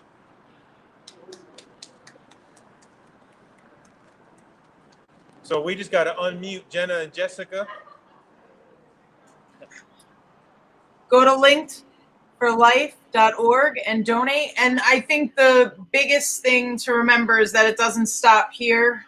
This is just the start of the conversation. I think, Cheryl coming up with this event and everybody that's been involved in the event, this is going to go way past, October 10th, 2020. Yeah, and just to recap a couple of the things we saw today, we're in the process of verifying a 13,800 carabiner chain link, one continuous line right here at the award-winning Dunkin' Donuts Park. We saw live murals be made in front of us, visual representations of the inspiration that we hope to find today. We saw tremendous support from dozens of teams who came out to get those carabiners. We saw Zach with 1,866 carabiners around his neck for an hour. We've got this beautiful steel structure. The ironworker structure that we're going to try to link those carabiners to. We've got tremendous support from local community and sponsor organizations. Huge shout out again to Bear's Smokehouse Barbecue. Huge shout out to Tim Russell and the Hartford Yard Goats. We've had beautiful weather with which to enjoy this incredible event.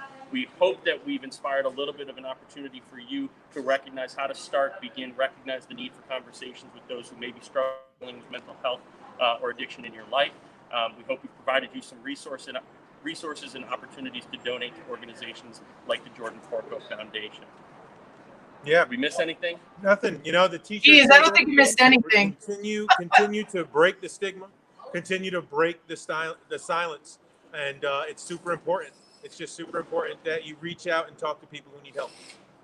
So on behalf of CT Ain't So Bad, Joey Batts, Renee Danino from iHeartRadio, I'm Game Day Connor. Thank you for joining us for hours worth of inspiration here at Dunkin' Donuts Park on October 10th, World Mental Health Awareness Day. We're all in this together. Be well. We are.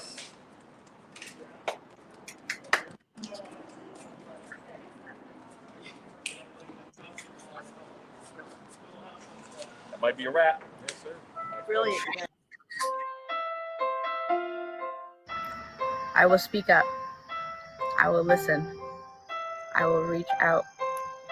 I will help someone because I matter. You matter. You are not alone. We are stronger together. We'll uplift each other. We'll break the silence. We'll stand up against stigma. We'll share our stories. We'll link together, connected in hope, linked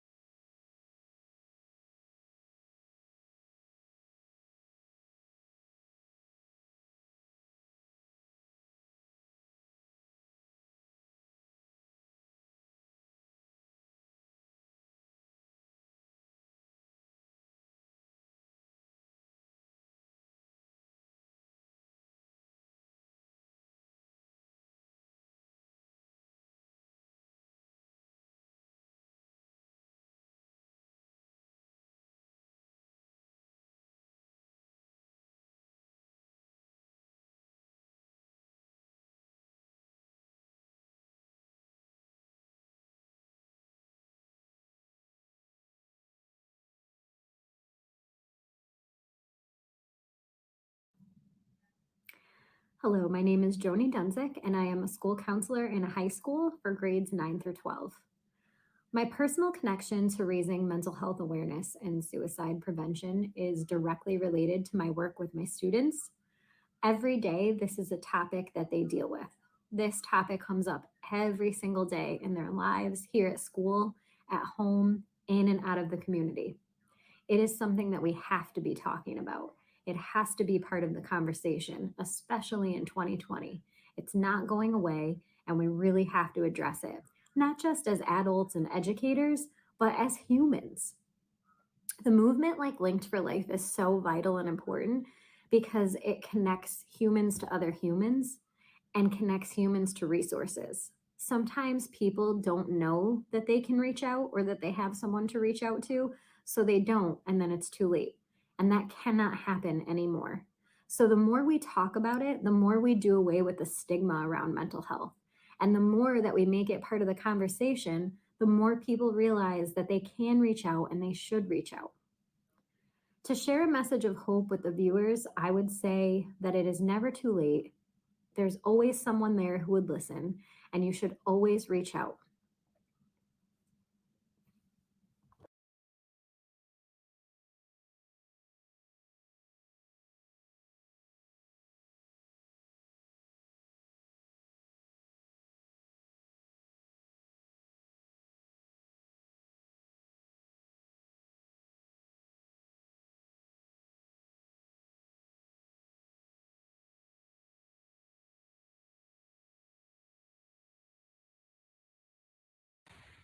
I will speak up. I will listen. I will reach out. I will help someone because I matter. You matter. We are stronger together. We'll uplift each other. We'll break the silence. We'll stand up against stigma. We'll share our stories. We'll link together. Connected in hope. Linked for life.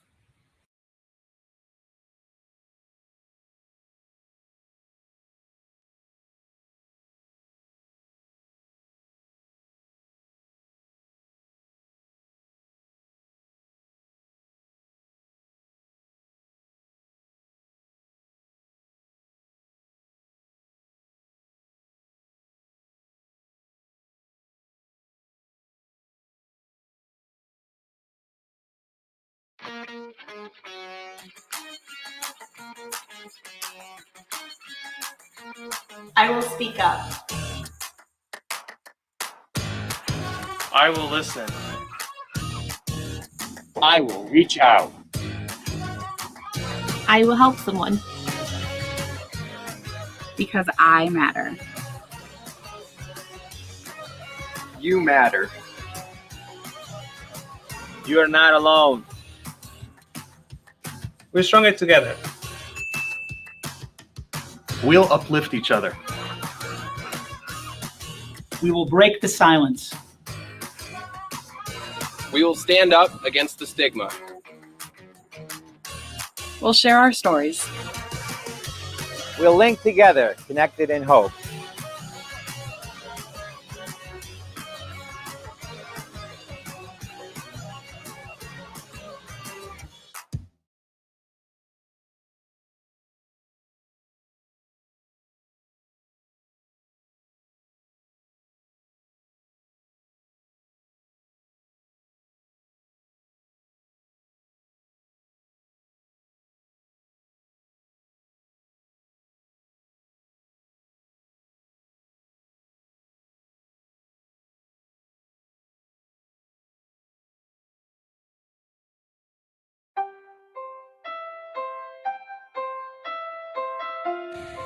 I will speak up.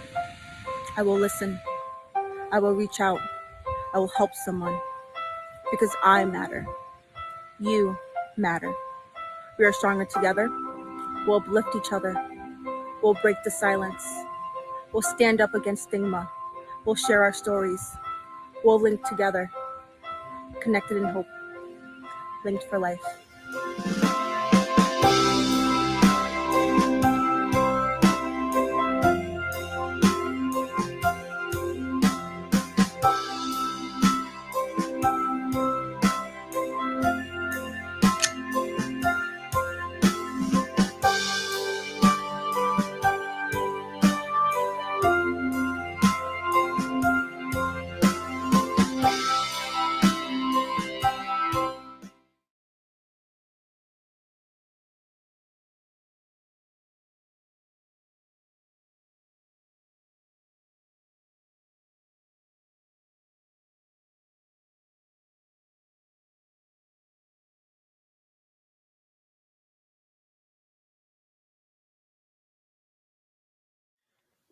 Hi, I'm Will Myers with an important reminder to be open about your mental health, to start the conversation about mental health and keep it going. Maybe you've tried to talk about it before, but you don't feel like anyone listened or understood, or maybe you're just embarrassed to share your thoughts with others. But please don't give up. Talk about it. If one of your friends or family or even you is struggling emotionally, you're not alone.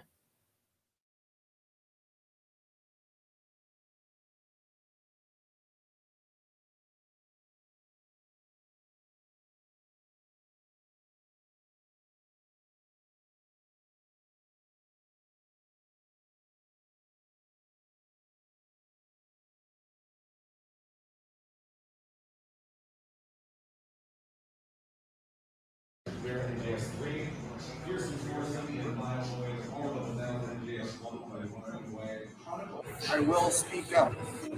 I will listen. I will reach out. I will help someone. Because I matter. You matter. You're not alone. We are stronger together. We'll uplift each other. We will break the silence. We will stand up against stigma. Share our story. We'll link together. Connected in hope. Connected in hope. Connect in hope. Connected in hope. Linked for life.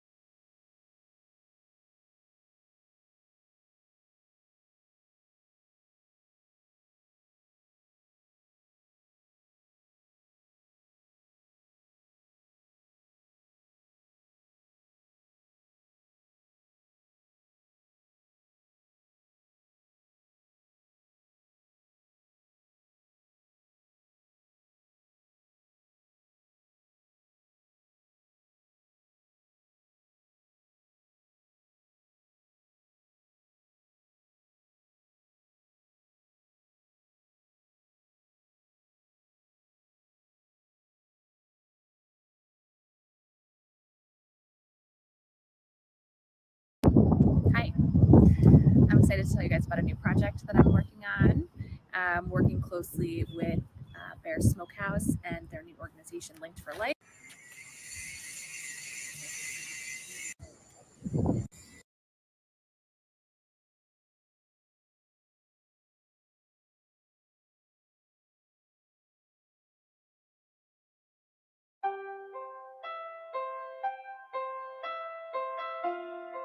I will speak up. I will listen. I will reach out. I will help someone. Because I matter. You matter. You are not alone. You are not alone. Stronger together. We'll uplift each other. We'll break the silence. We'll stand up against stigma. We'll share our stories. We'll link together. Connected and go. For life.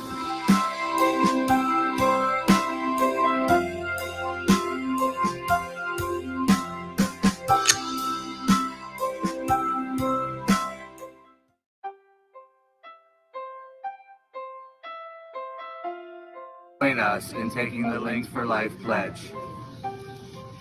I will speak up. I will listen. I will reach out I will help someone. because I matter. You matter. You are not alone. We are stronger together. We'll uplift each other. We'll break the silence. We'll stand up to stigma. We'll share our stories. We'll link together, connected in hope. Hashtag Linked Link for for Life.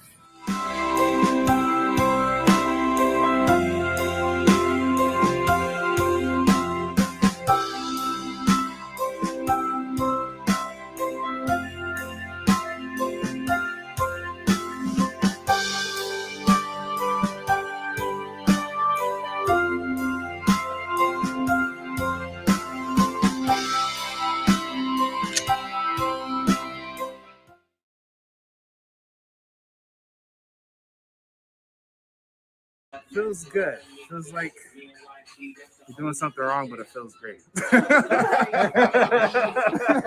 Alive. Alive. Yeah. Good. Better? I feel like I released some anger. Like a lot of pent up anger. I didn't realize how ticked off I was. I feel great. I feel like I just woke up in life. I feel amazing. I feel like this adrenaline rush, and I feel like I just wanted to like get all my fears out. I love It's awesome.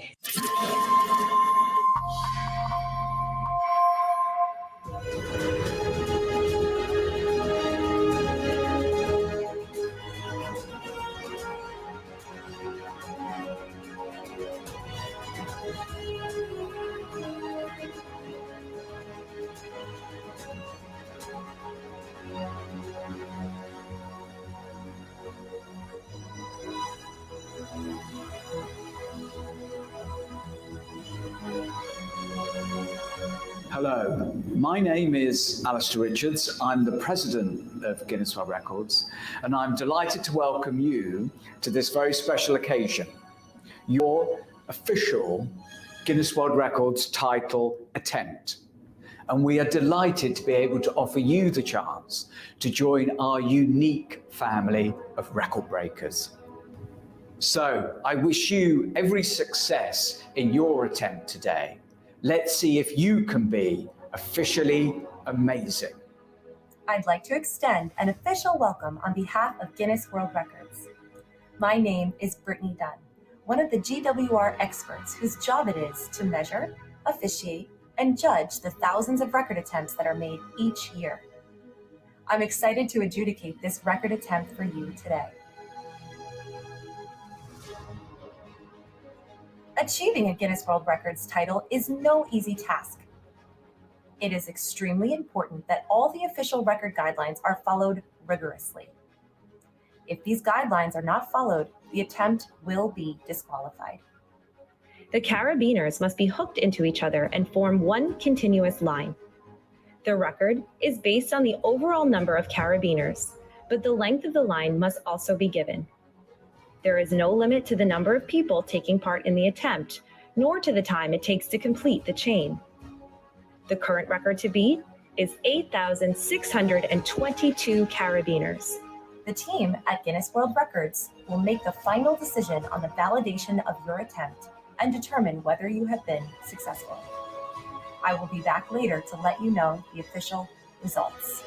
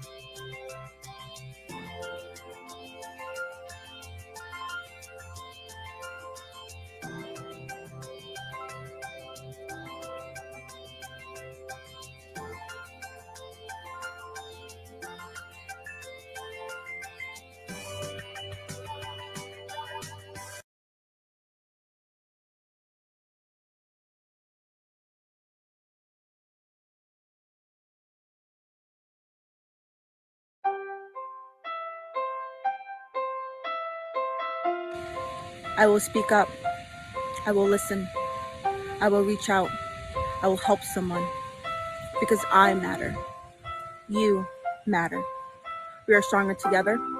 We'll uplift each other. We'll break the silence. We'll stand up against stigma. We'll share our stories. We'll link together. Connected in hope. Linked for life.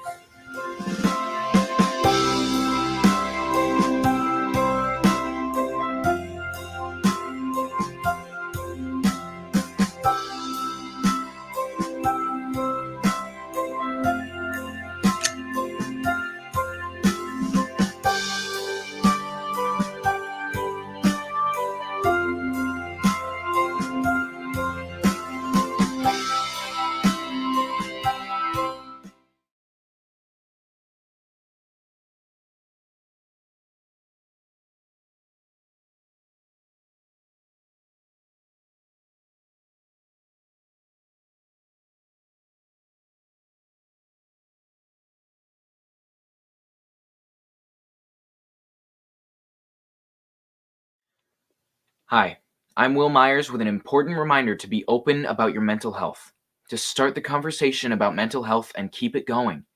Maybe you've tried to talk about it before, but you don't feel like anyone listened or understood, or maybe you're just embarrassed to share your thoughts with others.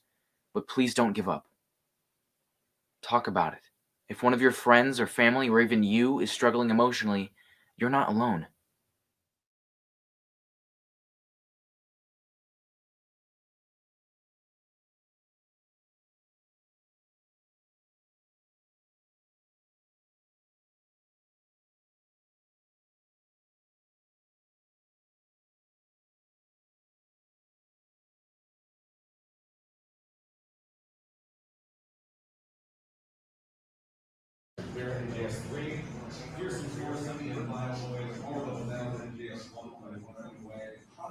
I will speak up.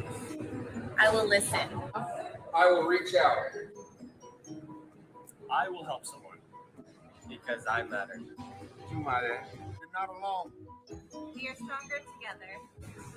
We'll uplift each other. We will break the silence. We will stand up against stigma. Share our story. We'll link together. Connected in hope. Connected in hope. Connect in hope. Connected in hope. Linked for life.